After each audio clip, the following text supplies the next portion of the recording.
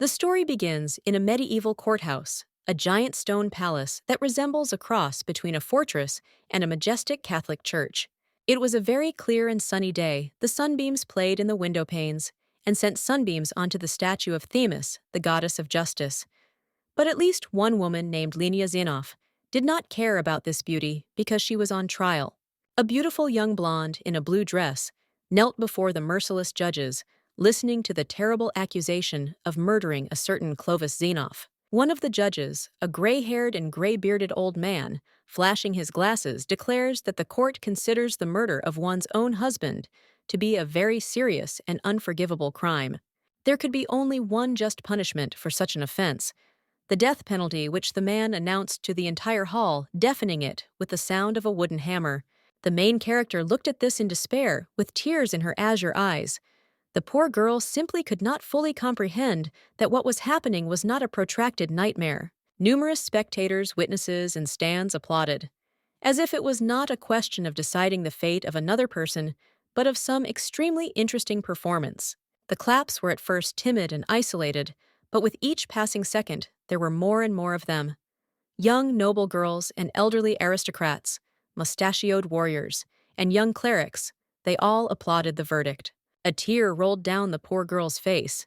She felt like a cornered prey, a miserable, helpless victim given over to be slaughtered by cruel people. She lunged forward, desperate to convince the officials to reconsider their verdict. But a man's hand in a military glove grabbed the woman, roughly holding her in place. The men in metal armor dragged the blonde towards the exit, but she continued to struggle, screaming and begging the judges to listen to her again, giving her one last chance. The protagonist screamed that she was completely innocent. She did not kill her beloved husband, and could swear to this on anything but those around her only whispered. Thanks to the rush of adrenaline, the fragile body of the main character awakened remarkable strength. With one sharp movement, she managed to escape from the clutches of the guards. Falling to her knees and looking at the judges with pleading eyes, Lenia explained that her husband had died the day before, a certain meeting after eating chocolate she had given him. Here, the readers are shown how it happened from the outside. One evening, the protagonist enthusiastically ran up to a man standing by a large window, offering him a present. The girl opened the box, showing off a variety of very appetizing-looking candies. Their entire appearance literally screamed, "Come on, put me in your mouth and enjoy the amazing taste." Xenoph really wanted her husband to try and appreciate such a delicacy, and she looked so happy and sweet that she looked more like a child. The brunette in expensive clothes with furs sighed barely audibly. Perhaps he would have liked to refuse his beloved, but simply did not find the moral strength to do so. So the man instead smiled broadly and playfully asked if it was really chocolate when Lenia handed him a candy from the box. Carefully intercepting her hand, Clovis admitted that before this, the first and last time he tried chocolate was as a child, and he didn't like the taste. It was too sweet. However, if his dear wife insists, then Xenoph of course will not refuse her. And what happened next made the girl's eyes bulge and blush deeply from embarrassment. Instead of simply eating the candy and returning to contemplating the snowfall around the corner, the brunette erotically licked the main character's finger, licking off the remains of chocolate. The protagonist couldn't resist and looked away quietly, muttering that licking her finger was unnecessary, but her husband only chuckled, enjoying the playful atmosphere. He touched Lenia's face with his hand, prompting her to turn to him again, and the girl asked quietly, "Aren't you ashamed of this, Clovis?" Instead of answering, the brunette kissed his wife, and just in time, an explosion of fireworks was heard outside the window, in the lights of which the heroes looked especially romantic and touching. Like wonderful flowers, fireworks bloomed in the night sky, delighting the eyes of celebrants regardless of their social status, and no one could predict the tragedy that would end it all. Numerous guests had gathered at the estate and were dancing around when something terrible happened. The recently healthy and carefree Clovis collapsed unconscious. The protagonist fussed around her husband, trying to help him somehow, but to no avail. The chocolate turned out to be poisoned, and the young nobleman vomited blood terribly. Crying, the main character desperately begged her husband to open his eyes and get well, but to no avail. The brunette quickly turned pale, and he was only getting worse with each passing second. Desperately overcoming the hellish pain, the aristocrat tried to tell his wife something, but his words were so quiet and indistinct that the crying girl could not make them out. And so the festive evening ended. Under the light of fireworks, Clovis Xenoph died on the floor covered in blood, while the inconsolable Lenia continued to sob next to his body. These memories were so tragic and unpleasant that the protagonist burst into tears right in the courtroom. She no longer cared what they thought of her, but the judge rudely interrupted the blonde. The old man in glasses was not at all moved by this story. Looking at the defendant with a mixture of contempt and anger, he declared that a person sentenced to death had no right to mercy. The main character stopped crying and silently stared at this man, and there was shock in her gaze, as if she could not imagine how one could be so heartless. After some time, the weather changed completely. The sun hid behind huge gray clouds, which brought down billions of snowflakes onto the sublunary world. The girl found herself in a cell, forced to wait for the executioner to call her to the chopping block. But for now, Lenia was left alone, allowing her to rethink her life one last time. The main character's only guest was a woman with blonde hair, wearing an expensive green dress. But she not only did not intend to sympathize with the prisoner, but also insulted hers. Like a teacher tired of explaining the obvious to a dull student, the lady in green asked, hadn't she explained 1,000 times how important this marriage union was? Looking at the widow cowering on the floor, the visitor grimaced with disdain and reminded her that the heroine had sworn to love Clovis, who seemed to have very strong and sincere feelings for hers. As it turned out, Lenia even became pregnant, although she didn't have time to grow a belly. But the woman in the dress was terribly outraged that in such a situation she dared to commit a crime. In the end, the red-eyed guest turned around and was about to leave, leaving the protagonist to her fate. But at the last moment, she asked her mother to stay. As it turned out, the girl had no intention of begging for help or pouring out her soul. Instead, she squeezed the prison bars with force, wanting to ask her relative one question. When the protagonist said these words, the older blonde stopped for a moment, because the wife of the late Clovis asked who sent the box of poisoned chocolate. Lenia's mother turned around but said nothing, although it was not necessary.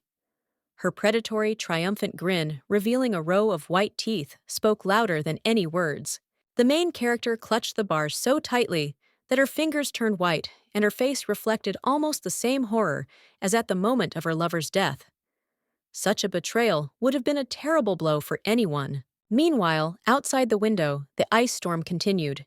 It was only gaining strength, covering everything around with a thick white layer of snow, but it could not reach the people in the houses. As it turns out, from a short flashback, the protagonist did hear the last words of her lover. With his last breath, Clovis begged the blonde to fulfill one of his requests. Now, remembering this, and realizing that her close relative decided to get rid of both spouses and their unborn grandson, the unfortunate Lenia curled up in a fetal position. In his final request, the brunette wished that if he and the blonde were destined to one day find a second life, then let them have the opportunity to meet again. The main character cried bitterly, longing for her deceased husband and cursing herself in every way. After all, if she had not given that damn chocolate, then no tragedy would have happened in the end. Although the girl understood in her mind that the true reason for what had happened was Rowena Clovis's treacherous and unprincipled mother, her heart was still torn apart by grief and self-hatred. Meanwhile, the prison gates opened, letting in a visitor. It turned out to be a guard who had come for Lenia because the time had come for her death sentence. While the man walked slowly along the corridor, as if deliberately delaying the terrible reprisal, the main character continued to reflect on the fact that this would not have happened if she had not fallen in love with Clovis. But the guard's walk could not continue for long, and eventually he reached the desired cell, after which he knocked hard on the bars, trying to attract the attention of the prisoner. At first, the guard began to read out the standard speech about how it was time to carry out the sentence, and the girl should follow him. But then the guy took a good look at the contents of the dungeon, and his mouth dropped open in shock, like a fish pulled ashore. As it turned out, Lenia Xenoph decided not to wait for the axe to fall on her neck. Instead, she stabbed herself with a dagger that appeared out of nowhere, leaving the officials with nothing. The prison guards suffered the most blows from their superiors. They were obliged to ensure that the prisoners did not have weapons, and the appearance of a knife was truly mystical for them. In a completely different place and time, a girl in a classic black and white maid uniform opened giant burgundy curtains, letting sunlight into the room. Unlike the days that had passed at the time of the Xenoph couple's death, it was late spring or summer outside the window. The trees were blooming and green, and the sky was very clear and bright. The sun was so bright that the maid even had to cover herself a little with her hand, but she was still very happy, because finally, that day had come. Having finished tidying up this room, the maid carefully entered another one, very spacious and luxuriously furnished, belonging to Princess Lenia. The sleeping blonde only closed her eyelids tighter. She was still seeing sweet dreams, and had no desire at all to tear herself away from them for anything. Alas, she was left with no choice. The maid, although she apologized for the noise, still continued to wake up her mistress, because it's not every day that princesses turn 18. And it finally had an effect. Upon hearing about the birthday, the protagonist opened her eyes in shock, the color of which was very reminiscent of clear spring lakes. On a huge scarlet bed lay the main character, already familiar to the audience. Still coming to her senses, she was trying to comprehend what the servant had just said, and the naive girl, not suspecting that her words had the effect of a bomb exploding on the Tsar's daughter, congratulated her on the fact that the time of coming of age had arrived. The narrator takes the floor. He describes Princess Lenia Alisdebi, the only daughter of the rulers of the kingdom of Pontian, famous for her incredible, almost inhuman beauty. It would seem that this girl was lucky to be born in incredibly fortunate circumstances. She could have received everything that was possible. But it so happened that on the day of her 18th birthday, she drove the prince crazy. This incident was an incredibly fruitful topic for gossip among high-born gossips. Whispering and hiding behind fans, they sorted out one rumor after another. Some of these stories were so fantastic, such as the one about the possessed Alisdebi cutting up all the garden roses, that even the gossips themselves doubted whether they were just fairy tales. Some doubted whether the main character was really crazy. After all, with such an appearance, it is very easy to get a whole battalion of evil-tongued, envious people. However, some people had no intention of sympathizing with the poor girl at all. Some noblewomen found it fair that she had earned trouble for her careless boasting. For envious girls who weren't lucky enough to be born with golden hair, blue-green eyes, and a curvy figure, it warmed their hearts to know that even more beautiful people could have it much harder than they did. While discussing all this, several noblewomen had a small tea party in the garden. They fanned themselves to drive away the summer heat and quietly giggled as they discussed particularly sweet rumors. After this, the focus of the narrative shifts to a stern-looking girl in transparent glasses. She told Duke Clovis that it would probably be better to look for someone else. She reminded the gentleman that it was absolutely forbidden to marry a crazy woman.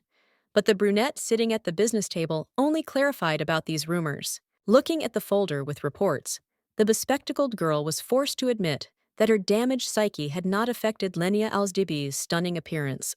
Her beauty is constantly talked about everywhere in all circles where aristocrats are present, and the secretary honestly admits that the praise of the princess's beauty has already become boring. Be that as it may, the girl continued to defend her point of view, that it would be better for Clovis Xenoph to abandon the idea of marrying the king's daughter. Opening her purple eyes and looking straight at the brunette, the secretary added that he would do better to do this at least for his own safety. The man didn't answer. He sat in the chair resting his chin on his hands and thinking about what to do next when Fate the villain played such a trick. After this, the action moves to a luxurious royal castle belonging to the protagonist's parents. Someone begged the princess to finally stop fooling around. It was Lenia's mother, already familiar to readers. Now she was reminding her daughter, who was indifferent to everything, that Duke Clovis was eagerly awaiting their engagement. Two maids were forced to watch this scene. With their backs bowed respectfully, and sweating from the strain, they heard the queen prove to her daughter that she was not crazy. This had been proven by the priests. Almost crying, the older blonde took the younger one by the hand and asked her directly why she continued to upset her mother when she only had to do the smallest thing. The main character didn't answer. She continued to stare into space like a dead fish, and there wasn't even a hint of any emotion in the girl's eyes.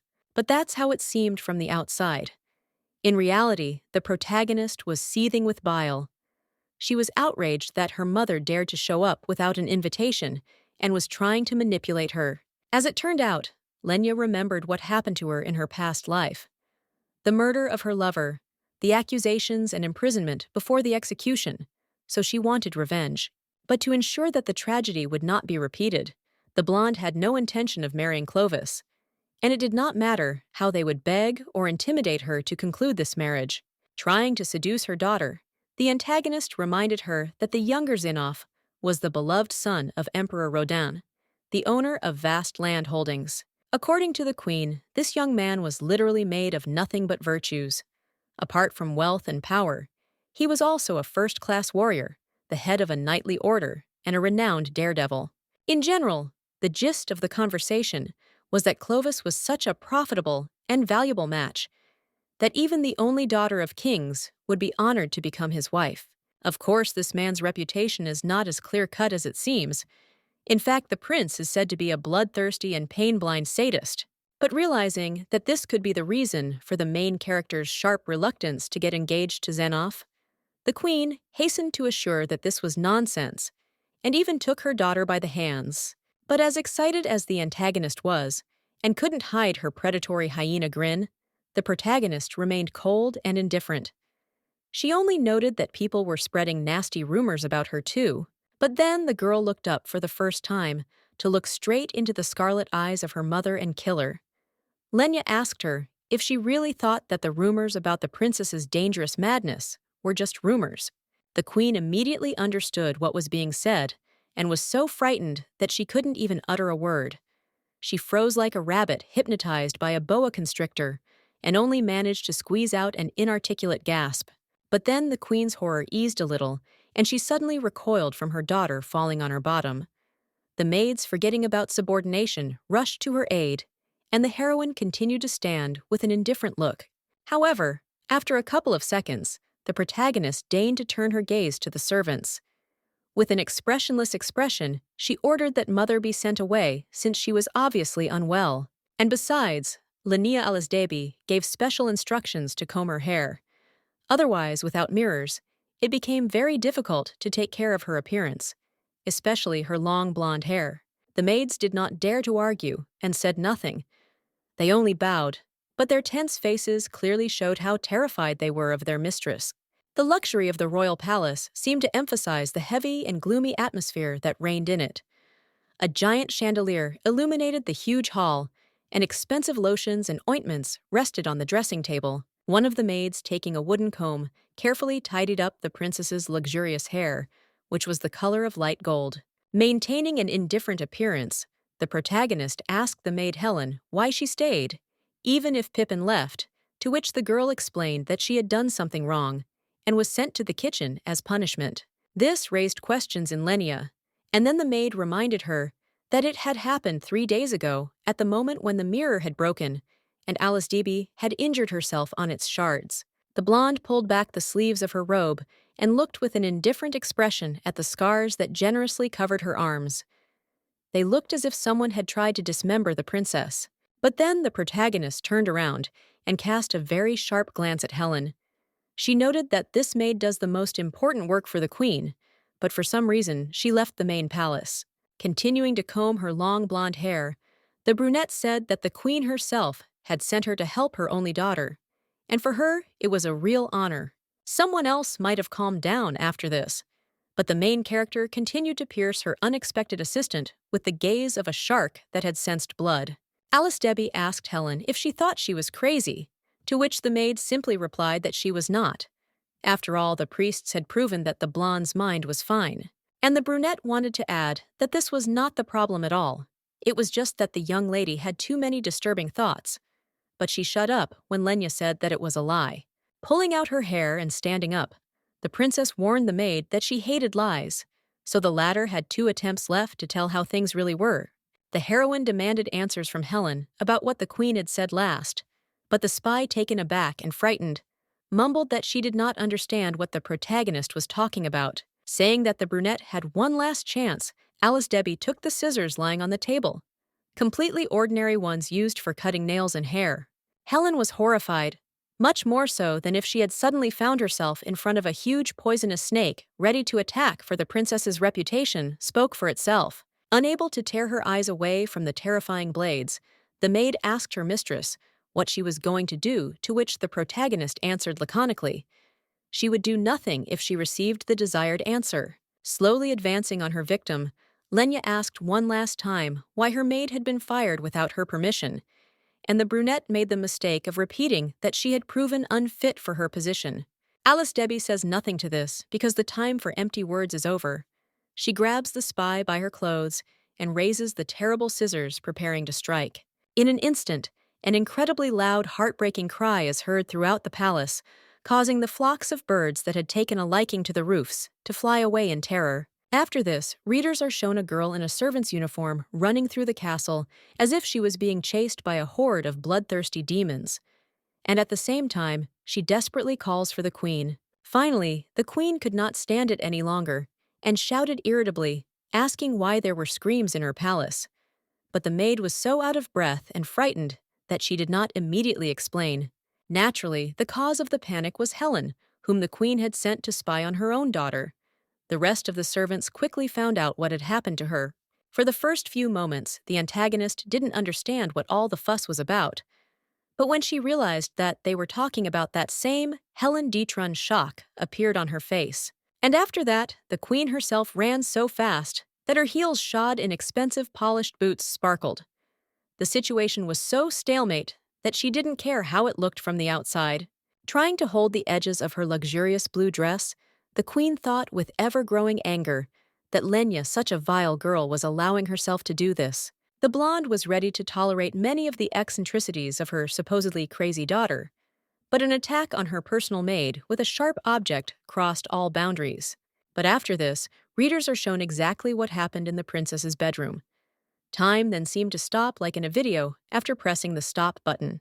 In fact, Lenia did not kill or maim the servant sent by the woman. At the last moment, she stopped the blade right before the brunette's eyes, and then, after waiting a few seconds, ordered Detron to bring her former favorite Pipin and to get away herself. On Helena's beautiful face, a scratch from the scissors was bleeding, and in her amber-brown eyes, tears and an animalistic, mind-numbing horror of the main character were frozen. Having made sure that the spy really understood what she was told and would no longer dare to dig a hole under her, the protagonist unclenched her fingers, releasing the victim to freedom. Without wasting any time, the unfortunate girl started to run, while the young blonde watched this with the detachment of a person who had done a long, familiar, and hateful job.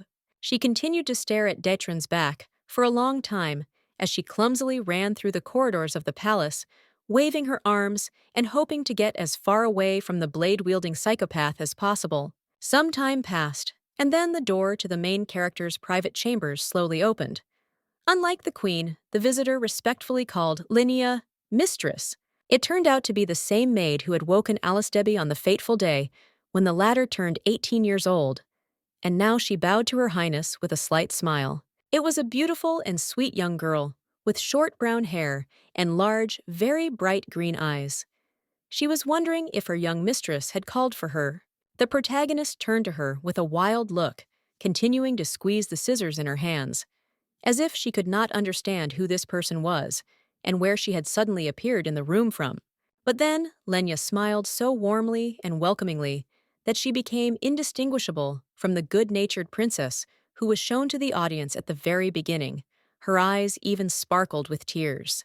The first order was this.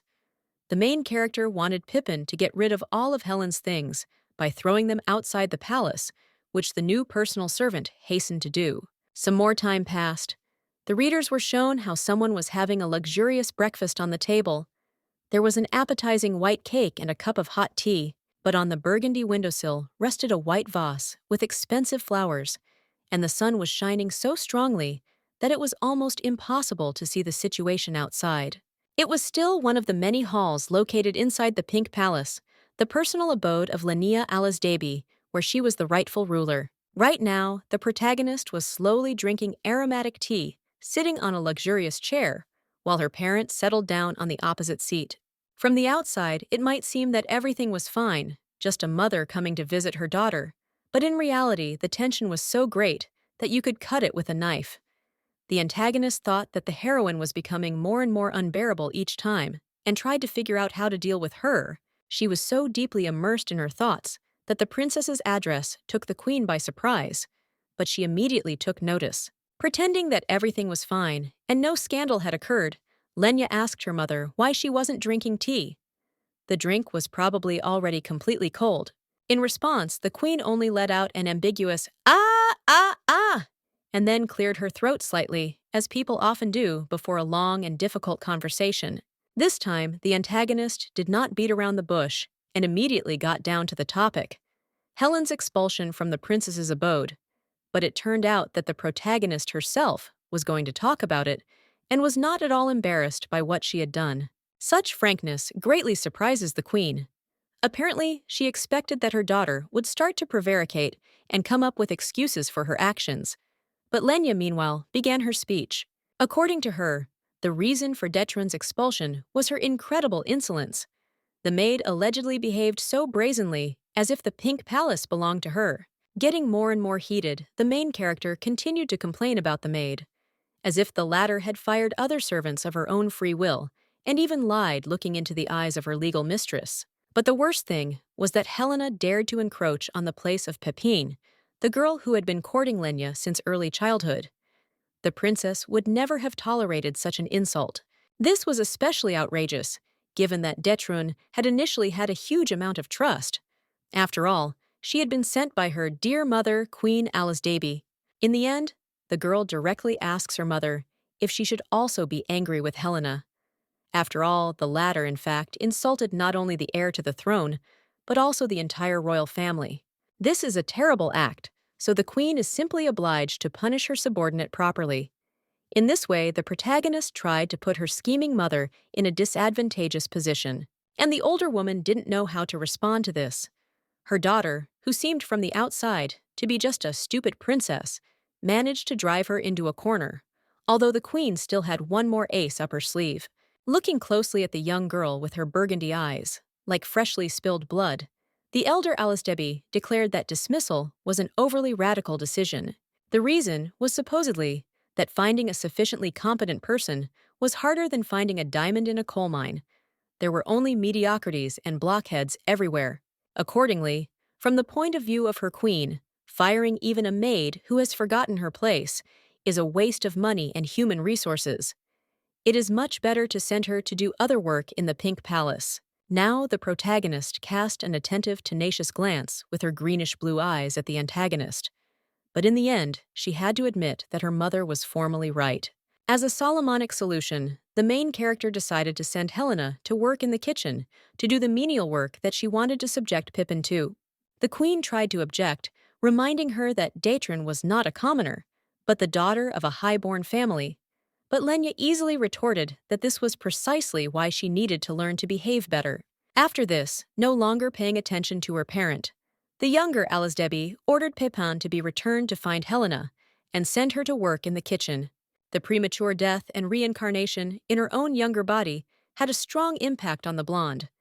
She swore that she would never again be a stupid fool and wanted the Pink Palace to belong only to her. Only in this way, having achieved maximum security in high circles and power over those around her, could the protagonist guarantee her own survival. Continuing to chat sweetly about everything and smile affably, Lenia thought gloomily in her soul that she would never allow herself to be offended, even by another aristocrat or relative. Some time passed, and the weather outside changed dramatically.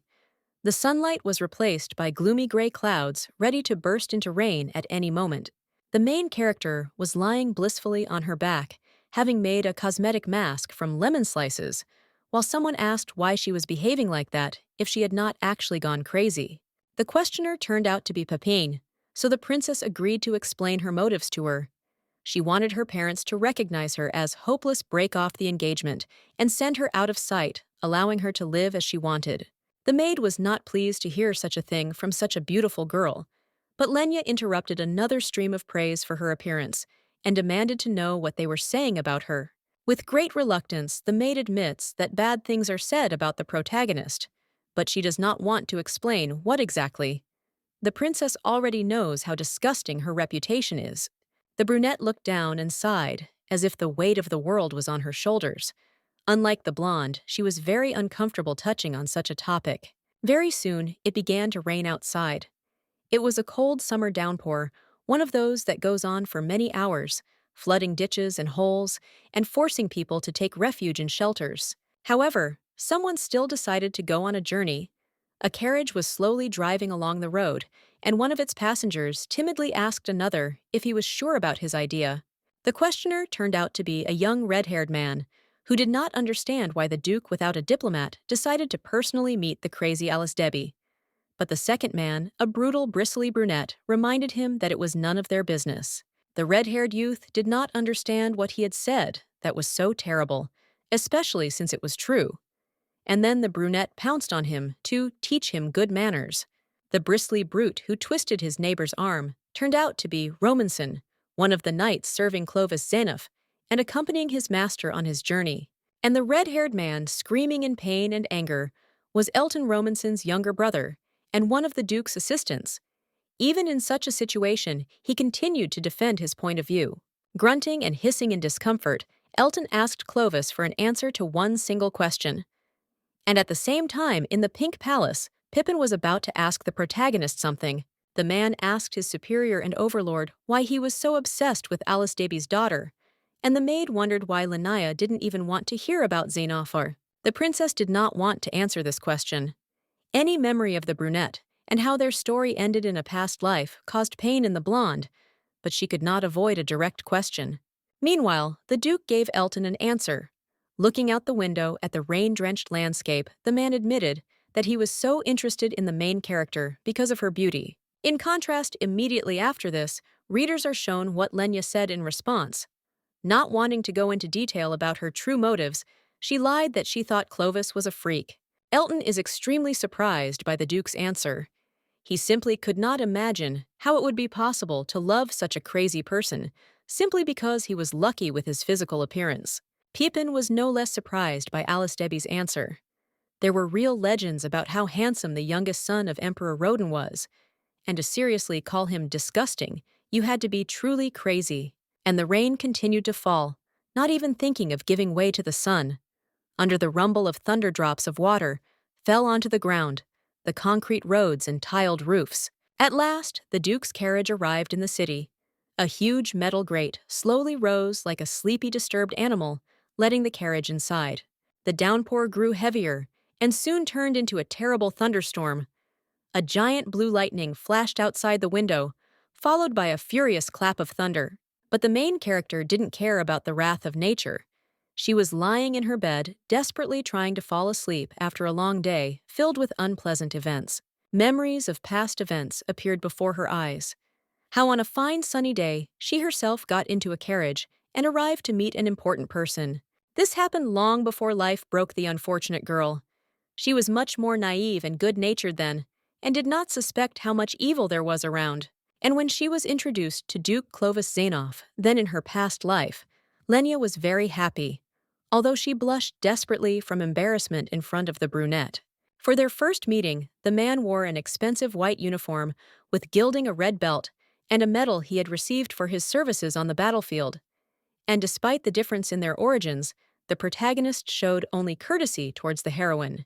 Remembering how she slowly, as if afraid to scare away the precious moment, approached her future groom, the current Alice Debbie realized that it all started right then. It was then, looking at this slender, broad-shouldered, and handsome young aristocrat, that the princess decided that perhaps she would be able to truly love him. Then the main characters stood on the balcony, which offered a stunning view of the entire kingdom, and slowly walked towards each other until they finally touched hands. But at that very moment, lightning struck very close outside the window, followed by a monstrous clap of thunder, which finally drove away the dream. The protagonist opened her eyes in horror and almost screamed, as if the thunderstorm had awakened her, not from a heartwarming memory, but from a vile nightmare. The blonde suddenly stood up and fell to her knees, but then began to calm down little by little. It dawned on her that in reality, everything was calm, and she began to breathe heavily. The girl hugged herself by the shoulders, as if she had experienced terrible violence, and trembled slightly. And then, not without bitter sarcasm, noted that she did not think that she was cursed. The wind blew so hard that it opened the window into the princess's bedroom. The storm didn't even think of calming down, as if deliberately making the atmosphere as oppressive as possible. But it helped the girl realize that she really no longer wanted to tie her fate to Clovis, no matter what pressure those around her put on her because of this. Thinking that she would never again experience pain, like in her past life, the protagonist stood up and slowly walked to the window, wanting to close it again. But then the blonde saw something strange on the street, and it was so frightening that her beautiful face immediately twisted in horror, and a scream got stuck in her throat. But the main character quickly regained control of her vocal cords, and soon the entire palace heard a cry in which Lenia called for Pepin's help. After this, readers learn what exactly scared the princess so much. It was not the murderer in bloody clothes, but the ugly tramp, and not the monster that appeared from the darkness, but Clovis Zenoff. He stood in the rain, not at all worried that the water could ruin his expensive clothes. The brunette heard perfectly well that he was noticed, and looked regretful, as if he did not want to scare his prospective bride so much. Some time passed, and the morning came. While the sun was slowly dispersing the storm clouds, a man admitted that he had received reports from the guards who guarded the Pink Palace. It was a young man in a butler's uniform, shaking his head as he assured Lenia Alisdebi and her assistant Pepin that the guards had found no traces of intrusion into the private territory. From the point of view of facts, everything pointed to the fact that there were not, and could not be, any uninvited guests in the garden. So the man asked the lady directly whether she had really seen a stranger. The princess did not like this. Looking straight into the eyes of this man, Denier, she coldly asked him if the butler thought that all this was a hallucination. The man was made of much stronger stuff than most of the palace maids, so he wasn't scared, but he admitted that wasn't quite the case. After this, the readers are shown Clovis's office. Looking away, Zenoff was telling someone how he sneaked into the royal garden at night and how the princess got scared. While Elton was trying to recover from the shock, his master admitted that Lenia's reaction was completely adequate. Anyone would have been scared to death in her place. The protagonist herself, assessing what happened, understood the following.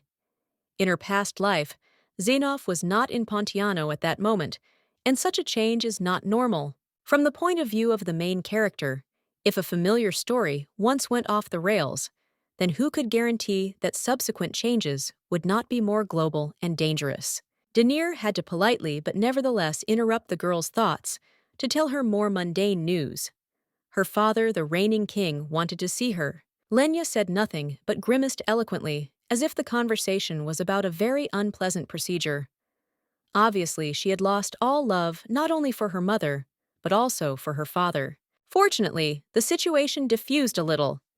Pepin furiously attacked the man, accusing him of not respecting the young lady, and Denier tried to justify himself, reminding that the guards had found no evidence. After this, the audience sees a huge castle with a blue roof where the king and queen live. Unlike the princess's abode, it looked brutal and impregnable, like a fortress. The monarch, seated on a large carved wooden throne, scolded his kneeling daughter for causing a stir throughout the country. Irritation had been building up in the monarch's soul for a long time, so he went over almost all of the main character's sins. He didn't forget how she raised the guard, because she saw the duke in the garden, and he reproached her for how rudely Lenia treated Helena, as if she were a powerless slave. In addition, the king believed or supported the lie that Detrun had been sent by the queen to look after her sick daughter, and such treatment from his point of view was truly disgusting and black ingratitude. At the end, this menacing gray-bearded man adds that it doesn't matter what the protagonist has imagined for herself, but in any case, she will become the wife of Duke Clovis. And then the king suddenly starts shouting. He yells that he doesn't give a damn whether Lenia has gone crazy or not. He won't even disdain to resort to black magic if it allows him to bewitch the emperor's son, Rodin. The blonde listened to this with a solemn face, like a person who is painfully annoyed by some petty nastiness that cannot be gotten rid of, so he decided to simply endure it. The heroine accuses her father of hypocrisy. First, he talked about parental love, and then he declared that he was ready to use witchcraft to brainwash his daughter. But the monarch objects that an alliance with a great empire is incredibly important for their kingdom. The protagonist gets tired of all this politics and excuses, so she screams that the parents who are willing to go to such extreme measures are actually much crazier than she is. The man humbles the girl with a harsh look of icy eyes and orders her to watch her language, but to no avail. A lot of anger has also accumulated in Lenia's soul.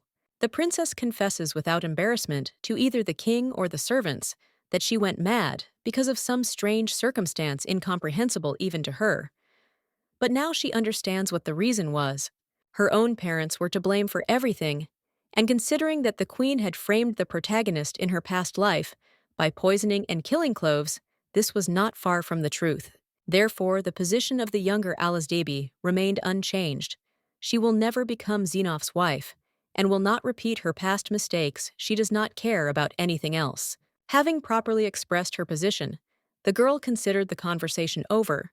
Her father shouted that she should not dare turn her back on him and leave, but was ignored. Such neglect, and from his own daughter, drove the monarch into incredible rage. If his gaze could serve as a weapon, the entire palace would have turned into a handful of ashes.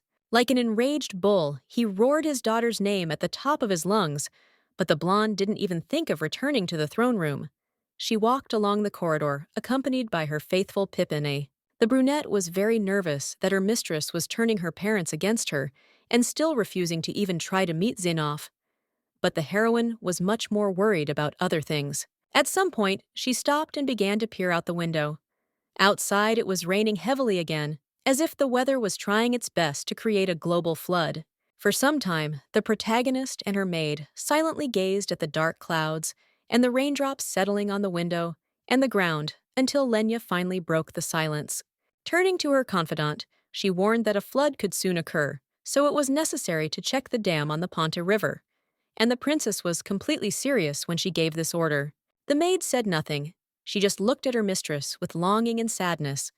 Perhaps after this scandal with the king, she began to believe that Lenia was really crazy. After this, the action moves to the Empire of Cristiano. Unlike the kingdom of Pontiano, there was not even a hint of thunderstorms, and the sky was illuminated by a gentle sun. Alexis Rodin, also known as Rodin II, Emperor Cristiano, lay and painfully clenched his teeth, as if this man was tormented by some terrible disease. And so it was. The once powerful sovereign was writhing on his bed, wheezing and groaning, while a man with cherry-colored hair and an old man in white robes fussed around him. The younger man turned sharply to the old man, who turned out to be a priest, and demanded to know what condition his father was in. The priest closed his eyes. A drop of sweat rolled down his temple. With great reluctance, the old man admitted that although the sovereign's condition was not critical now, he could not guarantee anything if Alexis continued to lose consciousness. Hearing this, the red-haired youth simply went berserk. He screamed furiously, calling it impudent words, as if the priest had suggested burying Rodin in advance. He turned out to be Dionaldo Rodin, the only son of the current sovereign and his direct heir. And he continued to rage, demanding that the old priest cure Alexis. Feeling increasingly awkward, the old man in white tried to explain to the Dauphin that the monarch had suffered from mental illness for a long time, and if he did not deal with it, the consequences could be unpredictable.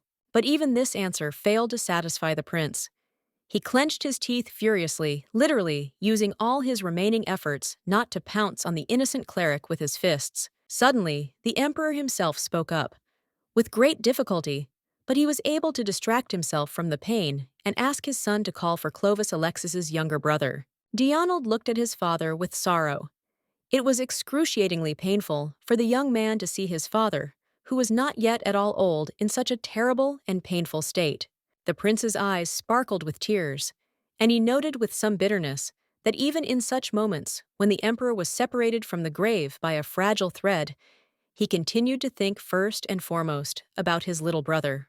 The action then returns to Pontiano, where the audience is shown a luxurious silver-green building used as the imperial embassy. Imperial Ambassador O'Malley Crowson, upon learning of the arrival of such an important person as Duke Clovis, immediately came out to greet the dear guest and salute him. Xenof folded his arms across his chest in a relaxed manner, looking around the office's furnishings. And although this man was clearly accustomed to luxury in all its manifestations, he could not help but admit that the embassy had been given the best premises. Omali smiled slightly tensely and added that the embassy is the face of the state, and as a result is obliged to look as good as possible to support its image. However, the reason for Crossan's excitement was something completely different. He recalled a recent conversation with the Queen, who ordered the ambassador to lie that everything was fine with Lenia, and there would be no problems with the engagement. Such an alliance was incredibly valuable to the powers that be, but the official still found himself in a stalemate. Despite his profession, he was practically incapable of lying. It was common knowledge among the aristocrats that the younger Alasdebi had gone mad, so Omali had no idea how to convince the Duke otherwise. The man pretended to have an itchy throat from the tension clenching and unclenching his fingers.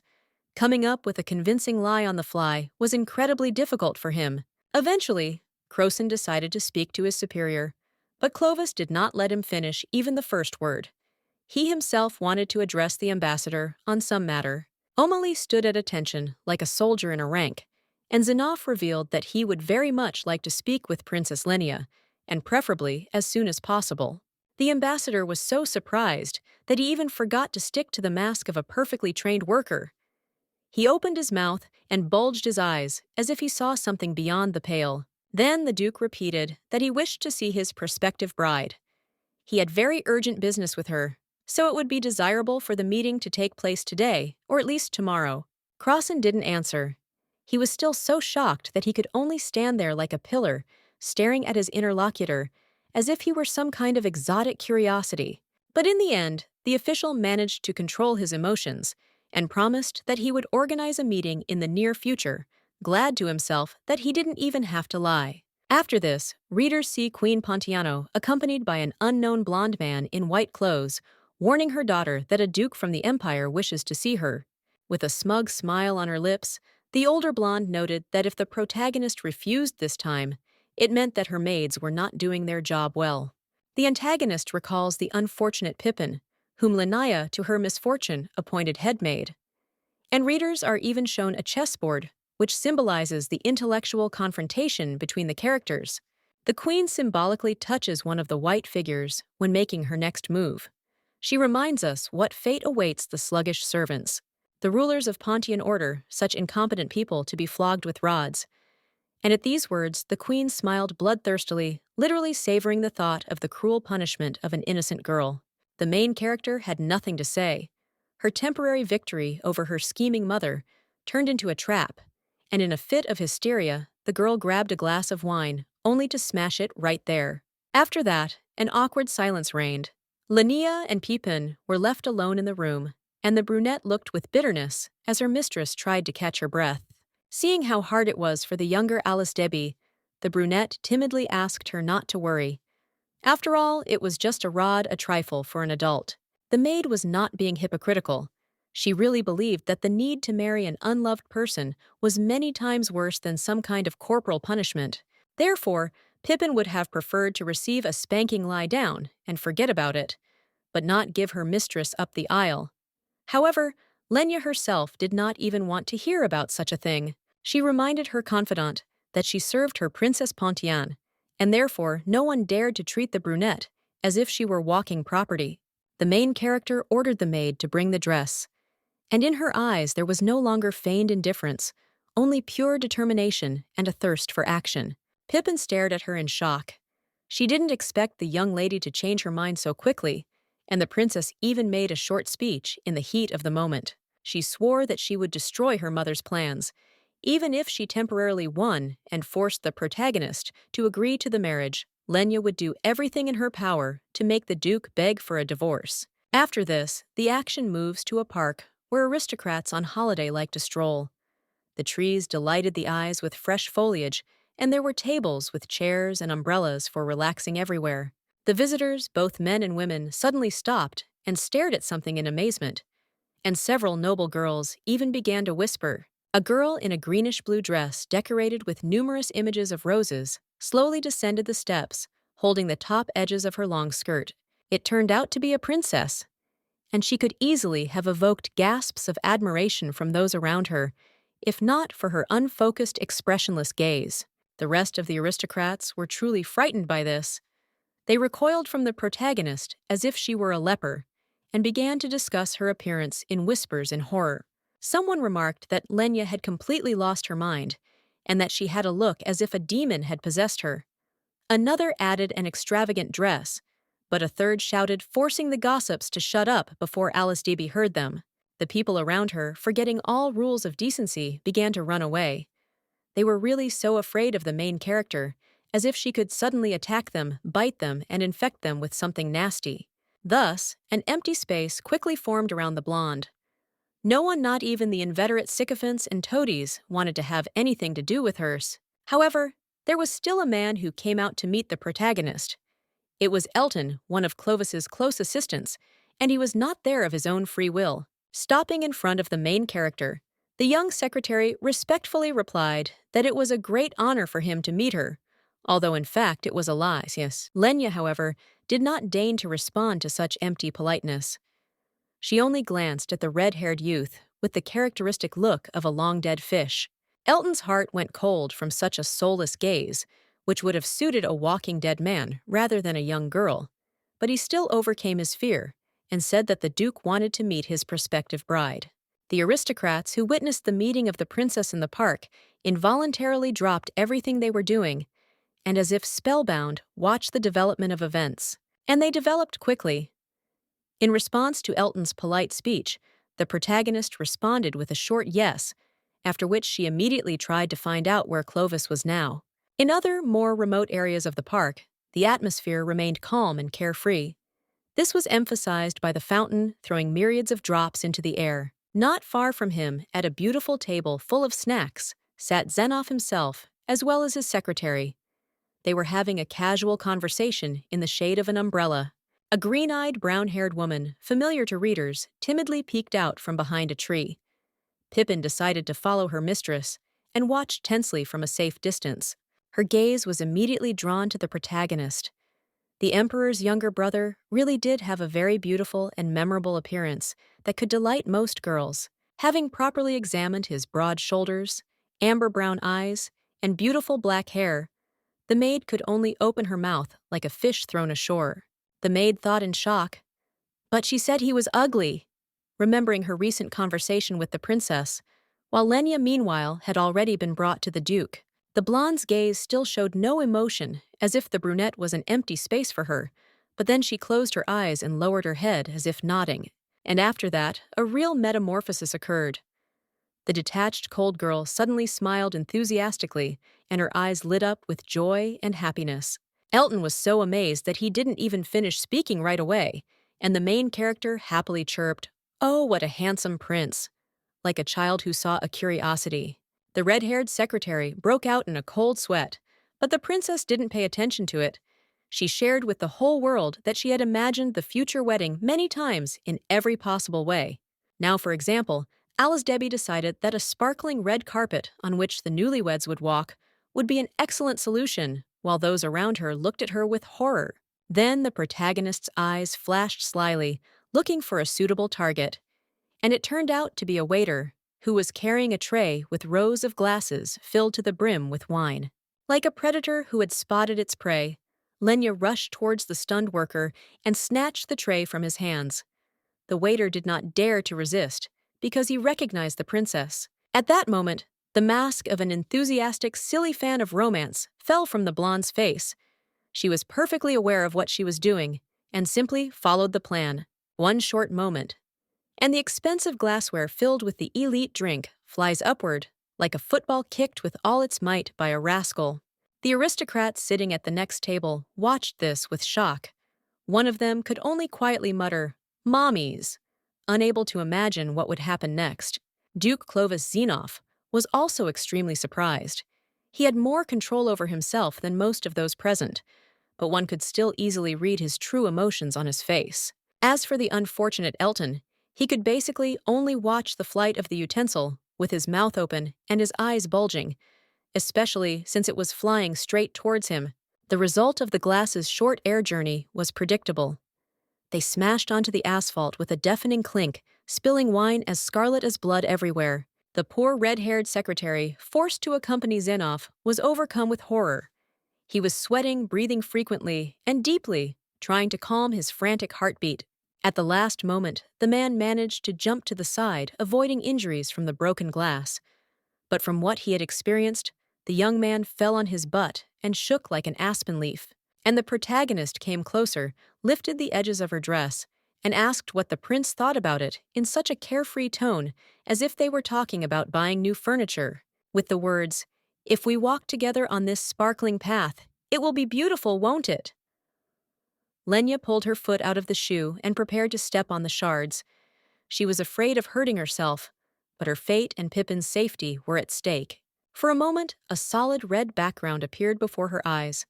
The princess imagined too vividly and realistically how the fragments were digging into her tender flesh. Everyone was shocked by the princess's actions. Even the evil queen, who had been secretly and from afar, watching the young people's date, froze in surprise. As for Pippin, she pressed her hand to her mouth in horror. The poor girl could not believe that her mistress and best friend was ready to do something like this. Fortunately, the worst never happened. The men's feet, wearing thick, durable boots, easily crushed most of the fragments into harmless pieces. Their master turned out to be Clovis.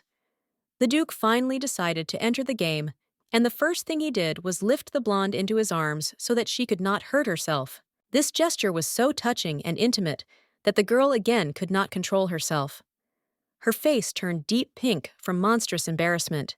Zinov, on the other hand, tried to turn the situation into a joke. Looking at the blonde with some amusement, he said that he would buy her glass shoes if she wanted to touch him with her feet so much. The focus of the story changes to a luxurious garden. Everywhere there were blooming bushes of scarlet roses, smooth roads of gray stone, and small tables for visitors to rest. It turned out to be another memory of Lenia Alisdabi, about her past happy life with the prince. Then they walked through this park not worrying about anything and enjoying each other's company. Then the brunette also carried his beloved in his arms, pressing her to his chest like the most tender and precious treasure, and the girl laughed and smiled happily, hugging her husband around the neck. It was an unpleasant contrast to the present moment. There was not even a hint of warmth in Clovis's appearance, and the protagonist hung in his arms like a condemned criminal. Eventually, she couldn't take it anymore and broke the silence. Lenia wanted to finally be lowered to the ground, but the Duke replies that he will do it when they find a quiet place without people. Eventually, they came to a path that led into deeper parts of the park where people didn't usually go. But the man looked around carefully to make sure they were alone. Having made sure that they were really alone, the main character finally lets the protagonist go to the ground, although the blonde had to stand with bare feet. The princess clearly wanted to ask what all this meant, but she didn't have time. Instead, the brunette asked the question that had long interested him: what was the point of all these games of madness? The girl was very surprised and stared at her prospective husband in shock. She clearly did not expect that he would be able to recognize her masquerade from the first meeting. Lenia tried to convince Clovis that she was really crazy and not pretending, but to no avail. Besides, it turns out that Zinov did not come to Pontiano at all to verify the truth of these rumors. In reality, he was interested in another much more pressing question. Why did Alisdabi treat him with such strong antipathy? This was not a tricky question and pretense that politicians so often used. The brunette really could not understand what he had done, that the princess of a neighboring state was ready to mutilate herself just to avoid walking down the aisle with him. The protagonist tried to convince the man again that she was a psychopath, like now she looks and acts adequately, but in reality, it costs her nothing to casually break a mirror or sing meaningless ditties. And in order not to continue this supposedly meaningless conversation, the blonde decisively shook her head and warned that she was going to return. Clovis calmly asked if the girl was going to make the not-so-short journey to the civilized part of the barge barefoot, but she only snorted in response. However, despite the feigned bravery in reality, anxiety appeared in Alisdabi's soul. She reflexively stamped her feet on the spot, as if testing the ground by touch. And Lenia didn't like the result at all. For her, a lady of blue bloods who had avoided hard work for most of her life, this would have been an impossible test. Before she can take a single step, The Duke gently grabs the woman by the hem of her dress, and goosebumps run across her skin at the thought of another conversation. Luckily for her, Clovis had no intention of continuing the interrogation. Instead, he wanted the princess to put something on, since she wasn't really going to go and suffer. A few seconds passed, and on Alice Debbie's feet were Zenoff's black boots, capable of easily walking even on sharp glass, not to mention stones and earth. It might have seemed to the participants of this crazy date that a long time had passed, but in fact everything ended quite quickly. The day was still at its zenith, and the sun was playing on the windows of the royal castle. Lenia Alice Debbie walked awkwardly towards the house. The men's shoes were too big for her, and the blonde had to make sure that they didn't fall off her feet. The protagonist's face was deeply flushed, and it was hard to say whether it was because she was forced to walk around looking so ridiculous or because she had met her lover from a past life and seen his kindness. And poor Clovis found himself in a much more unenviable position.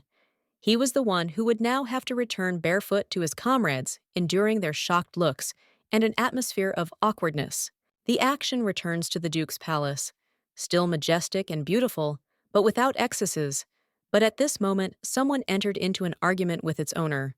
The protagonist's interlocutor tried to convince him to abandon this idea, but the brunette sitting on the couch and folding his arms across his chest responded with slight displeasure that he could not be sure of the emperor's reaction to his refusal of the marriage union. As it turned out, the girl with purple hair, who was already familiar to the younger brother of Bishop Cristiano, spoke with him. She calmly asked if the rumors were exaggerated and added that another candidate might be found. She also asked if the man had seen the princess in person, and before the protagonist's eyes appeared a memory of how boisterously and diligently Lenia imitated crazy fun during a date in the park. A shadow passed over Zenoff's face. Deep down, he already had tender feelings towards Princess Pontian, but he found it difficult to understand them. As a result, instead of answering, he asked his secretary Valencia to carefully study the information they had, again, since there might be something else hidden in it, to which the woman responded with consent and a question whether she could provide one more service.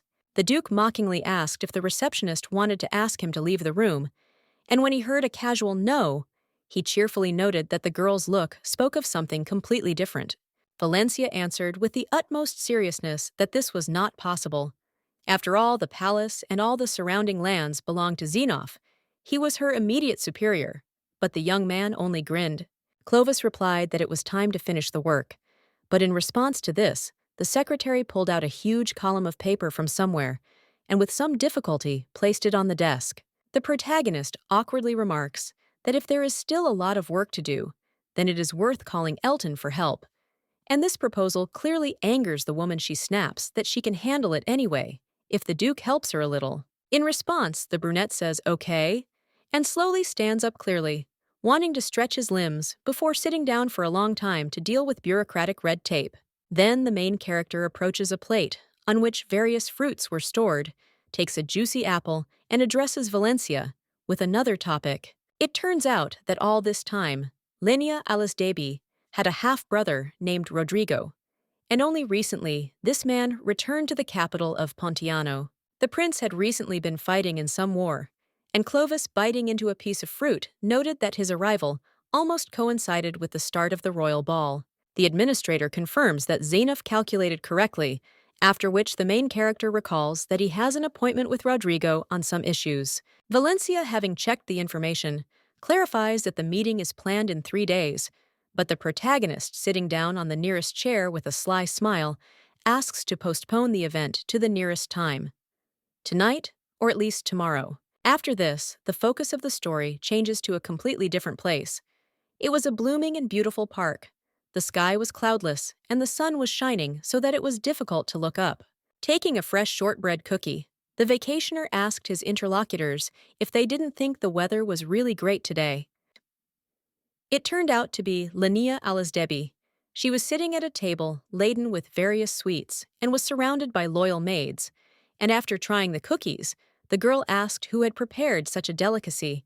Pipin, who always followed the young lady like a shadow, confesses that the dessert was baked by Helen, the same one who was sent by the queen, to which the protagonist gloomily replies that it would not be difficult for her mother to poison her.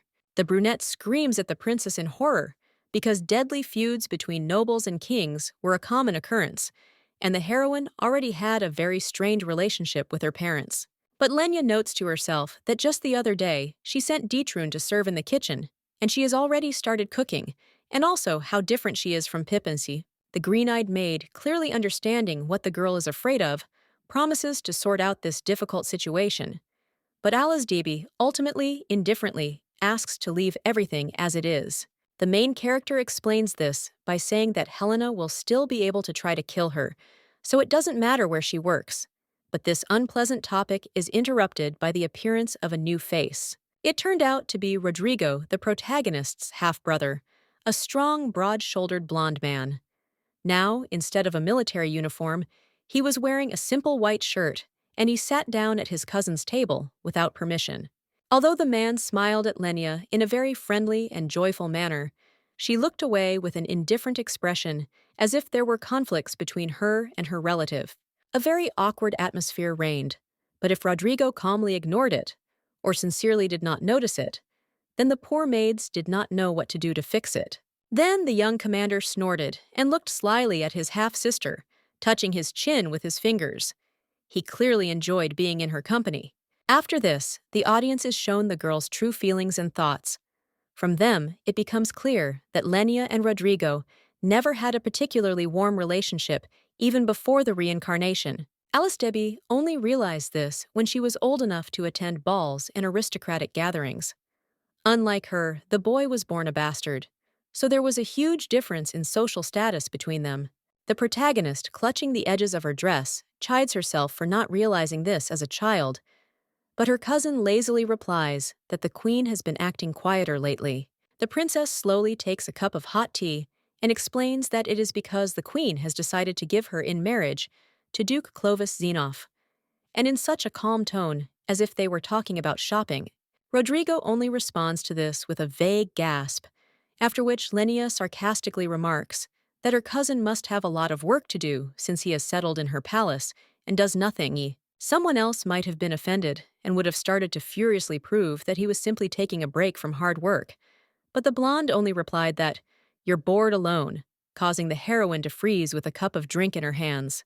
The girl looked up and looked closely into the face of her illegitimate relative, no matter what conflicts there had been between them in the past.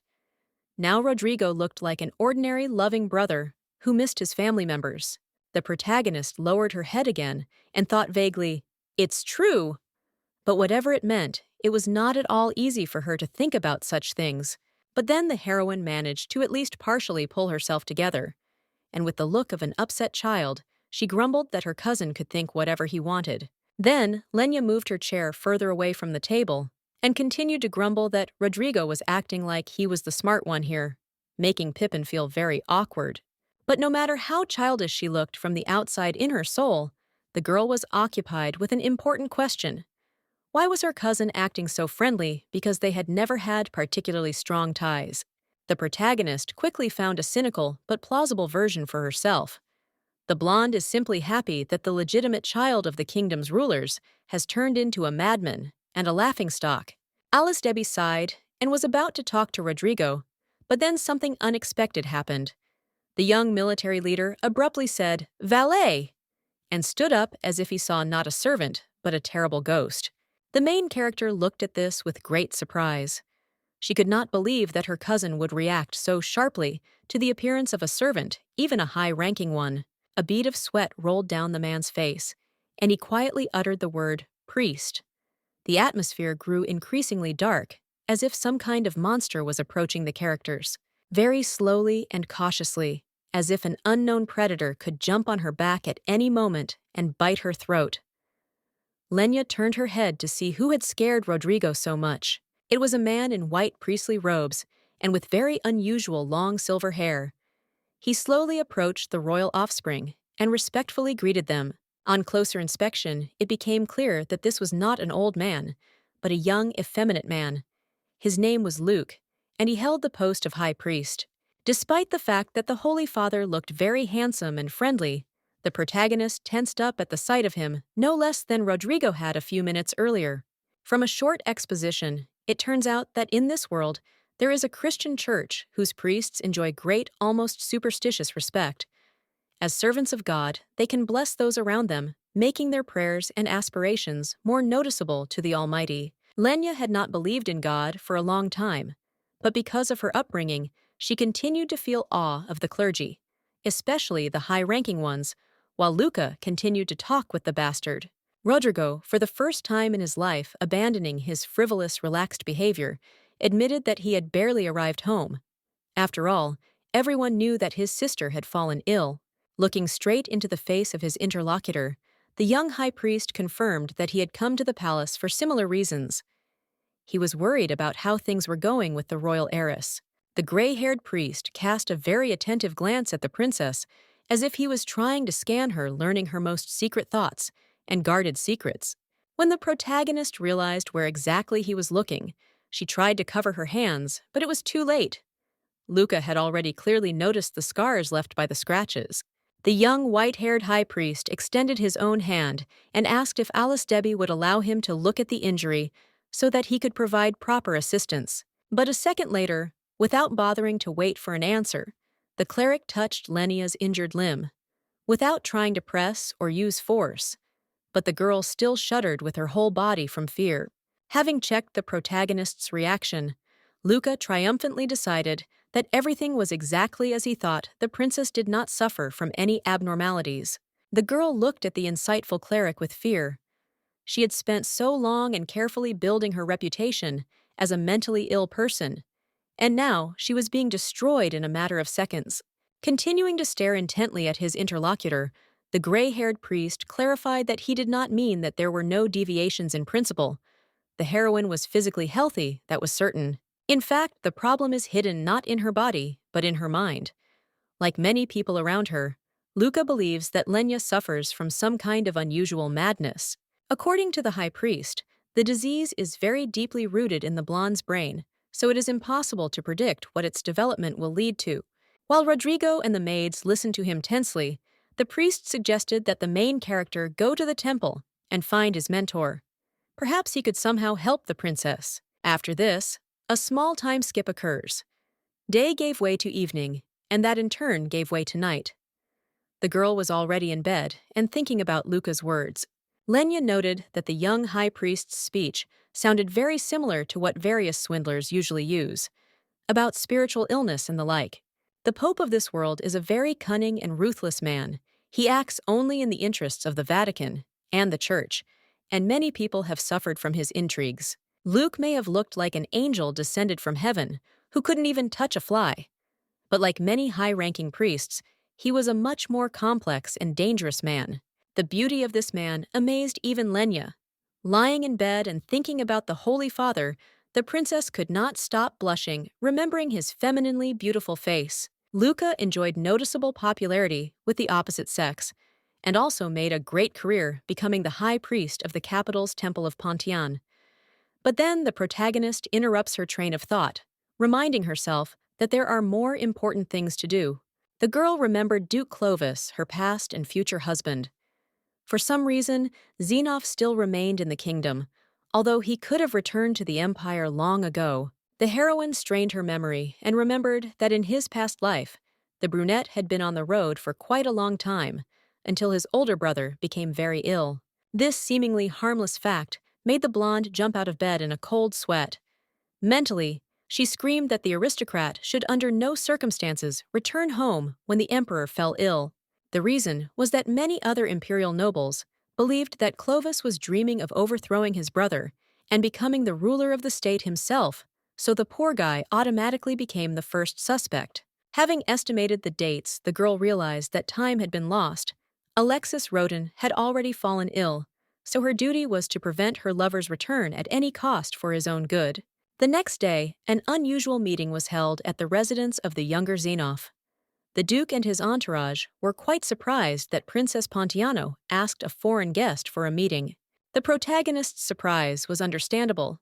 In the past, Lenia had made it clear that she didn't want to have anything to do with him. And now suddenly, there was such a sharp change. Valencia clarified that this was an invitation, not a date, as one might think from the outside, But Clovis still did not understand what had suddenly come over Alice Davy. The secretary also had no idea, but Elton would probably have said everything he thought about the crazy princess. But his older brother shut him up with his hand in time. The assistant's question about whether Xenoff was going to accept the invitation made the brunette grin slyly, and he assumed that the servants would stop him. Valencia honestly admits that she is against meeting Lenia, and then the Duke suggests that Elton might be in solidarity with her. But what does his brother Romanson think then? The knight explains that he will support any decision of the master, and since Clovis wants to meet the girl, he sums it up. 2 for and 2 against, which means a draw. The secretary began to dissuade her boss, but he interrupted her, asking Romanson to let his brother go. Otherwise, poor Elton was already starting to choke. Pushing his relative away and catching his breath, the red-haired youth shouted that Clovis should under no circumstances respond to this invitation. The devil knows what was going on in Lenia's head. The protagonist calmly reminds him that the last time he met Princess Pontiano, nothing terrible happened, but the secretary insists that it is better to return home to the Empire. However, Xenoff had a completely different solution.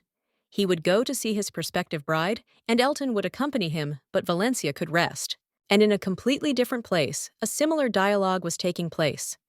Rodrigo demanded answers from his sister about her intrigues, while the girl sat calmly at the table. But the protagonist ignores her cousin's concerns.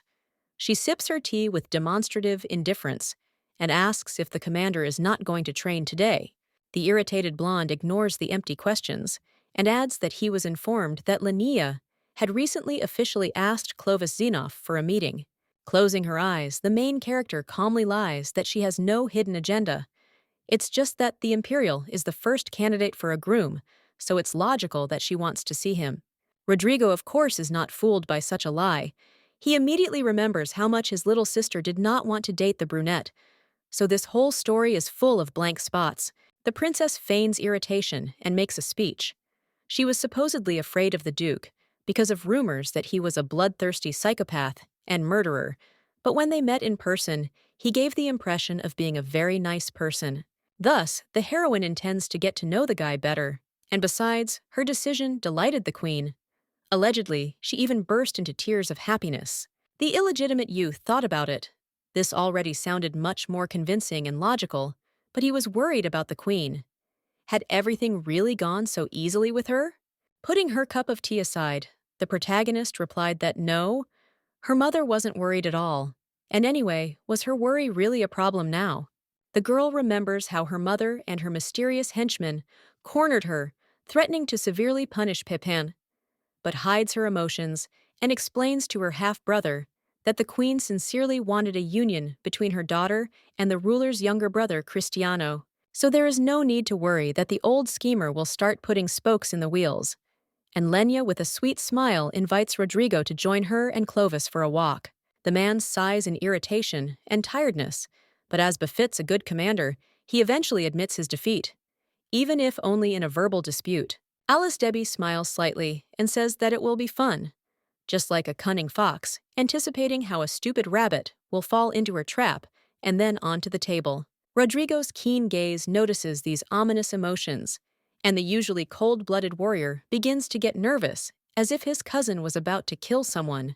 Taking another short sip of aromatic tea, the blonde smiles sunny and says that she will arrange a date for the Duke on the shore of the lake. They will sail on boats, which promises to be very interesting, so let the others come too. The lake is shown to the readers right here. It looks very clean and transparent, like a giant mirror, and the weather was wonderful. Clear sky and bright sun. Clovis Xenoff, as planned, arrived at the meeting place with the protagonist, accompanied by Elton and another servant in beautiful business suits. Besides them, a whole flock of Pontian aristocrats had gathered on the shore, and while the protagonist looked calm and collected, his secretary was still nervous. The brunette cast careful glances around. He was trying to find Lenia Alisdebi, but apparently also expected that the killer would jump out from around the corner at any moment. So far, everything looked as peaceful and natural as possible. The noble girls, for example, were whispering and giggling, discussing the latest gossip. Elton quietly and respectfully remarked that the Duke should not go boating today, to which the brunette wearily asked why. Obviously, he had heard this warning 100 times. Growing increasingly nervous, the red-haired youth replies that the main character will be in the same boat with the princess, and who knows what she will decide to do with her unhealthy head. The protagonist calmly answers, "We'll see," and casts a mocking glance at his assistant. Unlike him, the Duke felt only excitement and interest in what was happening. But immediately after that, Xenoph turned his gaze to the side, like a dog sensing a scent. Someone's cry announced that the princess had finally arrived. The protagonist appeared before the assembled aristocrats in a very expensive and luxurious pink dress. It literally shimmered in the sun like a giant gem. Lenia Debi smiled sweetly and shyly at everyone present, as if they were dear guests, and she was also accompanied by her half-brother, Rodrigo, who had changed his shirt for a blue business suit. The girl shone like a pearl. She joyfully looked around at the assembled guests, noting how quickly they had arrived at the princess's invitation. Despite the heroine's reputation, the assembled nobles expressed only respect for her. Lenia even mentally notes this with some surprise. The exception was Clovis. Unlike the nobles of Pontiano, the brunette bowed his head and looked at the protagonist with some mockery as if evaluating her acting. Meanwhile, the noble girls continued to quietly discuss what was happening. Hiding behind their fans, they noted the appearance of the royal daughter and the arrival of a foreign guest. So far, everything had gone according to Debi's plan. She had managed to keep Xenoph from returning home, but she had no intention of actually marrying him, so the man was in for some crazy antics and pranks. However, as the well-known proverb goes, easier said than done, so the girl bit her lip furiously, trying to cope with the feelings overwhelming her. The protagonist was simply too handsome to resist admiring his face, so in the end, the heroine simply turned away from the imperial and walked away complaining about the heat. The brunette watching her said nothing but grinned slyly. He clearly understood what emotions the blonde was actually experiencing, and it even amused him. Lenia walked leisurely, as befits a princess among the guests. All these counts, marquises, and barons were decorously discussing their affairs, or idle gossip, enjoying the buffet and the beauty of nature along the way. The girl triumphantly noted that almost everyone to whom the letters had been sent had come to the banquet. And yet it had been no small task for her to remember and find the most inveterate gossips of high society. Of course, her plan was seriously helped by the letters themselves. Debi put all the necessary seals on them and sprayed them with perfume so that no one would have any doubts about the identity of the sender. Pretending to be genuinely happy at the sight of the high-born visitors, Lenia announced that boating on the lake would be the main event of the holiday. The guests expressed delight, showing complete approval of the protagonist's plans. You can't say that they are actually afraid of the crazy princess. Among those gathered, the main character singled out two aristocrats, Anna and Evelyn. She folded her arms across her chest and greeted the duo with eyes shining with delight. The girls reciprocated in particular. One of them noted that the main character had become even more beautiful since their last meeting, to which Lenia responded with cloying modesty. "Is that really so?" The girls hastened to assure the hostess of the celebration that she was stunningly beautiful, and Debi again played the modest girl, saying that she hadn't even done anything special. This exchange of flattery could have continued for a long time, but one of the aristocrats, a brunette in a blue dress, got tired of it and decided to carefully get down to business. The blonde asked what was wrong, and Evelyn admitted with some trepidation that she had thought the princess was upset about the recent rumors. But if that wasn't the case, then everything was fine. The protagonist only smirked in response, looking at her interlocutor with a very pure and innocent baby gaze, as if she had no idea what they were talking about. In fact, of course, this was also planned and taken into account, so mentally the heroine was triumphant, but out loud, she only asked what kind of rumors her friends were talking about. The aristocrats awkwardly tried to explain, but then they came across Lenia's stern gaze. The girl seemed to be warning that insufficiently respectful treatment would lead to serious trouble. Frightened, Evelyn quickly stopped and assured that there were no rumors, and Anna, the girl with dark green hair, hid her face in fear behind a folded fan. The protagonist, however, was not going to calm down. Raising her voice, she demanded to explain what the guests meant by intending to expose themselves as an abnormal hysteric in front of the nobles.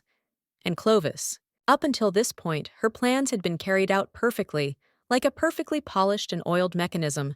But at the last moment, everything went awry. Xenoph intervened in the conversation, smiling affably at the future bride from the height of his grenadier height. The duke from the neighboring state noted that he had not seen Lenia for a long time. The noblewomen saved from Alsdebi's wrath turned out loud with interest, but the protagonist herself cursed mentally. Everything was going well, but at the most important moment, there was a misfire. However, it was too late to back down. So the blonde modestly lowered her gaze and greeted the foreign guest, thanking him for appearing at the banquet. The main character looked closely at his interlocutor and clearly wanted to talk to her about different things. But then the girl turned away, letting him know that the conversation was over. Unfortunately for her, the emperor's younger brother Cristiano was not going to give in so easily. He called the princess, wanting to renew their acquaintance. Such persistence did not please the heir to the throne of Pontian, so she turned around, calling Evelyn to continue the execution of the old plan of action. However, even here, the failed schemer was in for an ambush.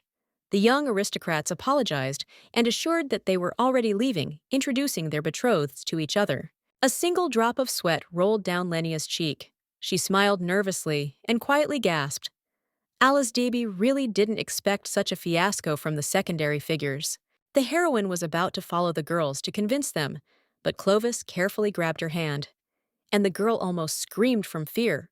Looking intently into the blonde's blue eyes, Xenoph politely but firmly asked her to talk to him, only alone without all these gossips and gossips. The protagonist looked away in fear, feeling her face flush and cold shivers running down her spine. She had trapped herself, and yet triumph was so close. However, the main character was not going to retreat after the first failure. Since the main plan did not work, it was time to use an additional one. Now, without a shadow of embarrassment or doubt looking into the duke's face, Lenia Alsdebi demanded that he let go of her hand, in a polite but very decisive manner. The protagonist did not want to let go of his beloved, so the blonde herself pulled her hand out of his palm, which poor Clovis continued to hold open. But to give the brunette his due, he would not have become a great commander of his country if he retreated so easily. So Xenoph took the girl's hand again, but as if he was going to kiss her and acknowledging his disrespect. The young duke moved his second limb behind his back and then bowed to the surprised Lenia, asking her for forgiveness for her rudeness. Then the main character bowed very low, closed his eyes, and tenderly kissed the outside of Alsdebi's palm, just like a noble knight of antiquity. The poor heroine was ready to burn with embarrassment. She silently begged the man not to do this, but she herself could no longer do anything about it. After finishing the kiss, Clovis, still holding the princess's fragile hand, admitted that he thought she wanted to arrange a celebration just for the two of them without witnesses. Almost crying from an excess of emotions, the protagonist thought, could this really be the same man she married in her past life? He behaved completely differently. Gathering her strength, the heiress of Pontian replied that it meant nothing.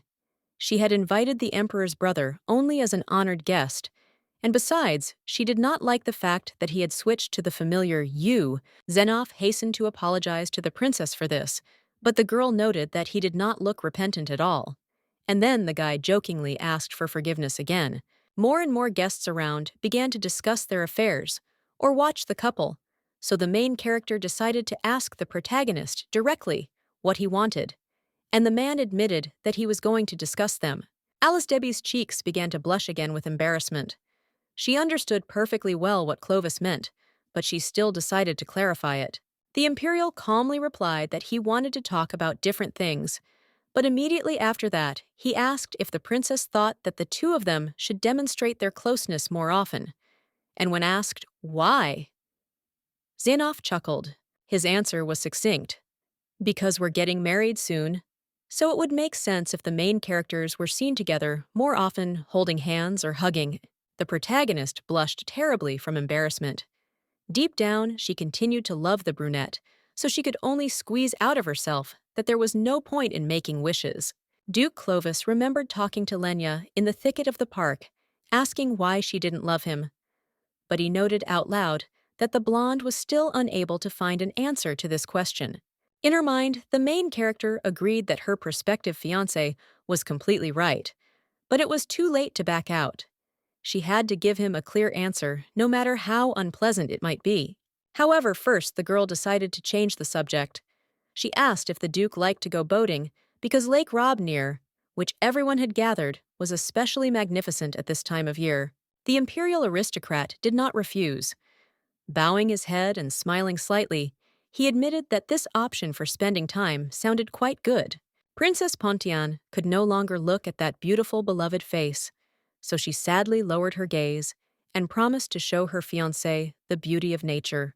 The protagonist responded nonchalantly that he was looking forward to this opportunity, but the main character thought bitterly that everything that happened next would be entirely the brunette's fault.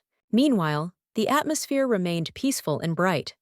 The sun cast playful rays on the transparent water surface, and playful dragonflies chirped in the thickets. The young princess walked slowly along the path, and her dress also sparkled in the rays of the sun, as if it were strewn with numerous gems or pearls. Of course, she was not walking alone. Duke Sinov remained next to her, and while any other lady would have been delighted by such company, Lenia was depressed and gloomy. The man occasionally cast playful glances at his companion, who was wondering what was going on. The brunette was behaving completely differently than she remembered from her life before reincarnation. All these smiles, glances, and touches hinted that Clovis sincerely fell in love with the blonde.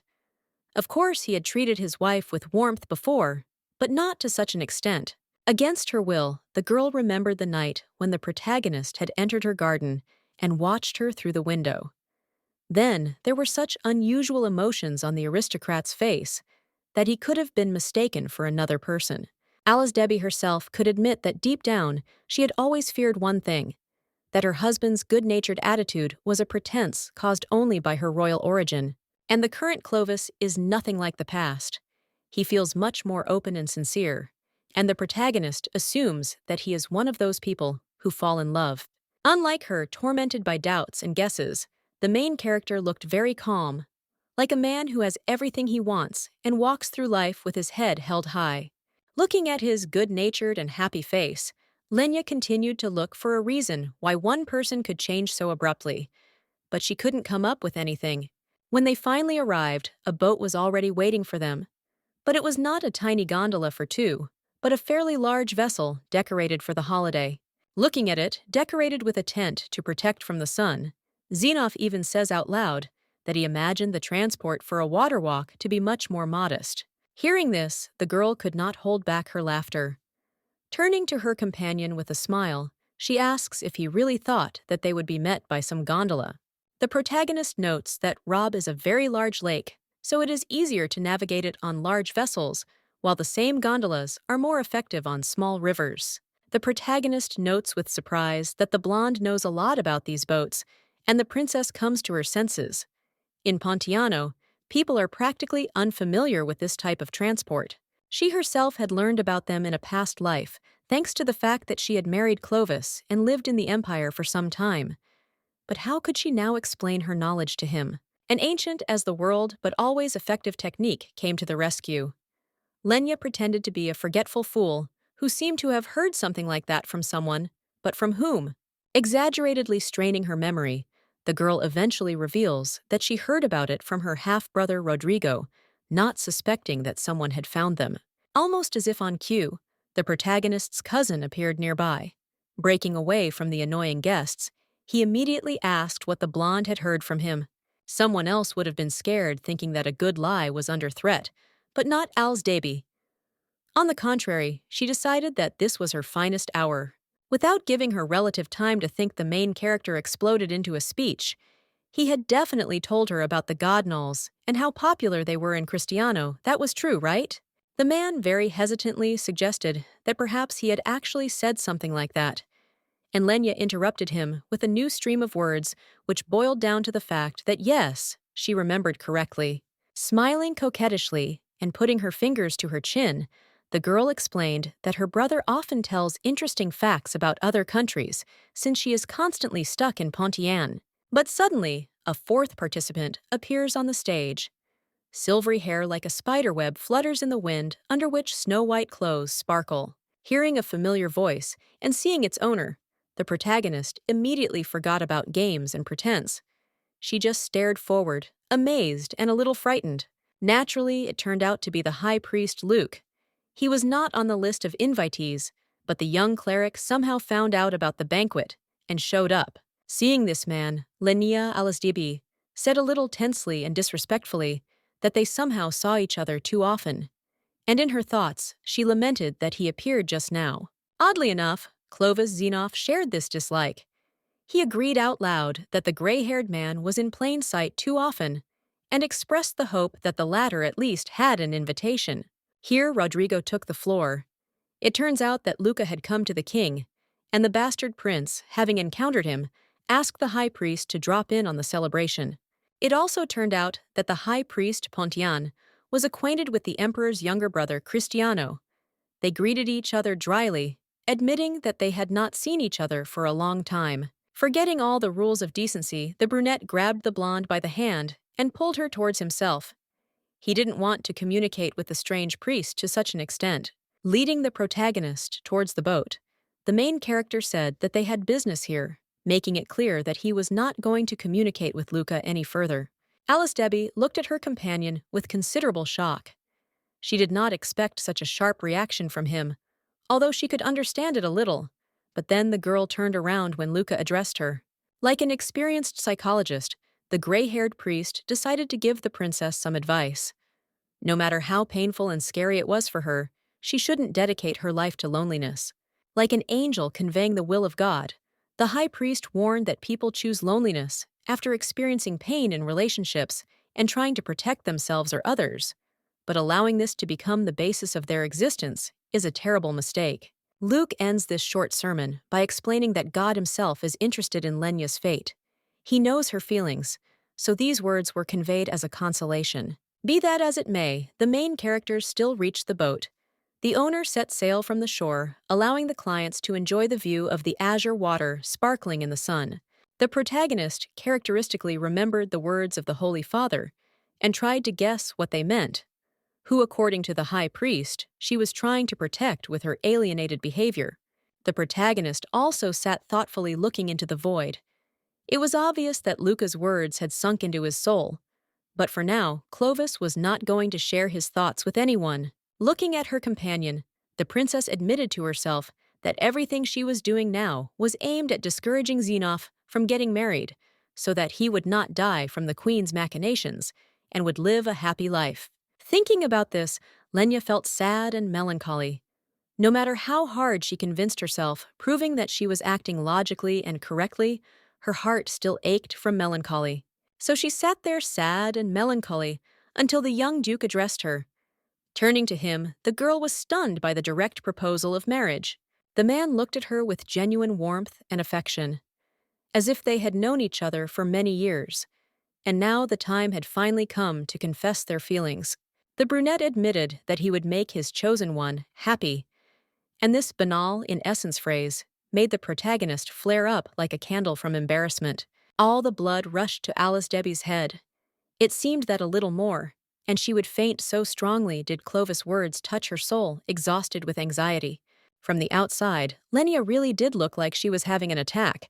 Xenoph even asked if she was breathing, sincerely worried about the bride's well-being. Having clarified that the imperial really intends to bring things to a wedding, the princess notes that they are seeing each other for the second time in their entire lives. But the man calmly retorts that for marriages of convenience among the nobility, this is a normal thing. In fact, the main characters were still very lucky. They were at least able to see each other and talk a little. And although the blonde could not cover this argument, she still refused. The protagonist lies that she wants to marry for love, and this answer throws Xenoph off track. He awkwardly replies that someone like him, implying that any girl would fall in love with him, and such self-confidence begins to infuriate the heroine. The dialogue ends up with Alice Debbie lying about not loving Clovis, not for any reason, but just like that. And the poor boatman is forced to listen to this with an ever-increasing sense of awkwardness. With his arms folded across his chest, the emperor's younger brother admits that this does sound reasonable, but he is not going to back down. He asks what can be done to get the protagonist to marry him. Trying not to lose her composure, the main character replies that no matter what he does, she will not go down the aisle with a man she doesn't love. At this point, Princess Pontiano was about to end the conversation, but the Duke was incredibly persistent. He took his companion's hand again, causing her to shudder. He said that Alice Davy was more suitable for him than any other famous girl. So in the guy's opinion, this was a logical reason to continue courting her. If it had been any other man, Lenia would have sent him to hell long ago, perhaps with a slap in the face, but Xenov's touches made her melt like butter in a frying pan. Looking at her languidly with his amber eyes, the protagonist once again asked the girl to take him as her husband, but she only gloomily lowered her head. Driven to a near-hysterical state by her companion's persistence, the protagonist roughly pulled her hand from his limbs and, almost crying, shouted, "No!"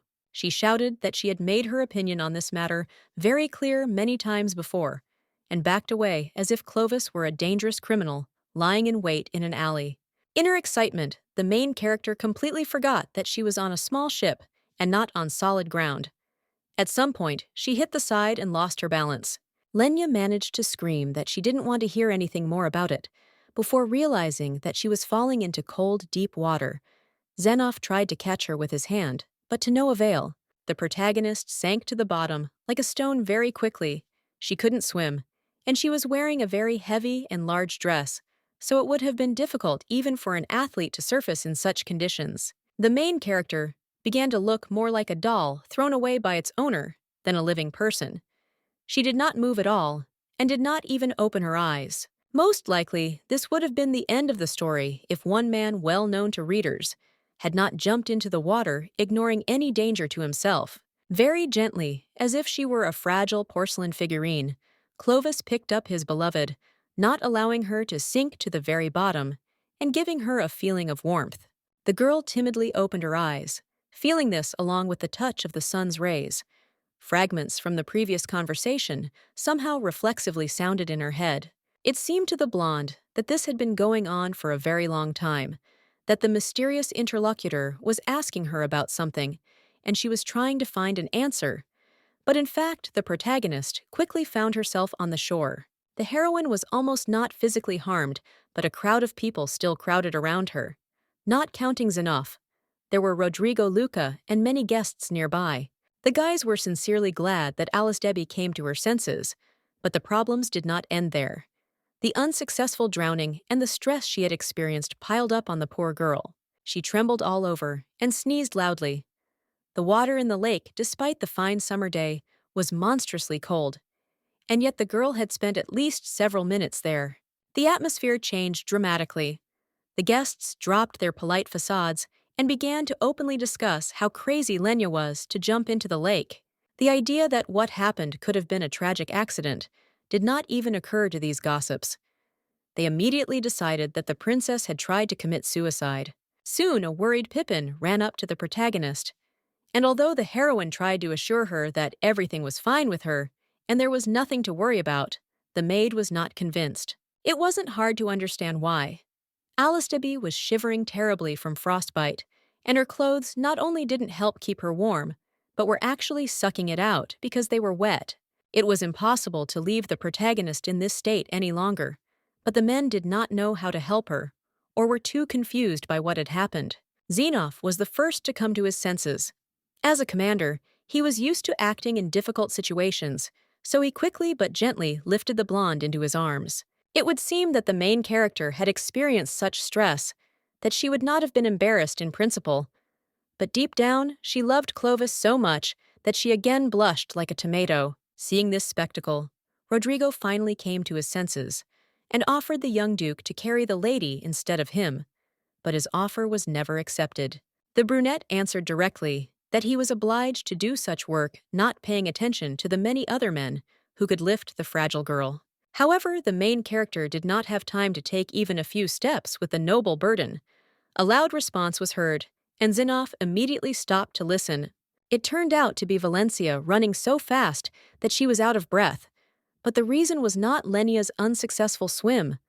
The secretary had bad news from home. Emperor Cristiano Alexis Rodin was incredibly ill. He could no longer move on his own, and was now writhing in bed, wanting to see his younger brother. The protagonist sadly noted that the sovereign's illness, despite all efforts, was progressing, and promised to return to the empire at the first opportunity, which Alice Debbie immediately heard. This whole banquet was conceived as a way to detain her lover, to save him from the snake pit in the imperial palace. So even after what she had experienced, she was not going to retreat.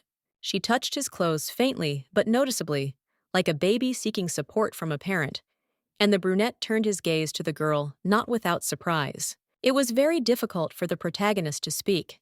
She still felt weak and sick, as if she had been beaten with stones for a long time, but she squeezed out the words with all her might. Looking straight into the amber eyes of the savior, the main character warned him that he should not return home now, under any circumstances, otherwise there would be terrible trouble. Some time passed. Midday gave way to sunset, illuminating the pink palace with a crimson glow, and the princess listened to the report of when and by what road Clovis would go. Lenia, who had already recovered from the shock and regained some of her strength, thought sadly about what had happened. Of course, she knew how events would develop, but it was still hard. For example, no matter how much Xenoph was in love with the blonde, he was not going to simply take her word for it, without proof in such important matters. And Alice Debbie could not somehow explain why he should ignore the terminally ill Brady. So now the protagonist was sitting on the bed and scolding herself in every way. She was especially angry that she had committed such a terrible stupidity, simply spilling everything out in the open like a madwoman. And this thought gives birth to a brilliant idea in essence. The heroine already has a reputation as crazy, which means she can do or say any stupid thing, and everyone will perceive it as something natural. Then it was a small matter. Lenia called Pepin and told her that the messenger should go to the road along which Clovis would travel and tell the Duke that the princess urgently wanted to see him. The devoted maid had already gotten used to her mistress's eccentricities, but this whim surprised even her. After all, Alice Debbie had made it clear that she didn't like the brunette, and now she suddenly desperately didn't want to let him go. But this time, the blonde did not explain her plans to the brunette. She assured her that the matter was so urgent that not even a second could be lost under any circumstances. Some time passes, and the readers see a luxurious imperial carriage driving along a forest path, and how the coachman suddenly orders the horses to stop. Xenoph was quite surprised when a messenger caught up with him and told him that the heiress of Pontian had some very urgent business for him, but the messenger assured him that it was a matter of a few minutes, and the lady would soon arrive. Valencia reminds the host that they have already stayed quite a while as guests, and they can talk to the princess later simply by coming to the kingdom again. The man, however, counters this argument with unexpected ease. He says that they are already late, thereby hinting that there is no longer any need to hurry. Elton tries to convince the gentleman that the girl is right, but Clovis ignores the secretary and asks the messenger when Lenia should arrive. Valencia doesn't say anything, but you don't have to be an experienced investigator to understand her true feelings. The woman is genuinely worried about the changes in her boss's behavior. She was even more worried about the reaction of the rest of the ruling family. If Xenoph did not have time to see his brother, his nephew could easily perceive this as a rebellion. Clovis could not help but understand this, especially since, according to Valencia, he had been working for a long time to restore the shaken relations with the sovereign. Fortunately, at this moment, Alice Debbie's carriage finally appears. Luxurious, decorated with gilding and scarlet flowers, and pulled by two beautiful horses. Lenia jumping out of the carriage looked bad. As if she had run the whole way on foot, she was so red-faced, sweaty, and out of breath. The main character didn't say anything. She silently rushed forward, as if a horde of bloodthirsty demons were chasing her, and the Hertz retinue was her only salvation. The brunette was immensely surprised by this performance. During their short acquaintance, he had managed to get used to a lot of things, but now he could only blink with his mouth open. This is partly exactly what the protagonist needed. Having reached the guy, the blonde immediately rushed to hug him by the chest, as if they had just finished a dance. The main character did not have time to say or do anything now, because the princess closed her eyes and slowly reached for the Duke's lips for a gentle kiss. Elton Valencia and the other servants watched this with incredible shock, confusion, and some even with affection, because no one could have predicted such a move on the part of Alice Davy. And by this point, the kiss between the main characters had already ended. Very slowly, desperately, not wanting to part. Even in a small way, the girl pulled away from the man. Then, the protagonist looked up at her prospective groom. Flushed with embarrassment, with her eyes shining with moisture, she seemed like Cupid descended from heaven. The cunning heroine took full advantage of this image of a gentle, defenseless beauty to ask Xenoph about the most important thing, not to leave Pontiano. Perhaps a more cynical and emotionally stingy person would have been able to resist such cuteness, but the brunette with all his intelligence could not. Gently, as if afraid to scare the beautiful fawn, Clovis stroked Lenia's cheek, and then quietly admitted that he probably couldn't live without her either. Soon it became dark, causing the forest to resemble a huge labyrinth through which a luxurious white and red carriage drawn by snow-white horses was driving. Inside, a light was burning, and the main characters were resting on the soft seat. They were quietly discussing their situation, but Lenia avoided looking at the young aristocrat. She felt terribly shy about what had happened. She had previously planned not to approach the imperial, even within cannon shot, but it all ended like this. The man had much better control over himself, and he understood perfectly well that the young princess had not fallen in love with him in a matter of seconds. He was interested in why she would not let him go home. This dry, almost businesslike question was able to bring the protagonist to her senses. She straightened up, the blush on her cheeks disappeared, and her gaze acquired its former firmness. Putting her hands on her knees, the main character asked if Xenoph knew about these persistent rumors about her madness, since he had come to Pontiano to check them in. However, Alice Debbie understood perfectly well that this could not be the only reason. Looking resolutely at the future groom, she declared that she would answer his question, but Clovis would have to use her. As the carriage continued to meander through the trees, the protagonist shared her guess with the main character. He needed an excuse to avoid the close attention of his brother and nephew. Pinching the edges of her dress in awkward conversation, Lenia admitted that the brunette probably knew it himself. If he returned now, Crown Prince Dionaldo would make a target out of him. In her mind, the girl assumed that the emperor was probably calling her brother to ask him to hide temporarily, but out loud, she suggested using their relationship to divert the prince's possible anger. Clovis calmly asks how this will help. After all, he and Alice Debbie are not in any official relationship, so no one will care. The protagonist couldn't help but admit that he was entirely right, but it was excruciatingly unpleasant for her to admit it. She squeezed her dress even tighter and hid her gaze. Blushing desperately and hiding her eyes, the girl offers to introduce her as the lover of the younger Xenoph, but the man is not satisfied with this proposal. He reminds that ordinary love relationships are ephemeral in the eyes of politicians, so marriage is the only reliable guarantee. But the heroine stubbornly repeats that there will be no wedding. To somehow justify the refusal, Lenia says that she wants to be a strong and independent woman, and in feudal society, wives are in fact just an appendage to their husbands and children. Hearing this, the protagonist is unable to hold back a respectful grin, but immediately after that, he teases his interlocutor, saying that she understands these nuances too well. This makes Alice Debbie come to her senses, and she mentally notes that she has been too frank with the Duke. She can't continue like this. Embarrassed, the blonde once again suggests passing them off as lovers. This will be enough to distract the emperor at first, and there will be enough time to come up with a plan of action regarding the prince. In response, Clovis places his large masculine hand on the protagonist's fragile palm, and while she is quietly seething with embarrassment, calmly asks, "What if I refuse you? What if I guarantee you freedom?" All these questions once again boiled down to the fact that they should get married. As much as Lenia dreamed of avoiding this, Xenoph was just as eager to put a ring on her finger. Looking at his face, the unfortunate princess felt like a kettle that had been left to boil on the fire and forgotten. She was simply torn apart by conflicting feelings and desires. Alice Debbie recalls her past life. Then she was the only duchess in the entire empire, the highest-ranking and most powerful woman after the empress. Although she made an even more striking impression than the wife of the new emperor, Diono Rodin III. At that time, she still did not understand what this could lead to, But now the main character was sure that it was then that the young sovereign turned against his uncle and his wife, and the key element of the enmity could be the fact that Lenia was more beautiful and brighter than the empress.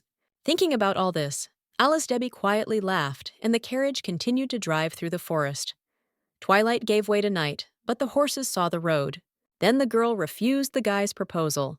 Such an important person as a duchess in principle cannot have true freedom, and her personal life can definitely be said bye. Then Zenoff offers a Solomonic solution in the form of an engagement, and the protagonist finally decides to agree.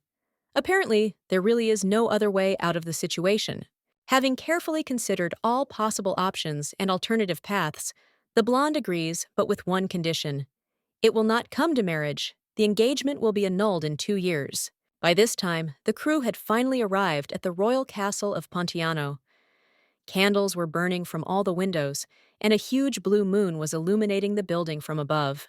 The young duke once again asks what he did to deserve such sincere antipathy from his companion. The man sincerely could not understand her strong desire to avoid marriage. But at this point, the scene is interrupted. Instead, the action moves forward several hours into the future when it is deep night and the moon shines through the windows onto the roof of the room. The main character lay on the couch and recalled the end of the conversation. Then she simply sighed in irritation and, refusing to explain anything, demanded that their connection be used as an excuse for refusal. As usual, the protagonist was torn between conflicting emotions and impulses. She was simultaneously glad that she had achieved such a compromise, and at the same time desperately reaching out to the Duke with her soul and body. She had a hard time dealing with Zenoff because of how pushy he was. Anyone else would have gotten a slap in the face for harassing her. But this was Clovis, and he was so different from his colder past self that it was off-putting. Princess Pontiano had no idea that Pepin was watching her tossing and turning, and the devoted maid, characteristically, was very frightened, as if her mistress were dancing some kind of demonic dances in the moonlight. Eventually, the brunette dared to disturb the lady, but she looked so tense, as if she was afraid of being punished with scissors in the eyes for disturbing her. Luckily for her, the protagonist still wasn't going to sleep yet, so the blonde didn't get angry, but only calmly asked, yawning, what business Pippin had with her now. As it turned out, the frightened appearance of the servant, Lenia, was not connected with the princess herself. It was just that the queen and a certain Prince Ludvig were heading to these chambers, and they would be here very soon.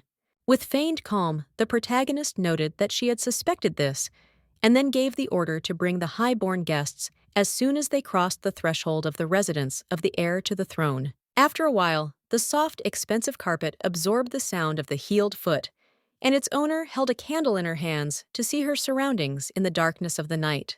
It was the queen, accompanied by a man in a white suit.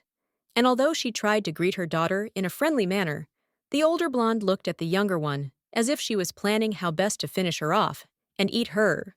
The queen's companion, with whom she threatened the protagonist to cruelly punish Pepin, was Ludvig Alsdeby, the first prince, a young man with golden hair and eyes that sparkled like emeralds. Lenia orders her headmaid to turn on the light and leave the room so that the family can talk in comfort. But at the same time, it is clearly visible how unpleasant it is for the heroine to interact with these relatives of hers. All three of them settled down in cozy, burgundy-upholstered chairs, with Ludvig choosing the one that was opposite the main character's seat. Looking at it, she noted that the resemblance between them was so striking that it was even creepy. Ironically, the girl had previously liked having a brother who could even be mistaken for a twin, but much had changed since then. The prince, however, was now looking at his sister with the same predatory gaze as their mother. The protagonist mentally pulled herself up short. No matter how complicated her relationship with Ludvig was, he was still her older brother, so Lenia didn't want to turn absolutely all members of the family against her. The first thing the queen noted was that her daughter was in a good mood, which was good news, but the heir to the throne remained silent for now. But his smile was more eloquent than any words. Then the queen confesses that the birds brought her an extremely interesting rumor. Something remarkable happened between her daughter and the famous Duke Clovis Zenoff from the Christian Empire. All this time, the older woman was reaching out to the younger one as if she was going to pat her on the shoulder encouragingly, but the heroine suddenly recoiled. But the antagonist chose to ignore this and simply asked what the plans were for the wedding celebration. Just as she had done before, at the very beginning of the story, the queen began to explain to the protagonist how beneficial this marriage was. Yes, first of all, the entire kingdom as a whole would benefit from it, but Lenia herself should also understand how to successfully become the wife of such a man. Someone else might have been impressed and agreed with the antagonist's conclusions, or would have entered into a heated argument proving the moral side of the situation. But the younger Alice Davy only laughed quietly. At first it was a short and quiet laugh, as if the main character had heard a not very good joke. But then her laughter grew louder, making the queen feel out of place, and Ludvig sullenly rested his beautiful chiseled chin on his hand. After laughing, the protagonist replied that she thought so. This marriage was incredibly important for her family, but these seemingly innocent words literally dripped with poison and sarcasm. The narrator interrupts the narrative for a brief exposition to remind us that Clovis is the younger brother of the current dying emperor Rodin II and the uncle of Prince Dionaldo, who is to be crowned Rodin III. The relationship between them was extremely tense because the protagonist, as the younger brother, had some chance of inheriting the throne. But he did not want this and avoided interaction with his relatives all his life so as not to frighten them. However, to no avail. And it is possible that this was facilitated by the fact that Xenoph, instead of some peaceful path, chose the role of commander-in-chief of the troops. While the brothers could still tolerate each other, the relationship between uncle and nephew was hopelessly damaged, and nothing could be done about it. After this, the action moves to the royal palace, but not the one that stands in Pontiano. It was a completely different building, decorated with a blue carpet and furniture. Despite the late hour, the owner of the palace did not even think about falling asleep. This man listened with a bored look to the report, which spoke about a certain woman. The servant kneeling like a slave confirmed the ruler's guess, but added that it was not just any girl that was being talked about. It was Lenia herself, the Princess of Pontian. Dionaldo noted dismissively that rumors of her madness had reached even the top of the empire, but he could not believe that Clovis Xenoph had dared to disobey the emperor for the sake of some woman. The action took place in the prince's luxuriously furnished office, and the latter, as if already an established sovereign, sat proudly in a chair demanding details of what had happened. The future Rodin III discussed aloud with himself how incredible it sounded that a man who had become famous as a desperate fighter would suddenly fall in love so easily. It was nonsense, especially since the servant had not said anything about girls in his reports to begin with. The servant, afraid of incurring the prince's wrath, clarifies that at first, no women were involved in this story. The information was updated literally just now, and Dionaldo notes that such a sharp change in character is certainly not like Clovis. The informer mentions that the emperor's younger brother went to Pontian to check the rumors about the madness of the princess famous for her beauty. But the young man is sure that his uncle was attracted not only by her appearance. The young man with crimson hair and eyes thought for a long time about what solution would be best to choose in such a situation, until he finally found the right one. Dionaldo crossed his legs lordly and admitted out loud that if Uncle Clovis had stayed for the sake of the wedding with his chosen one, then no one would dare punish him. However, this was not an admission of defeat, because the wily prince was about to tell something else, and the servant, without raising his head, turned all ears. On the wall of the office was a huge portrait of a sturdy gray-bearded old man cradling a crimson-haired baby in his arms. But the image was fake. Dionaldo confesses that the painting actually depicts his grandfather Rodin Fiao, together with his youngest son Clovis, but it was altered on Alexis's orders to hide the fact that the old emperor did not care about his grandson. The hoax turned out to be very credible. If someone who did not know the background looked at the portrait, they would unconditionally take the baby with pink hair for the current crown prince. Smiling at the corner of his lips, the young man muttered that his grandfather must have loved his youngest son very much, especially since it was even decided to capture this on canvas. This fact caused unimaginable envy in the young man. He simply could not come to terms with the fact that Rodin I loved his youngest child, but not his grandson, and desperately wanted to take revenge on Clovis for this by making him suffer. The servant was forced to agree with the maddened boy in order not to get into trouble, and after that, the focus returned to the Alsdebi family, who were just then arguing heatedly. Ludvig explained to his sister that Duke Zenoff was a very tempting candidate for marriage because he was a member of the imperial family, a very influential person in a huge and powerful country. And for the princess of a small and weak kingdom, this was a real jackpot. The protagonist interrupts her older brother and with an irritated look lists the unflattering nicknames that Clovis was given for his participation in battles: demon, killer, bloody knight, and the like. In this way, the main character asked her family if they were so cruel as to give their daughter in marriage to a man with such a bad reputation without the slightest hesitation, but Prince Pontian only smirked. Winking at his sister, he simply replied that he had spoken with Zenoff, and he seemed far from a bloodthirsty savage, so Lenia's arguments would not work in this situation. The girl glared angrily at the man who had so easily dismissed her arguments, but the younger Alice Debbie would not be herself if she gave up after the first small defeat. Since hinting at the conversation in this case turned out to be useless, the protagonist decided to choose the tactic of shocking directness. Looking closely into the eyes of her brother and mother, she said that all their thoughts were directed only at politics, and they did not care about the princess herself. Moreover, they actually hope that after becoming a duchess and one of the most influential figures in the Cristiano Empire, Lenia will provide every possible support to her family.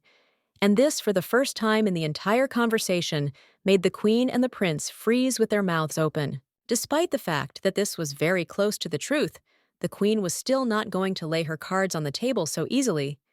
She jumped up and, feigning righteous indignation, began to scold her daughter for thinking so badly of her relatives. Ludvig also quickly recovered from the shock and pulled himself together, but he chose a completely different strategy than his mother.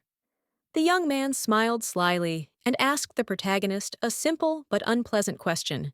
The blonde schemer asked if the girl would really prefer one of her brothers to go to the Empire as a drone, and then reminded her once again that Duke Clovis Zenoff was incredibly rich and influential, a very advantageous suitor. The blonde finishes to herself that it was precisely because of his status and influence that the brunette would be vilely killed, and then she looked at her sibling with incredible fury. It was as if a forest fire had broken out behind her.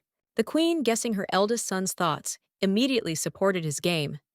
Gently touching Lenia's hand, the eldest blonde reminded her that Clovis felt sincere sympathy for her, and many girls could only dream of marriages for love. In addition, the antagonist reminds us that other minor kingdoms were forced to give their princes to the Empire as hostages, condemning them to an unknown fate. And here again, a marriage with a noble and worthy man. Just as the queen took on the role of the good cop, Ludvig decided to play the bad cop. He directly threatens his younger sister that if she does not agree to marry the young duke, then Rodrigo will go to the Empire, and she doesn't want that at all, right? The poor bastard will be treated extremely badly there, which he does not deserve. And besides, the eldest prince mentions that their illegitimate brother is very valuable as a knight. The heroine cannot help but understand that his loss will affect the powers of Pontian. The villains could triumph because the protagonist was truly cornered. She didn't know how to come up with logical counterarguments, and she wasn't so heartless as to sacrifice Rodrigo for her own comfort. The narrator takes the floor again to explain to the readers the meaning of the situation.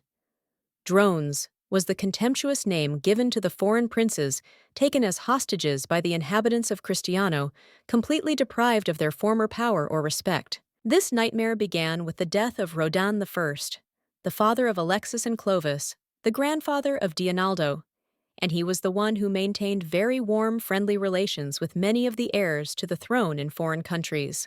He introduced this policy to prevent the suppression of rebellions among neighbors and vassals, and besides, it was to the advantage of the junior kingdoms themselves. The captives actually served as diplomats representing their home states in the best light. Everything changed when Rodan II, Clovis's elder brother, ascended the imperial throne. Unlike his father, the young emperor did not feel friendly emotions towards the numerous foreign princes. If before this the princes were respected envoys and beloved guests among the aristocracy of the empire, then afterwards the situation became the opposite. They began to be treated as laughing stocks, punching bags, and simply useless parasites. Some hostages, unable to withstand such stress, went into all sorts of serious troubles. They became alcoholics, got involved with criminal organizations, completely ruining their lives, and Lenia, from her past life, even compared them to wilted flowers that had lost their former beauty. Now, of course, Debbie could not allow Rodrigo to turn into such a drone. Perhaps they were not friends, but such a fate was still a terrible punishment for a man who had done nothing bad to the main character. Meanwhile, the queen continued to skillfully play her role. Seeing her daughter's doubts and hesitation, she quietly added that it was very easy to avoid such a tragedy. For this, the princess only needed to go down the aisle with Clovis. It is unknown how long they would have continued to brainwash the girl with their threats and offers. But in the end, the main character got tired of it. Closing her eyes, she abruptly stood up from the chair. Having calmed the rage seething in her chest towards her mother and brother a little, the protagonist looked straight at them and asked them to leave as politely as possible. She no longer had the strength or desire to listen to them. Since the vile relatives were not going to leave, Lenia did not start a new scandal because of this, and left the room herself, completely ignoring the shocked look of the prince or the indignant shouts of the queen. When the door slammed behind the princess, her older brother lazily rolled his eyes and muttered, "What a crazy woman!" Ludvig was clearly not used to the fact that those around him could simply turn around and walk away from him like some kind of annoying advertiser. The prince began to rise, apparently, to find the girl and make her listen to him to the end. But the queen warned her offspring not to do this, since unnecessary pressure could do more harm than good to their plans. The older blonde reminded that the main character, despite her status as the crazy youngest daughter, actually owns their lives. Without her, the royal clan will never be able to form an alliance with the imperial family or control the actions of the illegitimate Rodrigo. The prince, however, did not agree with these arguments. In his opinion, the parent had become unacceptably soft with Lenia, which is why the latter had completely gotten out of hand and began to be rude to her older relatives in their faces, as if they had turned into dirty tramps in her eyes. Perhaps it was just Ludwig's bruised ego, or perhaps Pontian culture frowned upon rude behavior toward elder family members. Either way, the prince was truly offended by the disrespectful protagonist. It is possible that in a different situation, the queen would have agreed with her son and ordered the punishment of her daughter. But now the situation was completely different. So the antagonists decided to let the heroine get away with it, especially since she chose a different path anyway. But then the woman opened her red eyes and smiled predatorily, with the corner of her lips like a hungry cat at the sight of mice. And all because, by continuing to resist the intrigues of the family, Lenia would only quickly bring trouble to Rodrigo and the rest of the people dear to hers. Hearing this, Ludvig smiled slightly, exactly copying his mother's grimace. He really liked the idea that, in the future, punishment would fall on someone like a poor bastard. Because of this, the protagonist would suffer even more. Therefore, in the queen's opinion, there was no need to worry so much about the princess's disobedience. She could not escape their nets, the Lord himself favored them. And then the blonde man ironically replied that he had not prayed to the Almighty for a long time. Jokingly folding his palms in a prayerful gesture, the blonde schemer confesses that even if his sister agreed to become Clovis's wife and duchess, he will send Rodrigo to the empire, just so that the hated siblings will suffer. But there was more than just sadism behind these plans. Ludvig hoped that these actions would somehow help him take the throne and gain power on his own. Looking at the huge ice-blue moon, the antagonist admitted that he was not even interested in the throne of Pontiano. His ambitions are much more global. The prince wants to become the ruler of the Cristiano Empire, using Clovis for this. The action then moves to the royal baths, a luxurious space where members of the ruling house could relax and wash away any worries. Now the protagonist was basking in a huge pool, and despite the hot water, the foam caressing her skin, and the fragrant flower petals, she could not stop thinking about her stepbrother's exile to a foreign country. On the one hand, the girl still had no intention of marrying the Duke, no matter how much pressure the circumstances put on her. but at the same time, she was not ready to sacrifice one of her few decent relatives. The main character could have continued to self-flagellate for a long time, deciding what was the best course of action. But at some point, she opened her eyes in shock, as if she had remembered something very important but unpleasant. And so it turned out. In Lenia's past life, a terrible battle took place between Cristiano and the kingdom of Diolans, in which blood flowed like rivers and buildings perished in fires. Clovis, being the military leader of the empire, will be obliged to take part in the battle. But this time, the yellow-eyed brunette's luck will change, and he will receive a terrible wound. He won't die, of course, but the injury will still be very serious, so much so that the clerical doctors will spend hours fighting for his life, driving away death. But even after the doctors save Xenoph and he starts to recover, there will be consequences. The pain from the wound will remain, and will sometimes remind of itself. It turns out that in this world there is magic under the control of people. The blade that will maim the protagonist will turn out to be enchanted, which will explain the terrible discomfort from the scar. The marks of the wound would never disappear, poisoning the Duke's existence until his death, and the protagonist could not think of such a terrible fate without regret. The girl clenched her fist in emotion. No matter how complicated the relationship between her and her ex, as well as future husband, was such a fate could only be wished upon a hated enemy. Ultimately, Alice Debbie had to admit that there was only one way to save her brother from becoming a drone and Clovis from a fatal fight. Agree to the marriage and go to the Empire. Then the action moves to a completely different place. It is still deep night outside, and a huge moon shines through the window, and a certain voice asks another, "What do you want to conclude?" As it quickly turns out, it was in the office of the younger Xenoph. This time, the brunette was wearing a black military uniform with a scarlet ribbon, and he calmly explained that he intended to conclude an engagement. Then the young man lazily reached out to the plate of apples, intending to choose the juiciest and ripest fruit, while his interlocutor tried to convince him why this decision was wrong. Turning to the panicking Valencia, Clovis calmly ordered to organize the entire process himself, since the brunette was not going to notify his subjects, and urgent business awaited him in the capital. Out of excitement, the usually cool and polite girl asks directly if Xenoph is aware of himself.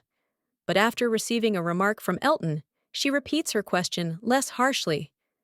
Does the aristocrat understand what exactly he is doing? The protagonist briefly replies that he understands everything perfectly well, making it clear that he will not tolerate further bickering, but Valencia was not going to stop this time and continued the flow of questions. This was the last straw for the master, so Clovis slapped the table lightly but loudly enough, calling on his subordinate to finally stop arguing. The brunette did not raise his voice or try to insult the secretary, but asked directly whether he was obliged to report to her and ask for her blessing for the marriage. The administrator suddenly and tensely fell silent, and it was difficult to say for sure why, because of resentment, or because she did not immediately realize that she had crossed the line. But the protagonist, characteristically, was not going to stop there. He decided to convey to Valencia as clearly as possible how little her opinion meant to him on this particular issue. Putting his hand to his forehead in a pathetic manner, like a teenager pretending to be the Lord of Evil, Xenoph asked, "Is a master obliged to ask his servants who he should marry?" The girl wanted to object how unlike her old boss it was to promise her hand and heart to almost the first person she met.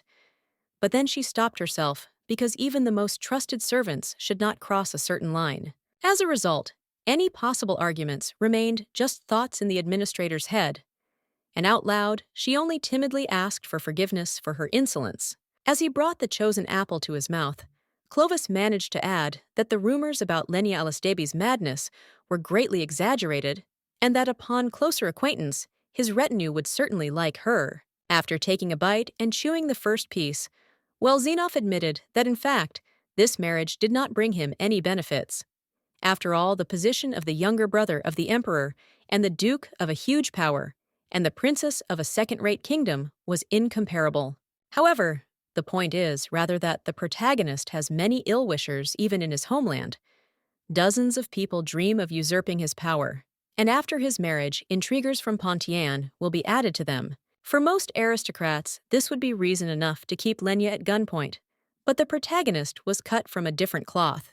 Putting his hand on Valencia's shoulder, as if he were an old friend, the brunette told the girl that such difficulties would not break him, calling on her to believe and let go of her worries. If before this, the Duke had coldly put the administrator in her place, reminding her that they were in completely different positions now. On the contrary, he behaved very friendly and as an equal, and this performance was completely justified. If before this, the secretary felt awkward and scared because she had allowed herself to cross the line, now she also felt ashamed of her lack of faith. However, this moment was slightly spoiled by Elton. The red-haired youth hastened to assure that of course he believed in his master, but the latter should have found a more attractive passion. Romance told his brother to shut up, and the rest of the conversation ignored this awkward speech. Instead, Valencia asked Clovis directly what this marriage meant to him. The man smiled triumphantly and slyly, like a teacher who had finally heard the correct answer to the assigned material from a careless student. While snacking on his apple again and looking playfully at the receptionist, Zainoff briefly replies that the marriage union with Lenia Alisdebi is a contract, but he does not explain what this means. The protagonist mentally added that their agreement remained as such for now. He still cherished the hope of winning the favor and sincere love of Alisdebi. Meanwhile, the blonde was thinking, thanks to her knowledge of the future obtained from her life before reincarnation, she managed to prevent the destruction of the dam and the flood. It was possible that if she was at Clovis's right hand much earlier than originally, she would be able to prevent a terrible injury in battle. So now the heroine firmly intended to be a pair for the imperial. With these thoughts, the princess slowly moved towards the huge door on the sides of which stood ancient knightly armor without weapons. Having triumphantly opened the passage, the blonde mentally decided that no matter what path she had taken to get to this point, a start had been made, a game with high stakes had begun. As it turned out, the door led to her room, and someone was already there. Lenia noted out loud that the visitor had shown up in the princess's chambers, without permission, and even without warning. Any commoner would have been beheaded for such a thing, and even an aristocrat would have been severely punished. But since the guest turned out to be Rodrigo Alisdebi, only asked if he had done anything wrong. Hearing this strict question, as if asked by a stern mother, the blonde smiled ironically and replied that, yes, he was also very glad to see his beloved little sister. After this, he could not resist, and admitted that Lenia spoke in such a tone, as if she had already guessed everything, implying the true reason for her appearance. The protagonist tried to maintain external dignity, but in reality, she was very nervous. Rodrigo easily took control of the conversation, and the girl did not know what to answer. In the end, she sighed, sat down tiredly on the sofa, and admitted that this was not the case at all. And the heroine looked as if the whole weight of the world was on her shoulders. The illegitimate man tried to assure his relative that he had come simply to see her, since she had been busy all day. And Lenia admitted that this was true, not to mention that anyone who felt like it entered her room. The blonde sarcastically remarked that his stepsister was probably very happy to see him last, and the blonde sarcastically replied that that was exactly how things were. But this exchange of jokes could not continue for long. Eventually, Rodrigo became more serious and laconically warned the girl that he would go to Cristiano's empire. For the protagonist, it was like a punch in the gut. She was so worried she thought for so long about how to save her cousin from an unenviable fate that she could only squeeze out a shocked, "What?" Lenia couldn't understand what the young man was even talking about.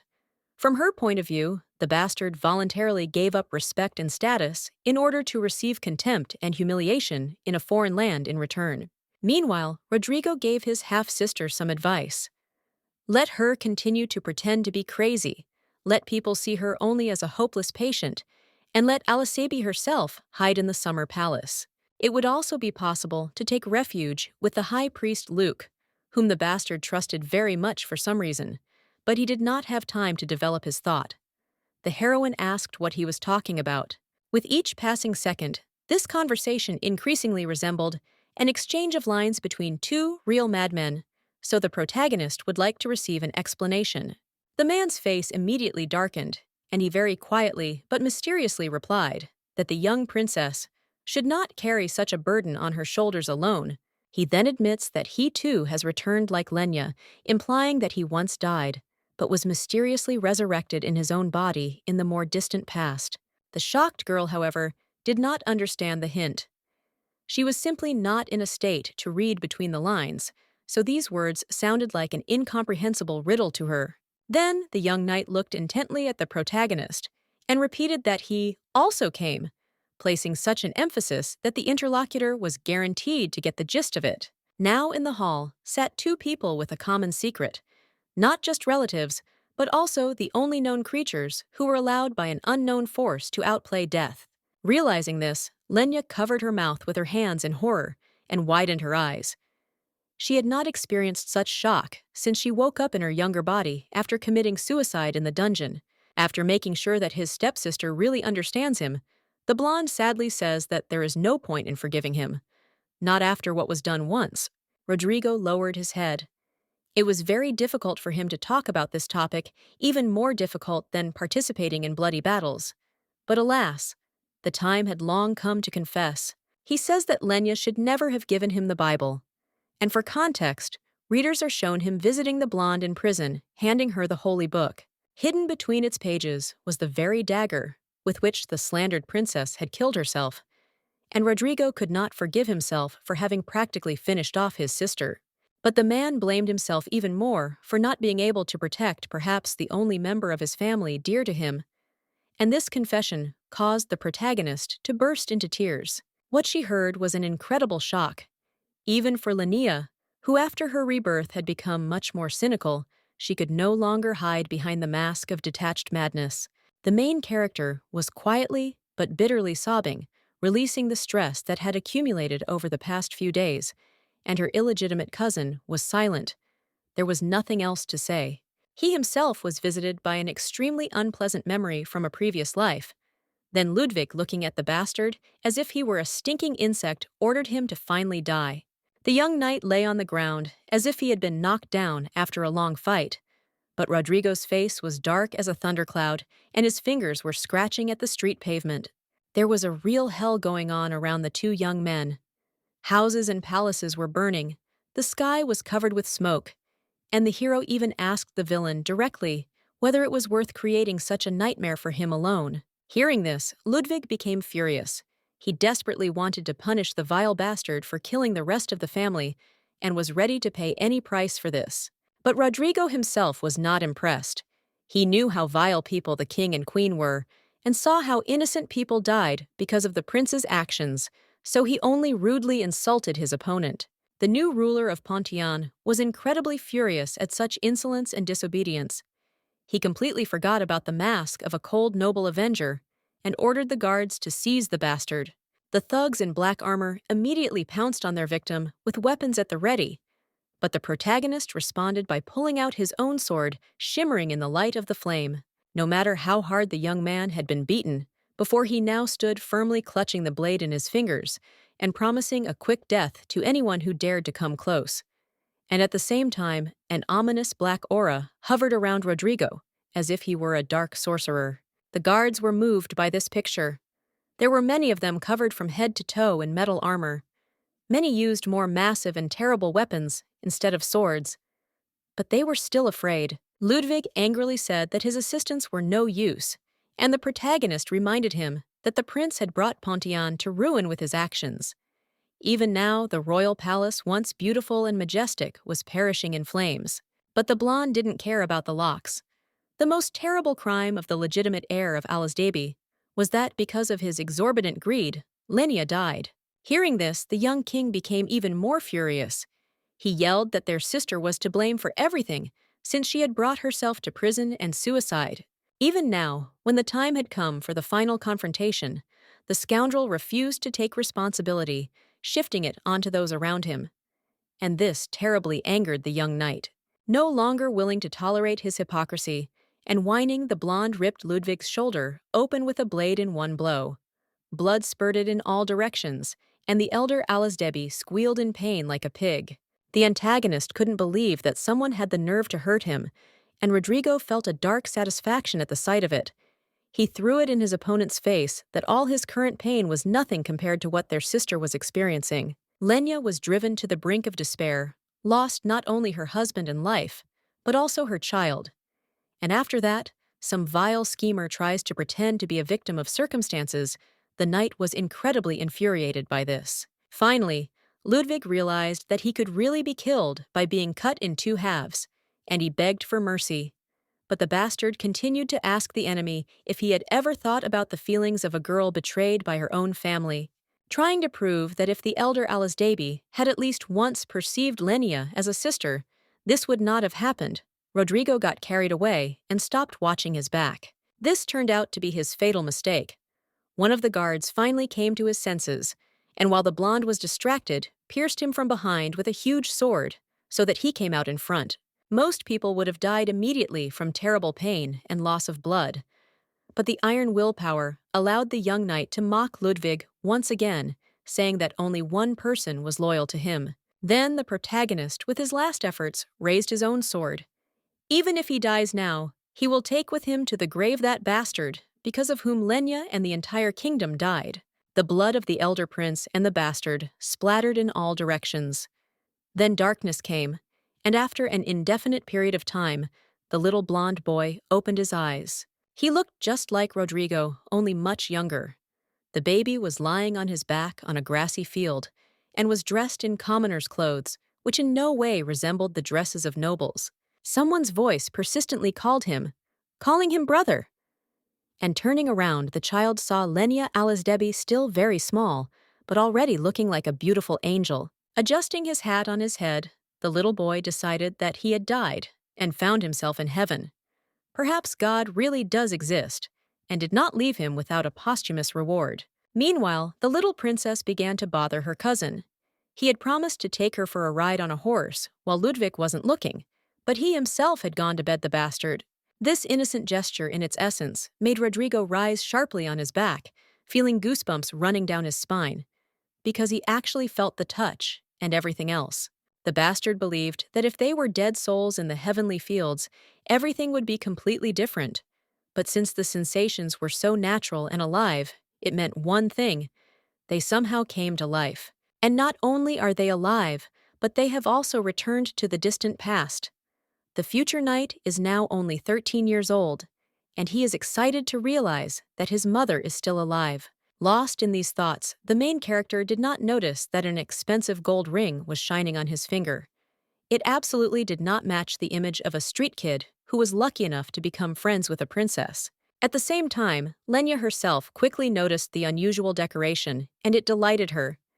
After that, the girl asked her brother to let her play with the ring. The boy refused, saying that he couldn't part with this thing, and the little girl threw a small tantrum. She really wanted to touch the treasure. Rodrigo turned a very serious and sad look to his younger sister. Now his eyes took on an expression that is rarely seen even in adults battered by life. The boy admitted that he couldn't give the ring back because it wasn't really his. It was a gift from his mother, after which the children fell silent and just sat on the grass for a while. Eventually, Lenia remembers that we are talking about Miss Jenna and admits that the ring is indeed very beautiful. Unlike other noble offspring, she was not embarrassed to admit this in relation to her inferiors. After this, the girl asks if the jewel is a gift from her father the king, but Rodrigo vaguely replies that it was made by another person who cares for his mother. The innocent and good-natured girl draws a simple but logical conclusion from this. Such a gift could only be given by a person who loved Jenna very much, and this is understandable because she is so beautiful. The illegitimate child tries to assure his cousin that she too will be beautiful when she grows up, and she asks in response whether her friend will give a similar gift to someone in the future. Rodrigo smiles sincerely and happily for the first time in a very long time, after which he briefly answers, "Yes, I will give it to you," and gently strokes his stepsister's head. And this tender moment of friendship between the characters was ruined by Ludvig. The elder Alisdabi was a disgusting person even in childhood, and shouted at his step-relative to take his dirty hands off the princess. He then grabbed the girl's hand forcefully, breaking her contact with the protagonist and forcing her to follow him, regardless of whether Lenia wanted it or not. At the same time, the eldest prince did not even try to control his strength, which caused the girl great pain. She closed her eyes, holding back tears, and asked in vain not to do this. Ludvig responded by ordering her to be quiet until it came to blows, and then turned back to Rodrigo. The crown prince of Alisdebi wanted to mock his illegitimate relative. It is possible that at that moment the boy madly wanted to smash the prince's skull with the nearest stone, preventing his atrocities in adulthood. But the protagonist at the same time understood that now was the situation when it was better to give in. The protagonist politely greeted the young prince, and the latter smiled nastily. His whole appearance screamed that this is exactly how it should be, the place of bastards and commoners under the thumb of the highborn. Someone else would have stopped there, but the little bastard wasn't satisfied. He decided to further insult his half-brother by saying that he wouldn't make a knight, and Lenia was surprised. She didn't know anything about Rodrigo's goals yet. Then Ludvig kindly explained to the main character that their illegitimate sibling dreamed of being a knight, and the king agreed to send him for training, which the elder Alisdebi considered unheard-of generosity towards some ragamuffin.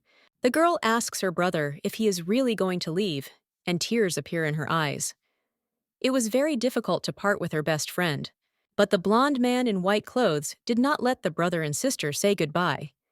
He roughly dragged the princess along with him, ordering her not to communicate with the bastard anymore, especially since they would not see each other again anyway. Soon after, the boy actually went to train in the capital of the kingdom for 5 long years.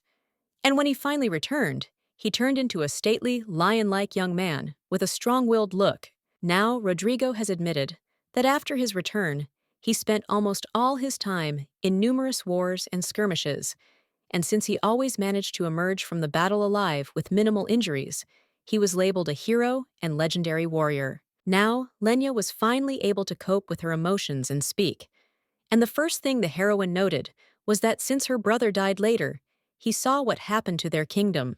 In this regard, the girl could not understand how her cousin could obediently repeat the actions from his previous life.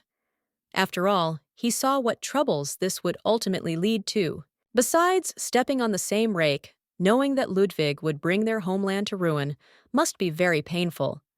The protagonist literally could not imagine such a thing. In this regard, the princess decided that Rodrigo was actually pursuing some goals. She even asked directly what he wanted to achieve with his actions. No, the blonde admitted that the young knight truly wanted to protect her from the intrigues of the royal court. But she was still sure that there were other reasons prompting him to agree to travel to the Empire. The young man was silent for a while and only looked at his interlocutor. From his calm, indifferent face, it was difficult to understand what thoughts and fears were tormenting his soul. However, it was very difficult to deny the obvious. So the bastard eventually admitted that his half-sister was right. He had his own interest in this matter. The protagonist admitted that it was really very hard for him. While other young aristocrats were having fun throwing feasts and adultery, he was shedding blood on the battlefield time after time like a damned man. Someone else might have gone crazy from such a life long ago, but Rodrigo never complained, and on the contrary, he didn't regret his choice. The explanation was very simple.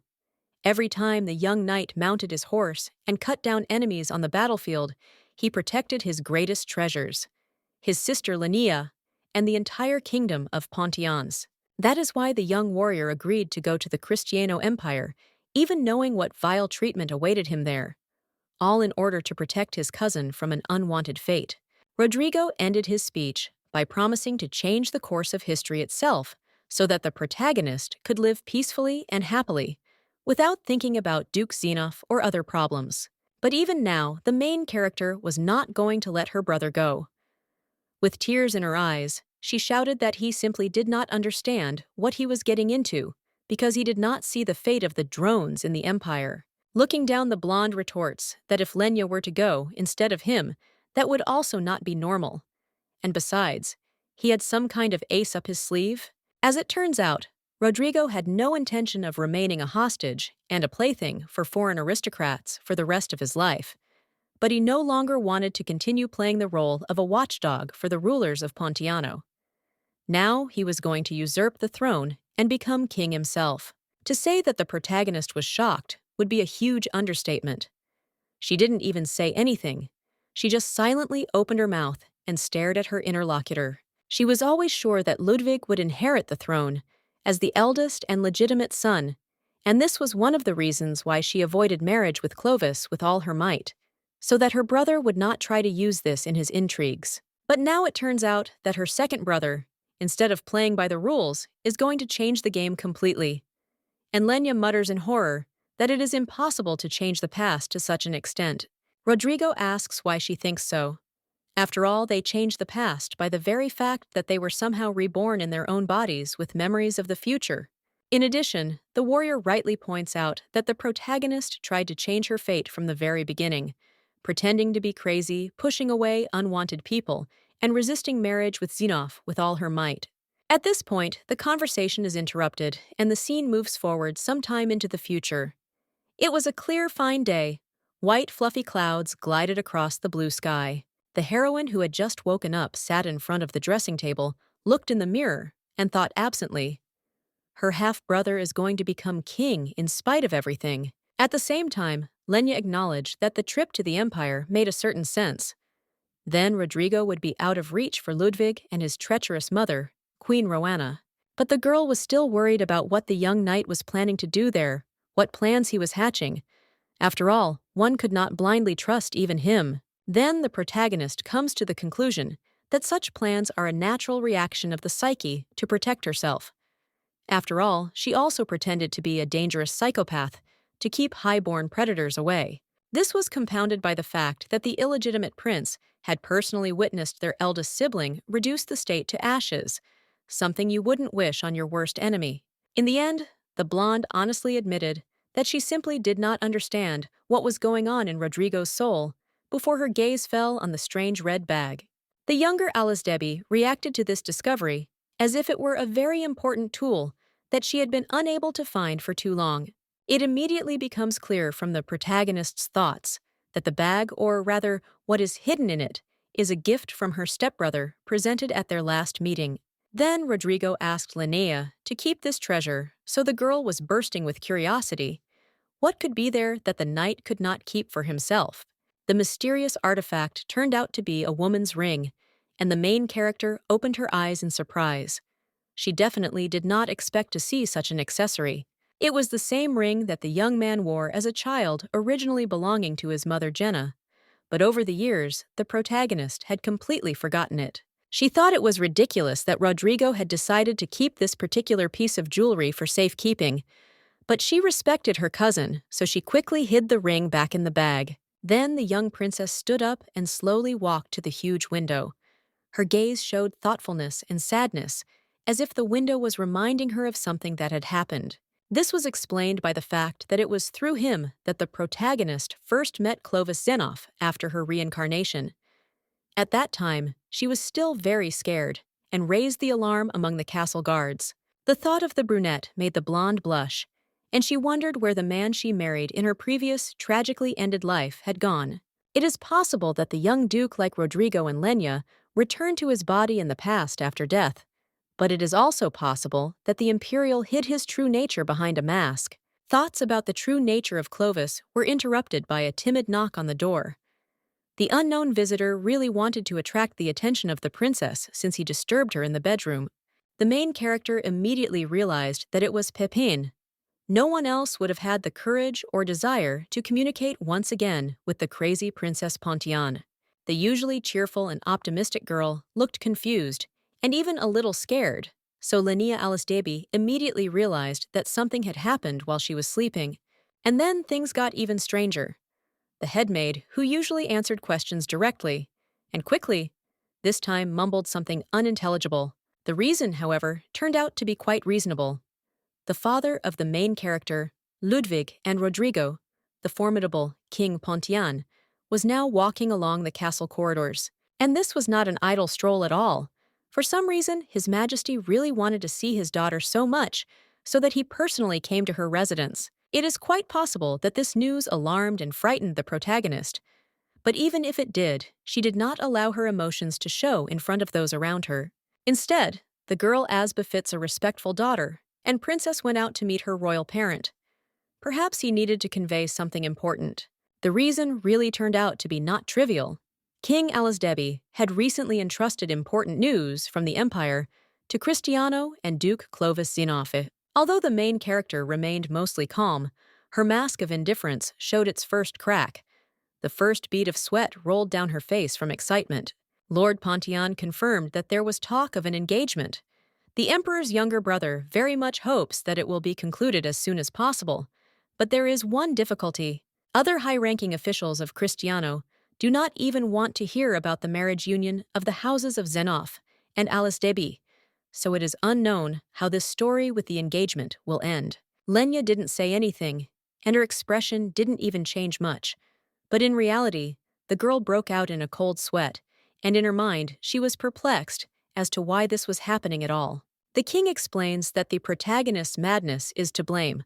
Although Clovis himself continued to have warm feelings for her, the rest of the aristocrats, for obvious reasons, did not like the idea of marrying a psychopath. Fortunately, this time, the brunette went against the majority opinion.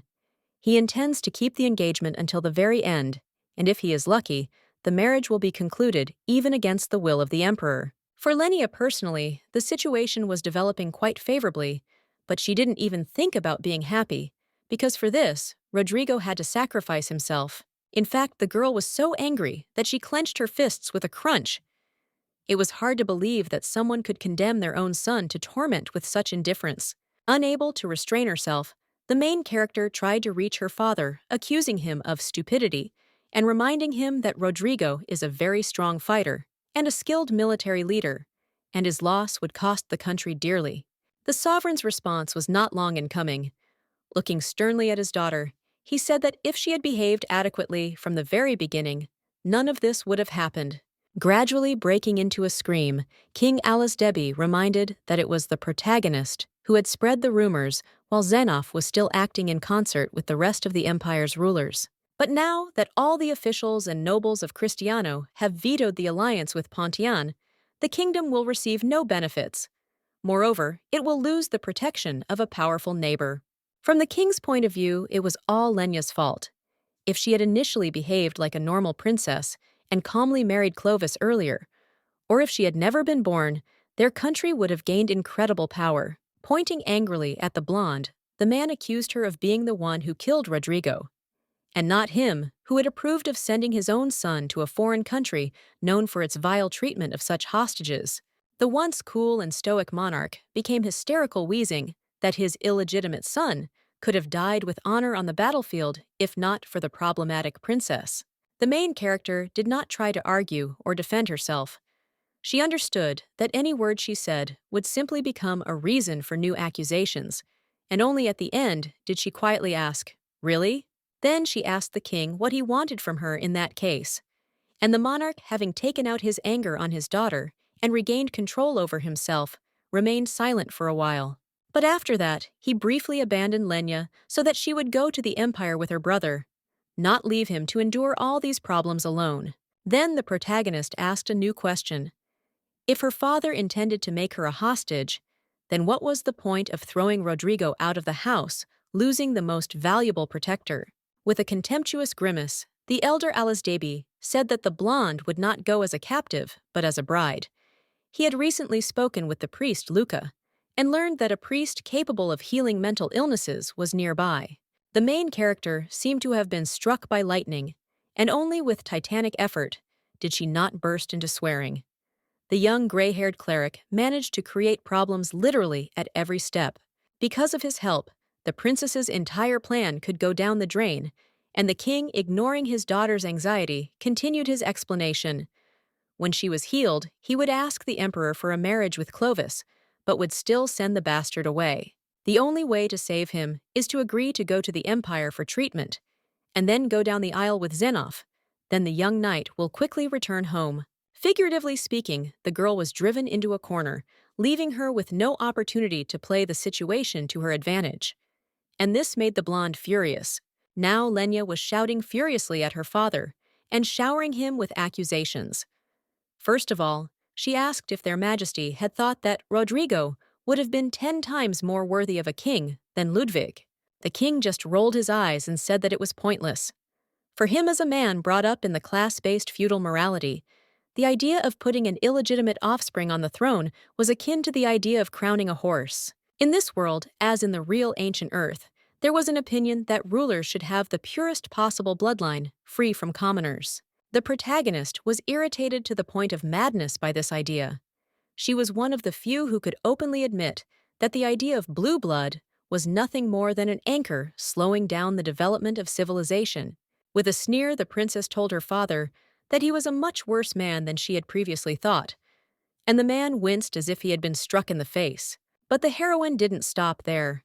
Looking him in the face, she said that because of all this nonsense about the family tree, the throne of Pontian would go to such a greedy and talentless scoundrel as Ludvig. Here the monarch came to his senses and tried to shut his daughter's mouth using the classic parental technique of crushing her with authority and ordering her to bite her tongue. In order to somehow get her message across to her parent, Lenia went all in. She said that God himself had told her that the kingdom had crossed the Rubicon with no way to turn back. If the throne goes to the eldest son, he will ruin the country. It will close its borders, and soon it will wither and disappear. And all this is due to stupid principles that do not allow the inheritance to be passed on to truly worthy people. For the first time in history, the king was truly afraid, and it was difficult to say whether he believed that his daughter had communicated with God or that she had gone even more mad. His indignant, abrupt screams were so loud that the protagonist rolled her eyes in irritation and asked him to be quieter. She was not deaf. When His Majesty finally fell silent, the main character pointedly and respectfully asked if she could tell the reigning father one more thing. With a gloomy face and a kind of triumphant tone, Lenia declared that if the king thought that she was still not connected to this, then she had no other choice. To finish off her father completely, the girl reminded him that Clovis Xenoph, one of the most powerful people in the empire, and in the whole world to whom she was so desperately being courted, was actually the son of a dancer, so origin did not affect a person's qualities. After this, the action moves to a completely different place. The ever-memorable Duke was fighting with one of his assistants, Romanson, in a training sword fight. At some point, the protagonist noticed that his opponent was open on the left side, and immediately struck at that very point, grinning triumphantly. Of course, the protagonist did not kill or even wound his subordinate, but he struck with his sword so that the blade was only a few centimeters from his unprotected head. The brunette smiled even more smugly. He sincerely savored the fact that he had managed to defeat another knight, even if not in a mortal duel, but simply during training. Having shown off enough, Clovis lowered his weapon and advised Romanson to be more careful in the future, to which the latter responded with a laconic thank you. Then, a new man with red hair familiar to readers suddenly appeared on the training ground. Elton Xenoph's secretary and Romanson's younger brother. The defeated knight was interested in what his sibling was doing here. He should have been busy with work, and it was unlikely that he would have shown up in such a place without a serious reason. Elton counters that when the warriors are alone on the dueling ground, such a noise arises that you could take out the saints, and the Duke sarcastically notes that the brothers quarrel every time they meet. Then the brunette sighs and notes that the Baroness must have finally abandoned her brothers, and the image of a flirtatious old woman appears in his imagination. Then the protagonist looks up. The sky, so recently so bright and clear, quickly became covered with gray clouds, heralding the imminent start of rain, or even of thunderstorms, and Elton in response sighs very heavily and complains that he has to look after his older brother at the request of his mother under Romanson's heavy gaze. The knight reminds her that she simply asked for help, but the secretary arrogantly calls himself the smartest, which means he should be the leader of the duo, and the elder, before the argument turns into a quarrel, suggests hiding from the bad weather. When the men entered the building, Valencia ran out from somewhere in the corridor. The girl was very worried because she was in a hurry to give some important letter to the gentleman. She also warned Clovis that a certain Diorans had already set out, and this news was so important that the Duke froze for a moment like a pillar of salt. Xenoph looked very carefully at the administrator and gave the order. It was necessary to warn the locals because the royal family should not know about what was happening. The faithful assistant handed the master a letter saying that she had already contacted a certain Baron Opil, and he replied that he had sent a message in advance to the kingdom of Pontiano. The man began to read the message carefully, thinking out loud how important the letter was that had been sent. A lot in the upcoming game depended on it. Valencia replied that Clovis's relatives had demanded that he break off his engagement to Lenia Debi, and this news again made the usually cool aristocrat freeze. Meanwhile, the weather quickly deteriorated. At first it started to rain, but soon peals of thunder were added to it, and a minute later, giant lightning flashed over Zenoff's estate. And not only over his estate. A monstrously powerful thunderstorm broke out over a huge territory. A part of it raged, including over the pink palace of Princess Lenia. Despite the fact that it was late evening, not all the inhabitants of this architectural masterpiece were going to bed. The thunderclaps and the raindrops could have woken even the dead. Among them was the main character, the younger Debi, who was sitting on the sofa pressing her knees to her chest and thinking hard about her life and the people around her. The protagonist was most worried about a certain matter. She was very nervous, but tried to calm herself down by reminding herself that if any decision was made, she would definitely be notified. It was in this unpleasant state that Pepin found Lenia. The devoted maid and friend looked at the blonde with concern until she finally called out to hers, but the princess said nothing. She still sat in the fetal position, withdrawn from the rest of the world, like a depressed teenager. In order to somehow attract attention and break the awkward atmosphere, the brunette vaguely noted that it was raining very heavily outside, and no one knew when it would end. The blonde was in no mood to maintain any conversation, so she only dryly answered, "Maybe," without even deigning to turn to the maid. However, such a monsoon was indeed dangerous. It had been going on for 3 days already, and was too similar to the terrible downpour that caused the Pont River to overflow its banks. And the main character noted to herself that if the rain did not stop, a flood could still occur. And it did not matter whether the old dam on Pontus would crack or the water would break through another one. After this, the protagonist finally turned to the maid and asked if she was keeping an eye on the small dams, to which Pippin replied that her father had recently checked the buildings and found nothing alarming. However, this answer did not calm Lenia down, but on the contrary, it alarmed her even more. Such a frequent phenomenon of long rains was abnormal, and the blonde even wondered if this had happened before she was reborn. Suddenly, a strange voice was heard in the room, and a man entered. He had obviously just been outside because water was pouring off his clothes. His wet, dark straw-colored hair stuck to his face, and the visitor desperately tried to catch his breath. Traveling in such bad weather was akin to the 13th labor of Hercules. The previously indifferent girl immediately straightened up and turned around. She would have recognized this voice out of 1,000, and would not have ignored it, even in the worst mood. Rodrigo, the king's middle and illegitimate son, shook his hair like a wet dog, and announced with a smile that, "Little brother has returned." The protagonist was genuinely happy to see her only relative, who truly loved her, but at the same time, she was worried that he came so suddenly and without warning. The young knight instead turned to the quiet Pippin, noting that they had not seen each other for a long time, and then returned to Lenia. He needed to ask her something. The younger Debi was not against talking, but the young man replied that they were not in the right place now. It would be better to go to the room with mirrors where there would be only the two of them. The girl agreed, but immediately warned her cousin sternly not to waste time on some nonsense, and then told Pippin not to worry about her leaving. The maid obediently agreed to wait for her mistress here, after which the royal offspring slowly went to a room where no one could overhear them. The room of mirrors turned out to be a completely standard palace room, with expensive furniture and 2 large mirrors for tidying up one's appearance. Lenia tried not to show her true feelings, but her mask showed a small crack again. Beads of sweat rolled down the girl's cheeks and temples. The awkwardness, however, was mutual. Rodrigo also did not understand how to approach her on this sensitive topic, so for the first few seconds, he only rubbed his head furiously, trying to make it work. In the end, the blonde made up his mind, and it turned out that he was worried about the same problem as the main character.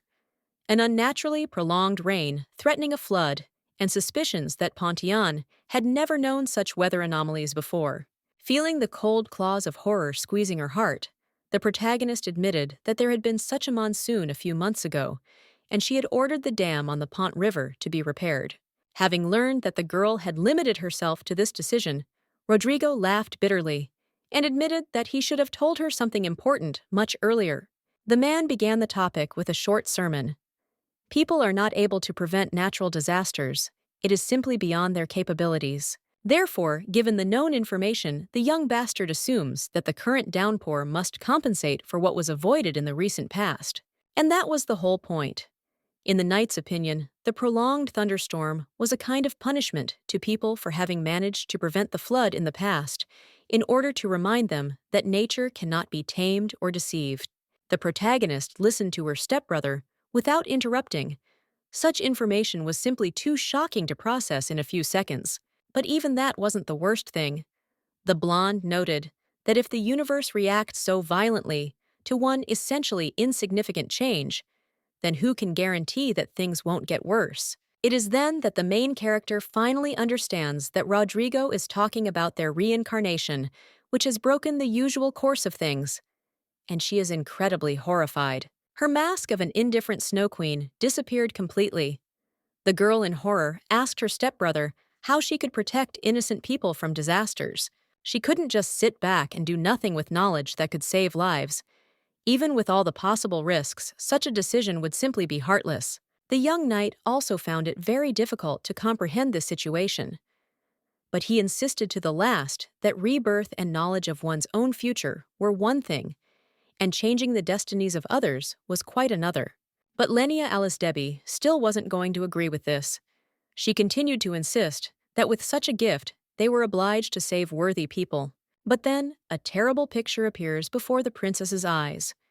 The usually collected and strong Clovis looks at her dejectedly and mournfully in the middle of a web of chains, and an unknown voice announces that if someone dies according to their fate, there will be no way back. The vision was so eerie and surreal that the protagonist fell to her knees, and a worried Rodrigo immediately tried to help his half-sister. It immediately becomes clear that the sinister obsession only visited the blonde.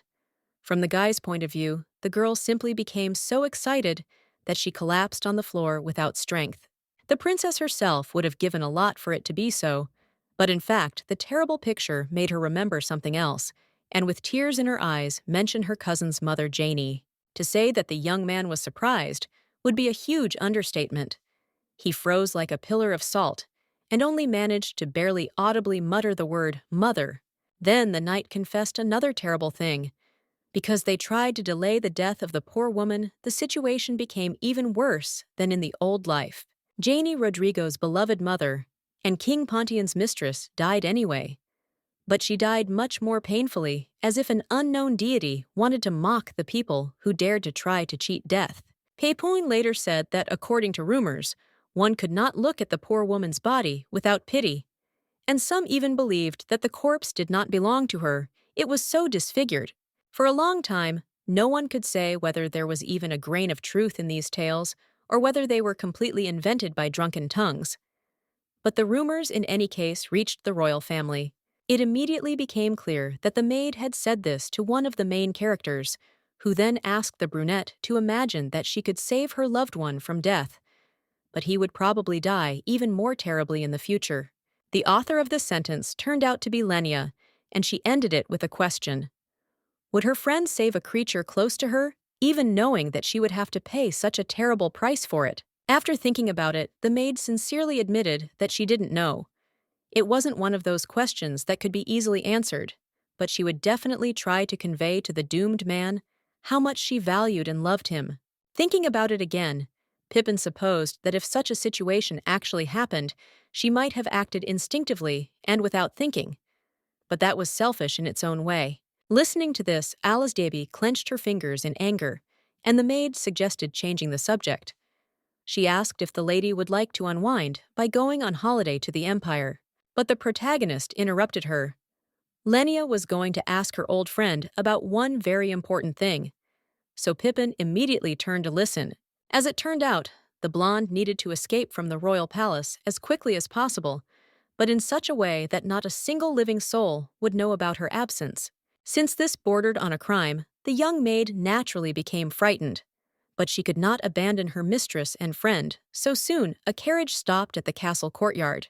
Two female figures, wearing inconspicuous brown cloaks, immediately ran up to her. Debbie asked Pippin to find some kind of camouflage clothing. The main character set herself the goal of leaving the royal estate as soon as possible, ideally tonight, because she urgently needed to talk to Clovis Xenoph incognito. The wooden wheels slid and wobbled on the wet road.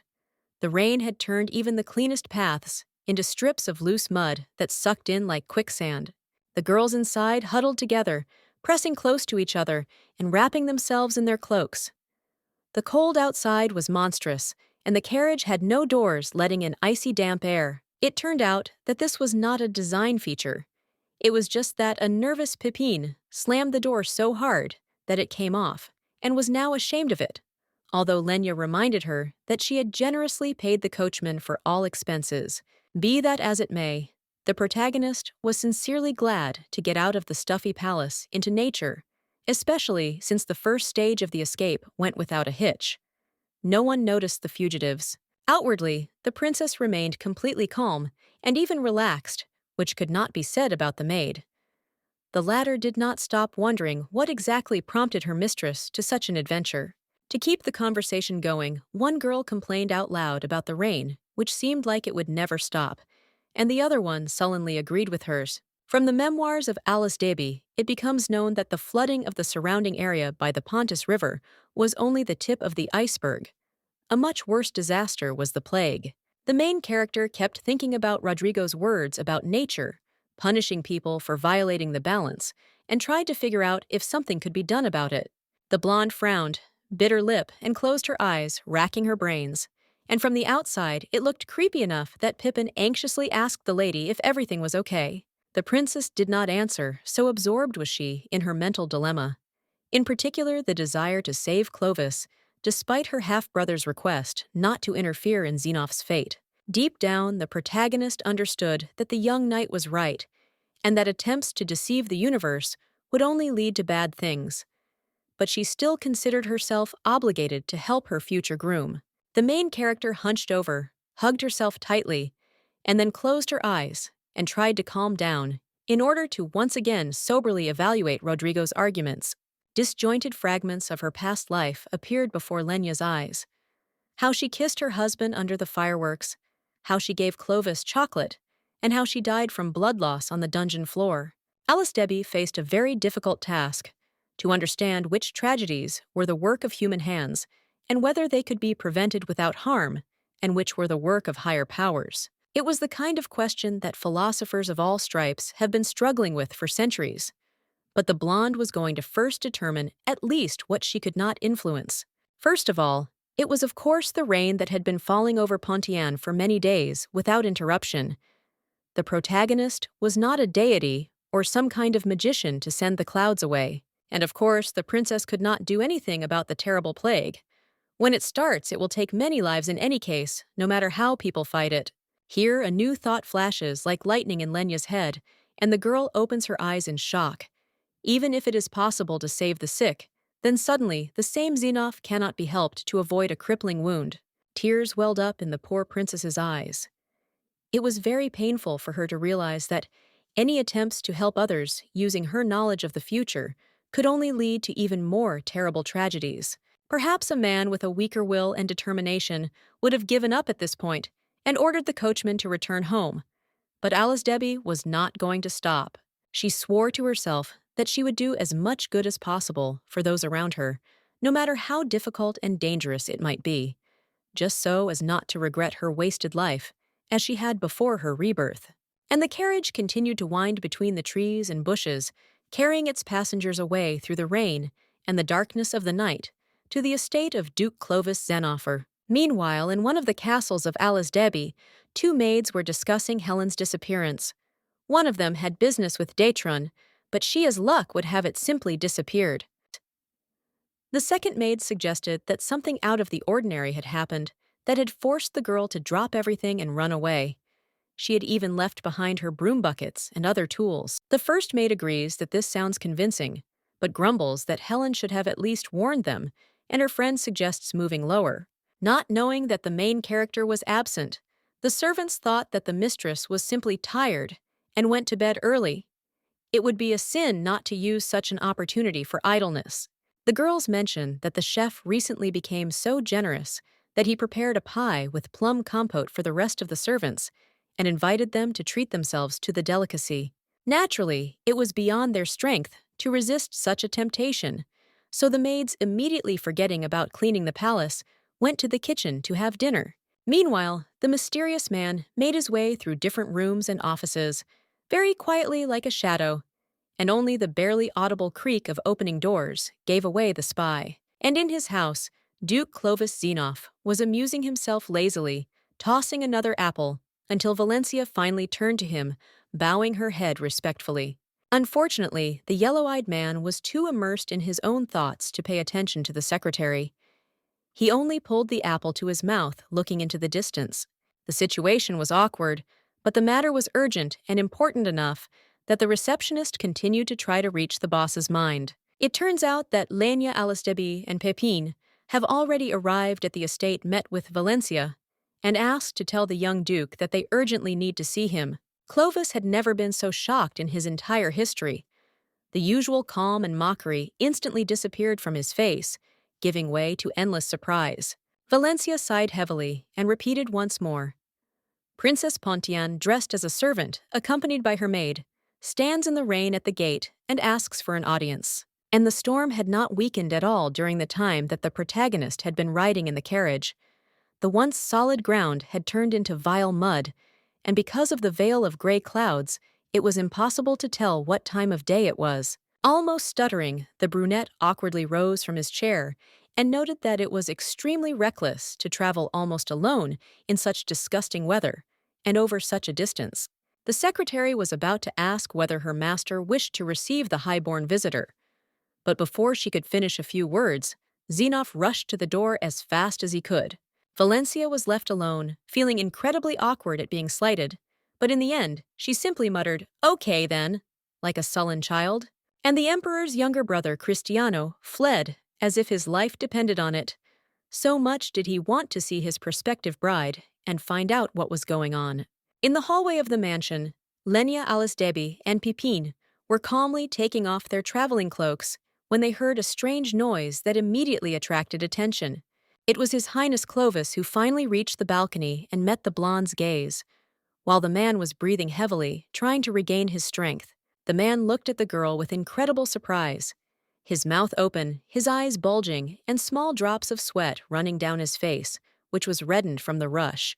The main character smiled affably at the taken aback aristocrat and asked if he had a free minute to talk about some things. A little time passed, and now the main characters were sitting in a spacious, richly furnished office.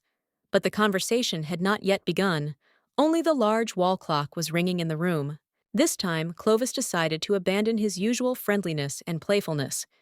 He dryly noted in a businesslike manner that Debi would not have made such a journey without extreme necessity. The girl did not answer this right away. She thought for a long time about how she could enter Xenoph's company in order to save him in the future, but it was still difficult to put this into practice. In the end, the blonde lowered her gaze and lied that she came because of the protagonist's long-standing promise to stop her freedom of action even after marriage. If this vow was not false, then the main character was ready to immediately follow her fiancé to the Empire. And now Clovis fell silent for a while, digesting what he had heard. But then the brunette bowed his head to meet Lenia's eyes and asked earnestly if she fully understood what she was saying, because such things were not to be trifled with. The protagonist was not at all embarrassed by this. She behaved very calmly and confidently, confirming that she was ready to go to the Cristiano Empire and become Xenoph's wife. Meanwhile, the rain continued to pour, as if some heavenly gardener had decided to walk around the kingdom with a colossal watering can, but had miscalculated the effort. The tension in the office increased a little, and the Duke asked his interlocutor to explain the reasons for her actions. After all, such a change in character looked very suspicious and strange from the outside. Smiling mockingly, the man noted that previously the princess had not been at all eager to marry him, something she never tired of repeating. Realizing that Clovis would never believe her true motives and that talking about love was useless, the main character decided to lie that she was looking for benefits from their marriage. She needs a protector. That is a man who will respect her personality and talents, and not a chauvinist who sees women simply as a way to have children. It sounded logical, but the protagonist still noted with irony whether the princess had really realized this so suddenly, and the blonde answered without irony that she had. She admitted that Clovis was right in the past. She can't escape from the marriage and moving to a foreign land, the powers that be left the protagonist with no other choice. And since Lenia couldn't defeat this, she decided to take the lead, to agree to the proposal of the young duke, since it would be the best and most profitable option possible. Closing his eyes and smiling again, the brunette noted that Alice Debbie was acting too boldly and firmly for a person who was in such a desperate situation. Princess Pontiano is not at all embarrassed by this. She replies that there is no point in being afraid, and besides, she will also serve as a shield for her future husband. Lenia promises Clovis that their relationship will be completely mutually beneficial and not one-sided. With her, a man can always count on support. The young duke grins with satisfaction. He clearly liked what he heard. And then the imperial admits out loud that Alice Debbie is extremely unpredictable. Bowing his head, the protagonist adds that he will think about this interesting proposal. For now, he was not going to answer the girl with a direct refusal or consent. This was the first time during the entire conversation that the initiative had slipped out of the main character's hands. She had been counting on a quick and easy agreement, and had not expected Clovis to decide to play with her. Seeing her excitement and tension, Xenoph noted with a grin that the advantage was now on his side.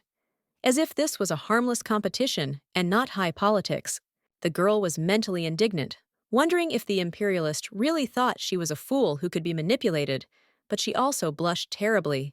And it was hard to say whether from indignation or attraction to her interlocutor. Naturally, the main character openly enjoyed watching the victim's emotional turmoil.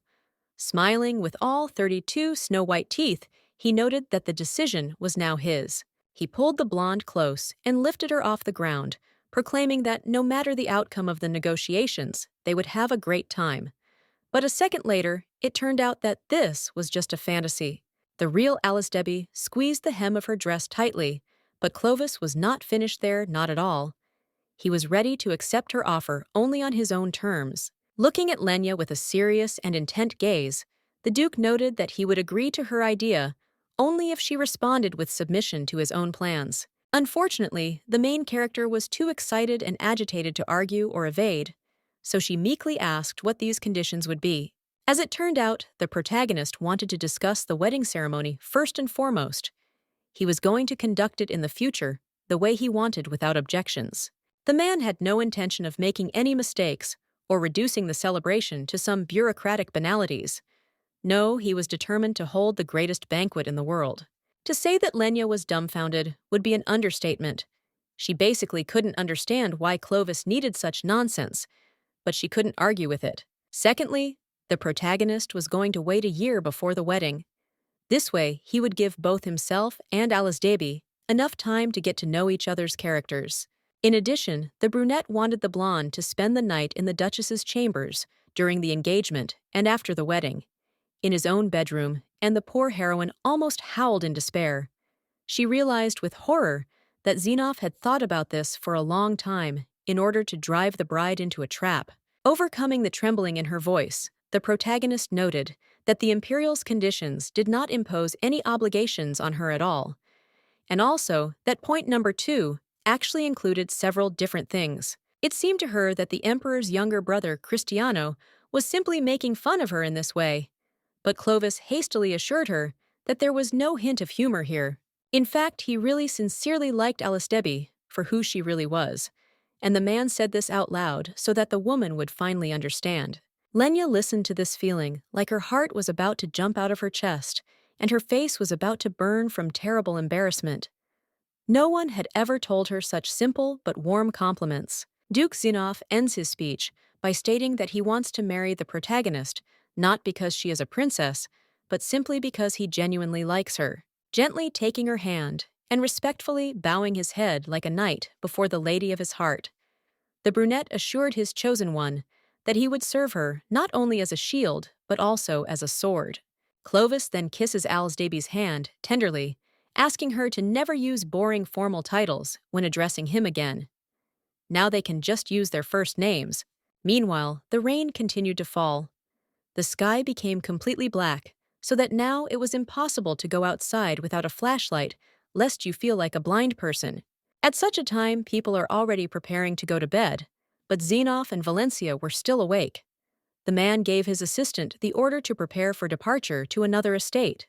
Unable to contain herself, the receptionist asked if the owner was planning to leave right now.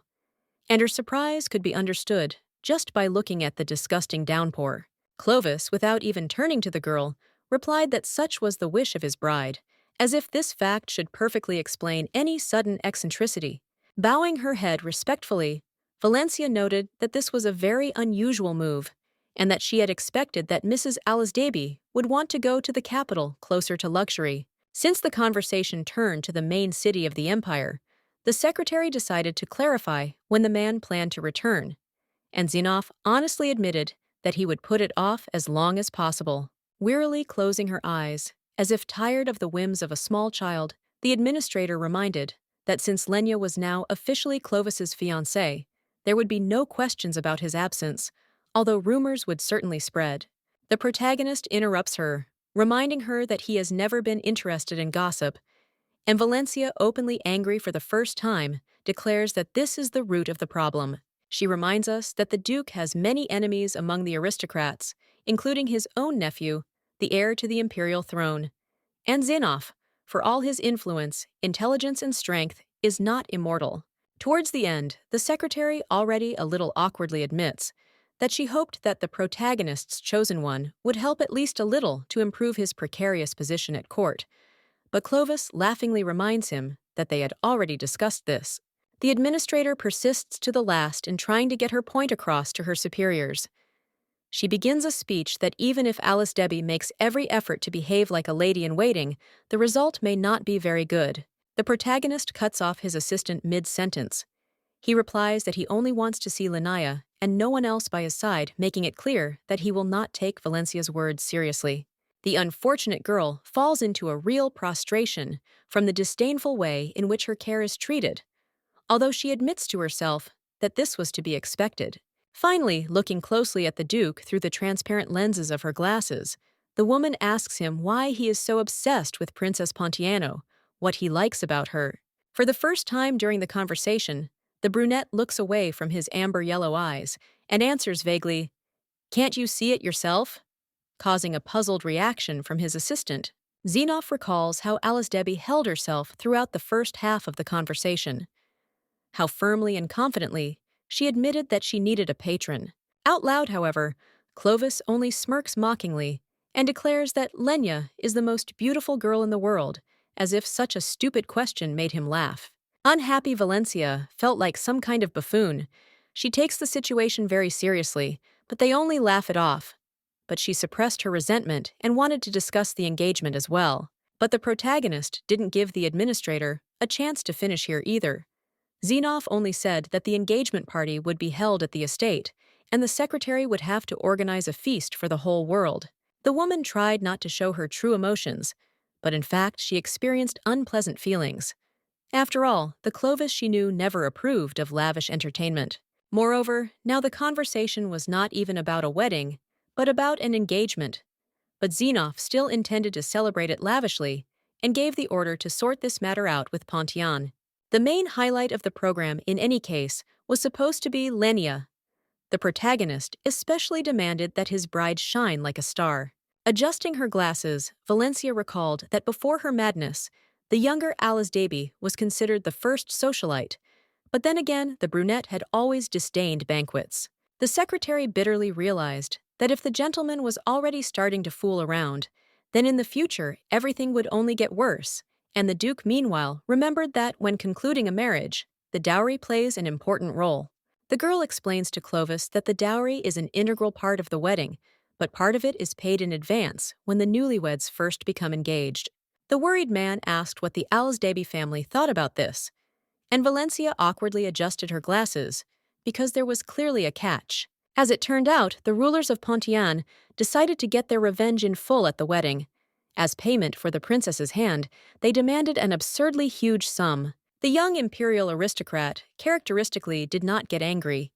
He only stated that the government wanted to make money by taking advantage of such a convenient opportunity. The administrator admitted that Pontiano had become downright insolent from greed and apologized for not having sorted out the issue on her own. The main character, however, was not angry at all. On the contrary, he treated it as some kind of fun game and even began to guess what the most valuable gift the future relatives demanded. The young man correctly names Rodelia as an extremely expensive and efficient ship, so Valencia immediately understands that her master knew this unpleasant news before. Gathering her courage, she was about to suggest some way out of the sticky situation, but Zenov interrupted his assistant again.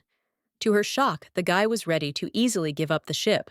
Of course, Clovis understood perfectly well that this would give outsiders access to a unique trade route, but he was still ready to make such an exchange, and the reason was very prosaic. No material treasure could compare in the eyes of the protagonist with Princess Lenia. For her sake, he would give everything in the world. After this, the action returned to Pontian, to the pink palace of the main character. Usually this beautiful place looked gloomy and eerie due to the ongoing thunderstorm.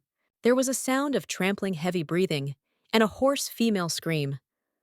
For some reason, it was Pippin who was desperately rushing to her mistress, with tears in her eyes, as if a tragedy had occurred.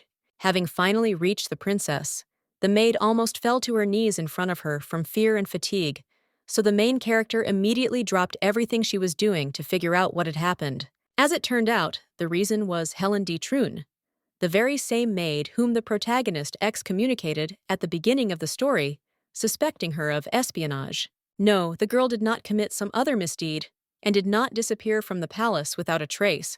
In fact, she died, and this is precisely what scared Pippin to death.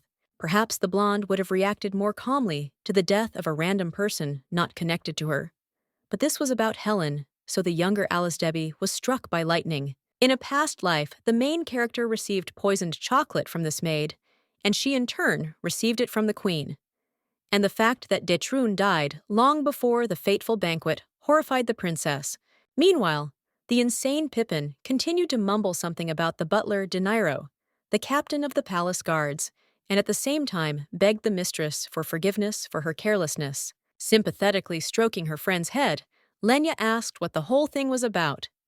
Why should a maid apologize, and what does the head of the staff have to do with it? As they say, speak of the devil. And here he is. The door to the princess's chambers suddenly swung open, and a whole squad of guards ran in, led by the butler, demanding that Pippin be arrested. The brunette cowered in fear, like a mouse at the sight of a hungry cat, while the protagonist, on the contrary, was indignant and demanded an immediate explanation for this intrusion. De Niro said that the poor girl is considered the main suspect in the murder of Helen Detron, and when asked about evidence, the man replied that it would be found once the investigation began. This answer seriously outraged Alice Debbie, and she demanded that the butler immediately provide her with evidence for such vile accusations. The man explains that they have a witness who can confirm Pippin's guilt, but for some reason he cannot name this person. To say that the protagonist didn't like it was a huge understatement. A witness who could have sent her best friend to the chopping block and who she couldn't even look at was nonsense. De Niro, not noticing how much the tension had increased, continued to speak about how the current situation was beyond all bounds, and they hoped for understanding from the princess. Here, Lenia interrupted him. In an iron tone, the girl declared that if the situation was so dire, then everyone present was obliged to follow the letter of the law. Alice Debbie ordered the soldiers to be removed, and then this unfortunate witness to be called. The crime had been committed in her house, her maid had been killed, and the suspect was another, so the blonde had the right to receive all the available information. The butler visibly tensed up. He thought that, despite her madness, Lenia was very difficult to deal with, but he only agreed out loud and hurried to send the guards away. After some time, a new character appeared in the chambers. A middle-aged woman, wearing a maid's uniform, who politely introduced herself to the protagonist as Zephyr. The main character recognized her immediately. She was the senior maid of Queen Rowena, and the girl noted with some gloomy satisfaction that of course it couldn't have happened without her mother. Zephyr was not a witness. She allegedly just passed by, saw that the door was open, and considered it necessary to make her contribution by asking what the princess would do if Pippin's guilt was proven. But Lenia refused to give in to these manipulations. Looking intently at the spy, she asked pointedly what kind of evidence of guilt there was, and whether there was any evidence at all that pointed specifically to the brunette. Zephyr answered briefly that yes, and for a moment, Alice Debbie fell silent. Her instincts screamed that things were going badly, but her conscience would not allow her to retreat and abandon her friend. As befits a person of royal blood, the protagonist demanded that she be provided with evidence. If it is really compelling, she will hand over the culprit, but for now, no one will lay a finger on Pippine. Without raising her face, the Queen's maid replied only, "Your Highness!" like a toy doll that could only say a pre-recorded number of phrases. This genuinely infuriated the main character. In a raised voice, she demanded that those around her provide this damn evidence and witnesses. Some time passed. The storm continued to rage outside the window. People scattered in all directions, but Pippin was still sitting in her mistress's chambers, sad and depressed. The blonde tried to console the poor girl, wiping away the maid's tears with her fingers, and assuring her that she, Lenia, did not even doubt her non-involvement in the crime. Hugging her, Alice Debbie promised that everything would be fine. No matter how carefully the schemers thought out their idea, the protagonist would definitely find a flaw in it and expose the scoundrels. Along with Rodrigo and Clovis, Pippin was the only person the blonde could truly trust, so the heroine would move mountains to save her. Meanwhile, Roanna, the Queen of Pontian, and a schemer who opposes her own daughter, received the bad news and angrily shouted who gave this order. With her eyes downcast, Zephyr reported that Ludvig, the eldest prince, had organized it, which only angered the Queen even more. She demanded an answer regarding the evidence and witnesses. The maid hastened to assure that everything was fine in this regard. A false testimony had already been drawn up, as if Pippin had been seen leaving the chambers of the murdered Helen. But this not only did not calm Roanna down, but also made her even more angry. She smashed a glass on the floor in a rage, scolding her son for violating a direct order to sit quietly and not stir up trouble. After catching her breath a little, the Queen asked how this related to the king, and Zephyr assured that the monarch was aware of the situation, after which the villainess assumed that he would ignore everything. The antagonist's thoughts were completely occupied by her eldest son and his prank. The blonde simply could not believe that Ludvig could be such a sneak. In the end, Roanna decided something for herself, after which she briefly addressed her faithful servant. And she, of course, was ready to carry out any order. Looking at the maid with a scorching gaze of ruby-red eyes, the Queen declared that if the situation had developed in this way, it was necessary to act immediately. Queen Pontian wanted to be informed the following day that Pépin's guilt had been fully proven, so she was sentenced to imprisonment as planned. In another place and time, Rodrigo was perplexed when he heard Lenia's plans. She had just decided to tell her half-brother about her decision to move to the Empire, as her parents insisted. The girl calmly explains that she has no other choice.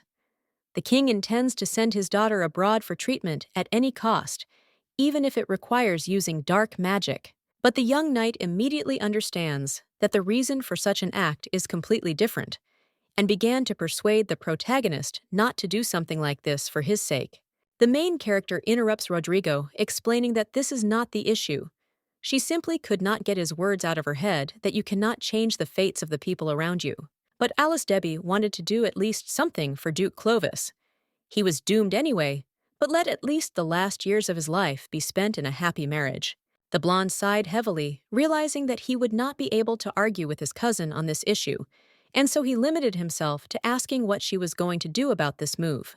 The princess moves back slightly, revealing Pippin standing behind her, and says that she needs to prove the maid's absence in the palace at the time of the murder in order to save her from unjust punishment. Rodrigo's eyes widened in shock. He immediately understood what plans the main character had in mind for this, and he considered them to be beyond all reasonable limits. But the protagonist did not give her cousin the opportunity to challenge her decision. She simply presented him with the fact that she was going to tell those around her about her escape to Duke Zinofi. The young warrior rubbed his face and admitted that no matter how good it sounded, the justification was shaky in any case, so the heroine needed some kind of witness. Alice Debbie couldn't help but think. Clovis was definitely the best option. After all, she had escaped from the palace to meet him without witnesses, And then, for the first time in the entire conversation, Pepin intervened.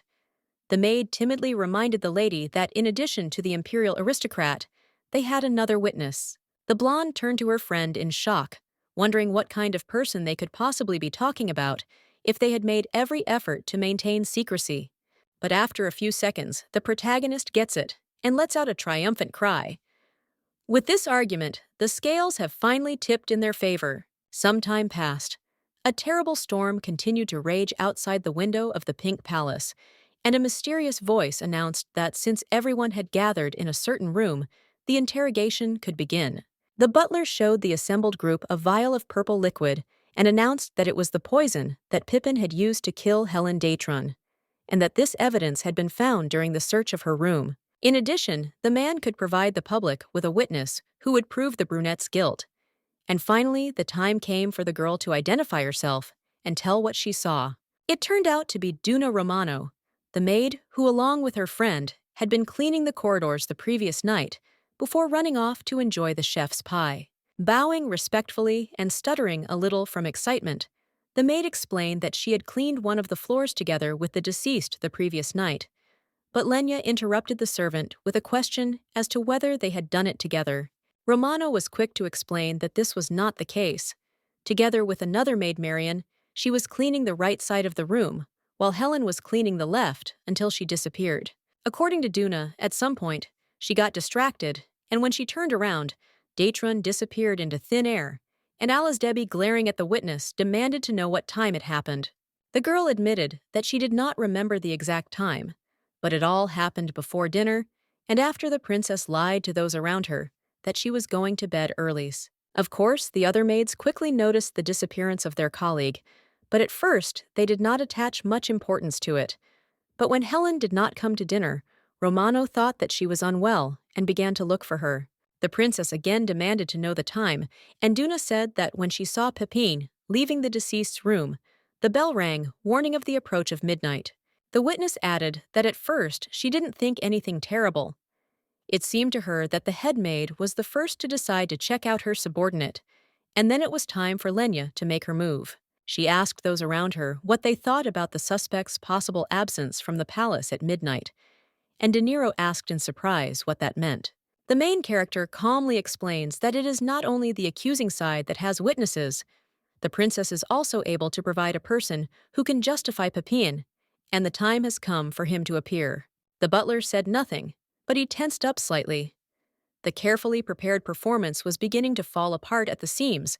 The initiative was slipping out of the hands of the conspirators. The coachman Andre, a gray-bearded, bald old man, who felt very uncomfortable and creepy in the company of high-born persons, slowly entered the hall, his shoulders drawn into his head.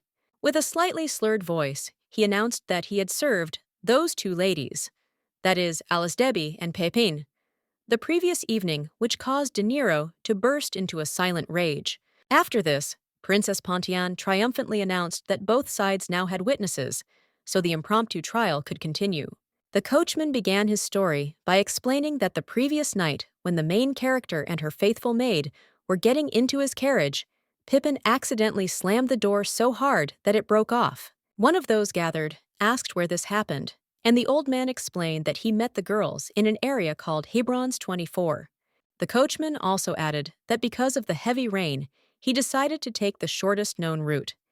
If he had chosen the road that was usually used by people who didn't know the area well, he would have certainly gotten stuck in the mud. One of those gathered asked how much Andre had received as compensation for the broken door, and the man, even more embarrassed, named the sum of 10 gold coins. Alice Debbie didn't miss the opportunity to poke fun at De Niro. As the person in charge of the investigation, he should have taken Pepin's testimony, and that money was also mentioned there. With a gloomy face, the butler admitted that he had read the suspect's testimony, and then changed the subject, asking the main character which way she had left the palace. The blonde calmly replies that she used the eastern gate, and the man, barely hiding his glee, retorts that the guards swear that no one entered or left. With her arms folded across her chest, the protagonist calmly explains that yes, no one nominally left the palace, but the guards would never admit otherwise after receiving a generous bribe. De Niro couldn't refute such an argument, And Lenia, in order to further anger him directly, says that if the corruption of the royal guards becomes public knowledge, he, as the head of all servants, will have big problems. In order to somehow save face and regain the initiative, the man demands that the main character name the bribe takers and then directly accuses her of hindering an honest and fair investigation with her ridiculous accusations. The butler was about to take a ride on the coachman Andre, but Alice Debbie, with a sweet smile, interrupted him with the question, "Don't you think that I bribed him?" thereby hinting that certain limits should not be crossed. The man sighs mentally and admits that he knew how difficult it would be, but out loud he only replies that he didn't mean anything like that. He simply can't believe the words of some old man on the street either. Then the protagonist lazily looks away and asks a clarifying question, whether the maid Duna Romano is the only witness for the prosecutors. The unfortunate maid wanted to sink into the ground from shame and fear, and Alice Debbie reminded the butler that he was accusing the daughter of an aristocrat and a close friend of a royal person of a terrible crime, based on the murky assertion of one girl. The mask of calm and dignity finally left De Niro's face.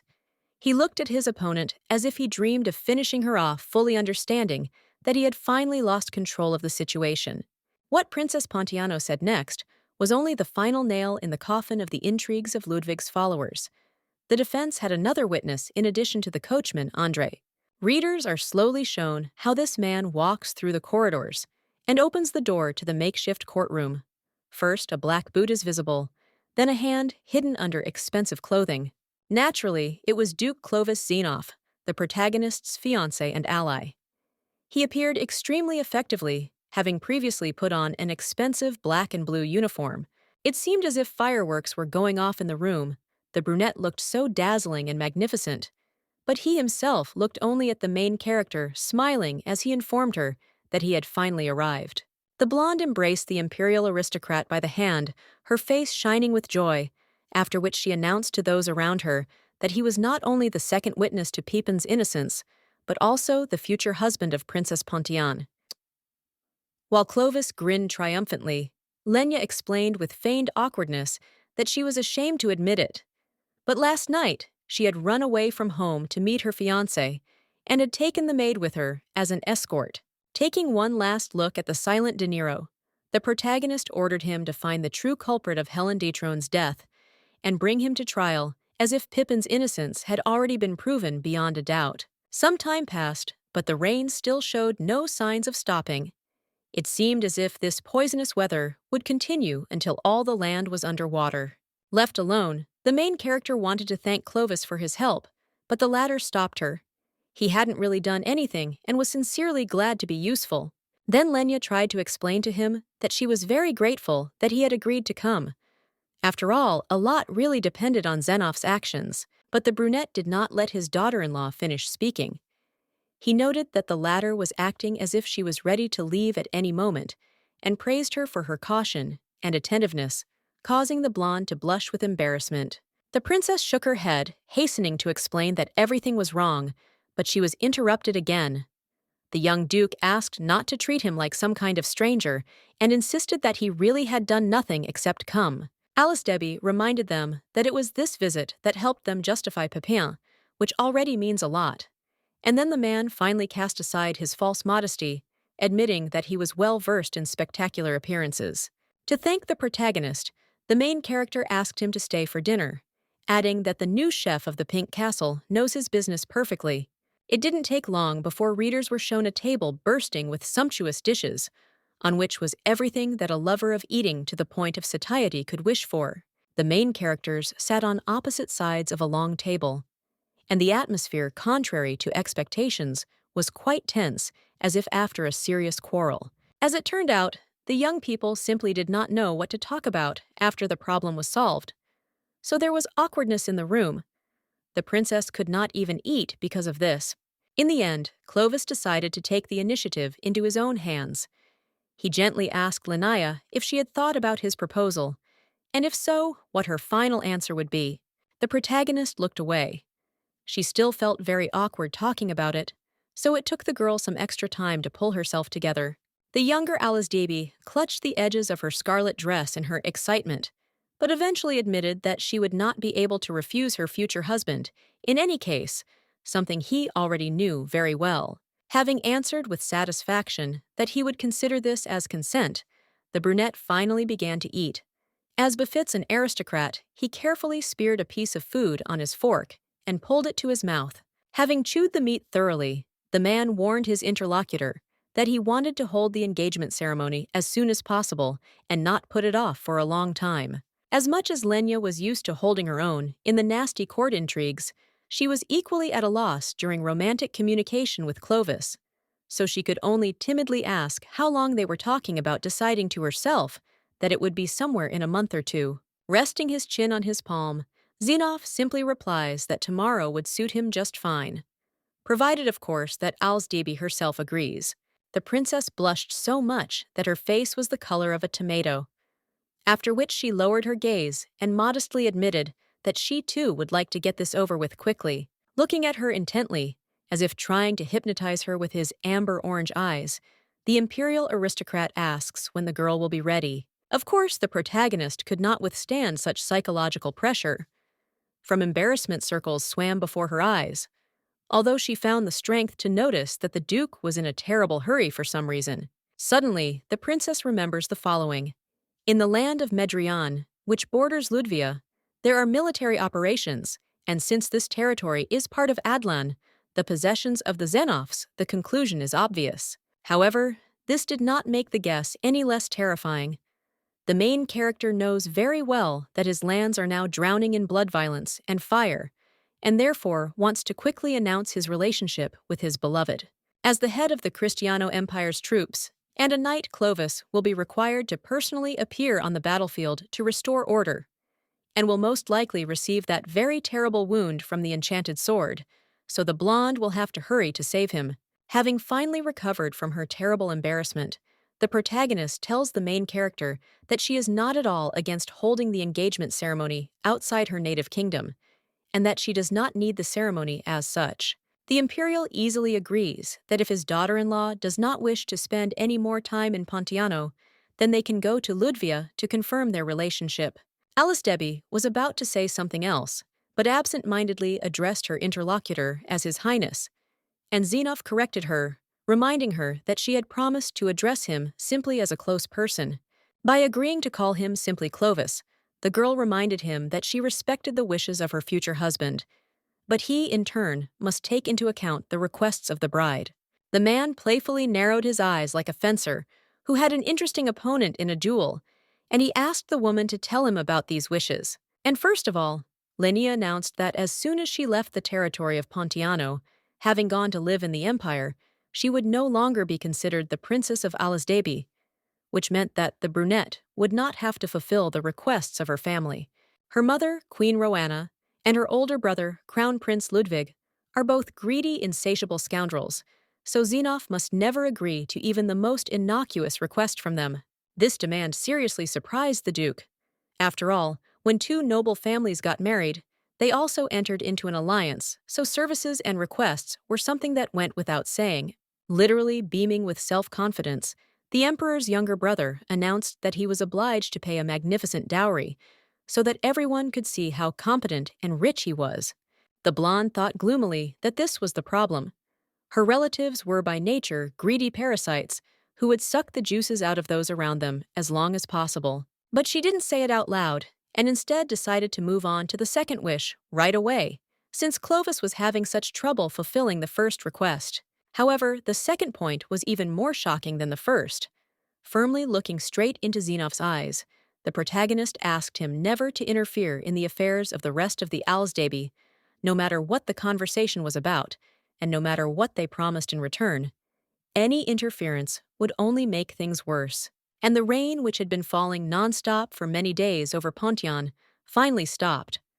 The stars and a huge full moon shone in the night sky.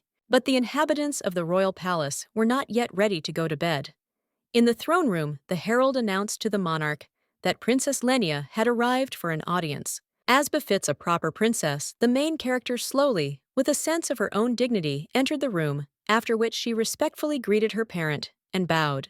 When the formality was over, The girl raised her head and looked at her father with warmth and a smile, as if they were ordinary people who loved each other, and there were no quarrels between them. The older man asked suspiciously why the younger Alice Debbie had come to him in the middle of the night. This was not her habit, to put it mildly. The protagonist began by agreeing to fulfill the king's long-standing order, as he demanded she would go to the Cristiano Empire together with the Grand Duke Zenofi. His Majesty was sincerely surprised by such a quick agreement. He clearly expected opposition scandals and intrigues until the very end, but then everything was resolved so quickly. Then Lenia explained that she had discussed this issue with her future husband. Since all persons of royal blood are under constant surveillance, she agreed with her father's arguments, would go to the empire, and there for a year would treat her psyche under the supervision of a great priest. From the king's point of view, all this sounded so good that it seemed almost fiction. He rubbed the bridge of his nose and only asked when the main character's engagement would take place. Beaming with delight, Alice Debbie explained that she would soon leave with Clovis for Ludvig, where the ceremony would take place in 15 days, and after that, the blonde would stay to live in the new place. And the monarch was no longer happy about this. Such actions were not appropriate for a noble lady who would in the future occupy the position of Grand Duchess, but the ruler did not have time to finish his speech.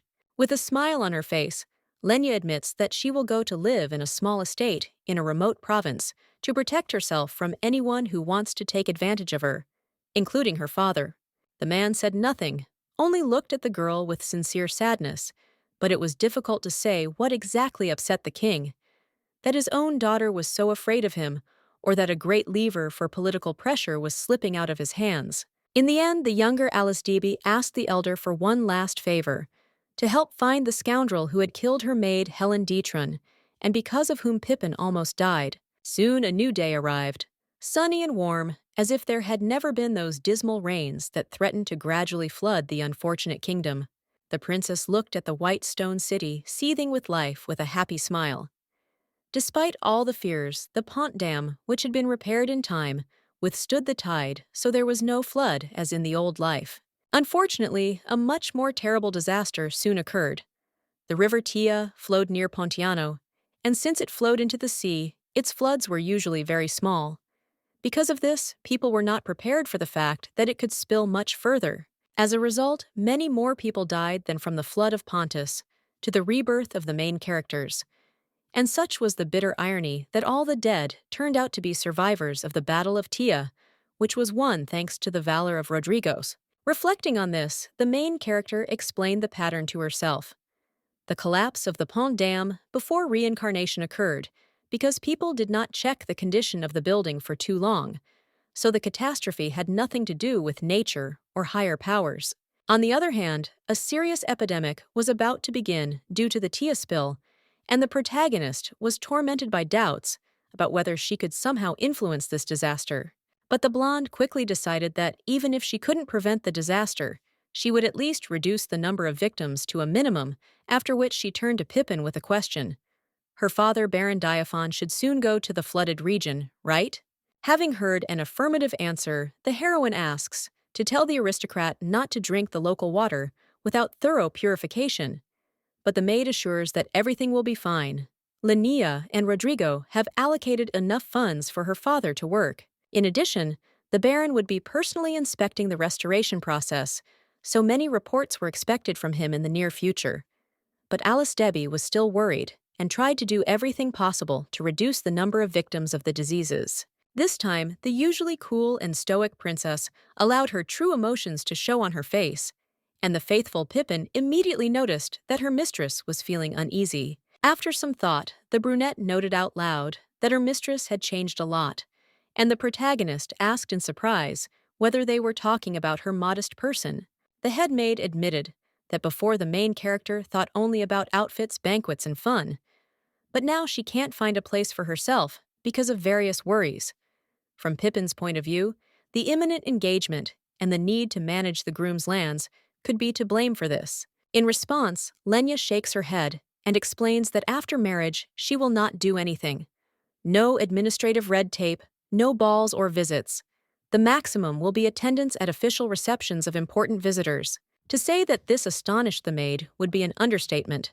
She was about to ask her mistress how she could do such a thing, but Alice Debbie interrupted her, informing her that this issue had already been settled with Clovis himself.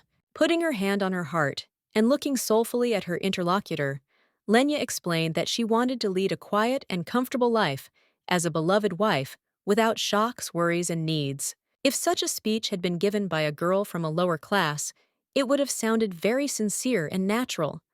But the main character was already a princess and had spent almost her entire life in luxury, so Pippin almost dropped her jaw from such dreams. The protagonist then critically examined her things: numerous rings and earrings, bracelets, and dozens of colorful dresses, after which she decided to sell them at the market, giving the people the last gift from the crazy princess. At this, the girl again dramatically put her hand to her chest like an actress on stage. But a few seconds later, another maid entered Alice Debbie's bedroom with the news that they had brought Duna Romano, who had testified against Pepin. The green-eyed brunette tenses up slightly and then timidly turns to the lady, but she only smiles with an emphatically happy and carefree grin, as if trying to convince her confidant that nothing terrible will happen. Whatever Lenia had planned for the guilty maid, she was not going to give it up, so she only assured her faithful assistant that she would return soon and left the room in the reflections of the setting sun. After this, the action moves to one of the white stone estates belonging to the imperial Duke Clovis. The brunette was in his office and warned his assistants that they would return to Ludvig the following week. Elton, one of Xenof's trusted secretaries and assistants, was taken aback. He did not expect that the gentleman would order the move to be announced so soon, and was perplexed as to what Valencia would do in such a case. The receptionist, modestly lowering her gaze, explained to her less experienced colleague that she would remain in the estate, as had happened many times before. But the protagonist interrupted the secretary, explaining that this time he would take her with him too. This caused the usually calm and serious girl almost the same shock as the unfortunate Elton. Apparently, this whim of the young aristocrat completely went against the previously established plans.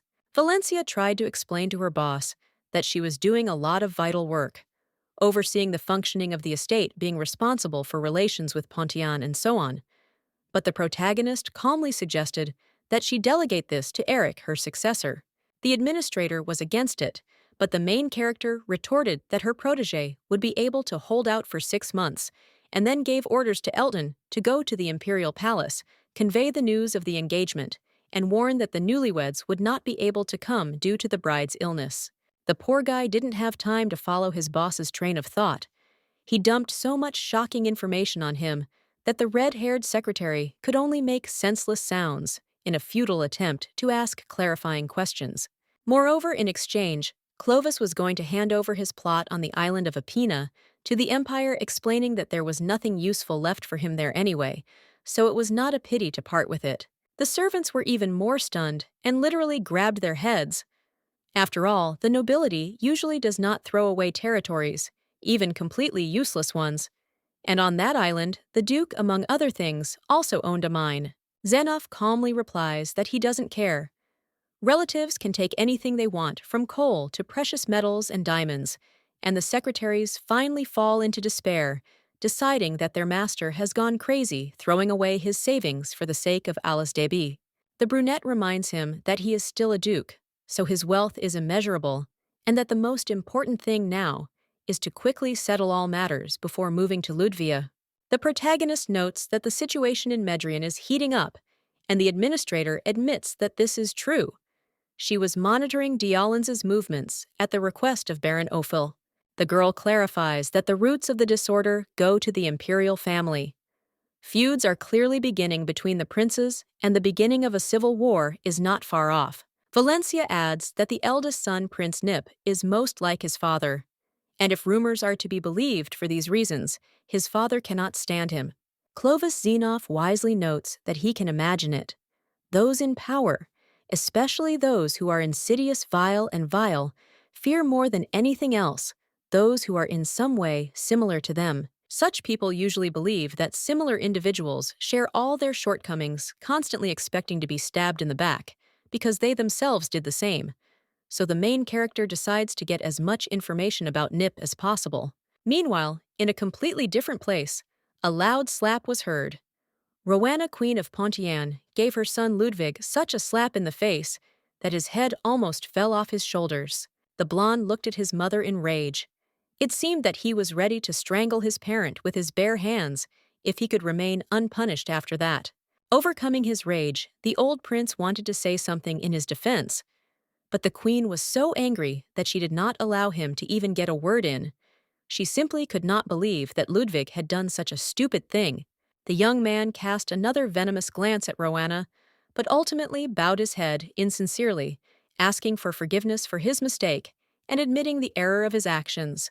As it turned out, the reason for the quarrel between mother and son was the incident with Pepin. The queen could not believe that her child was so stupid as to implement his plan without making sure that Lenia was present in the palace, and the young man admitted that he had been stupid. But besides this, the queen could not understand why Ludvig used such a complex intrigue. If he so wanted to separate his hated sister from her assistant, he could have simply ordered the brunette to be killed. Smiling coldly and rubbing his reddening cheek, the antagonist admitted that his real target was not Pippin at all.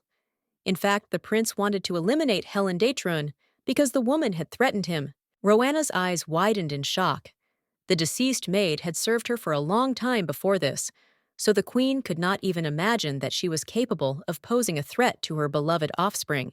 At the same time, Ludvig, trying to maintain as cool a tone of voice as possible, explained that Helen had learned information that he had tried his best to hide from those around him. Here, the eldest prince, unable to restrain himself, added a caustic mockery, telling his mother that she should have managed her maid better, and the woman, grimacing angrily, replied that this was shamelessness, and it was difficult to say what angered her more, Datrun's infidelity or her son's insolence. Shifting from foot to foot, the blonde, still keeping his cool, asks his mother if she knew that it was Helen who dared to demand the throne from the heir, like a disgusting parasite swollen with gluttony and greed. Queen Pontian Rowena said nothing yet. She was watching her offspring's words and actions very intently, still unable to believe that Datrun, one of her trusted maids, dared to repay her benefactress with a knife in the back. The antagonist paused, as if wanting his mother to feel his own tension as much as possible, after which he finally gave an answer. Helena tried to blackmail Ludvig for a huge sum of money, so the eldest prince decided to finish off the greedy scoundrel at the same time framing Pippin.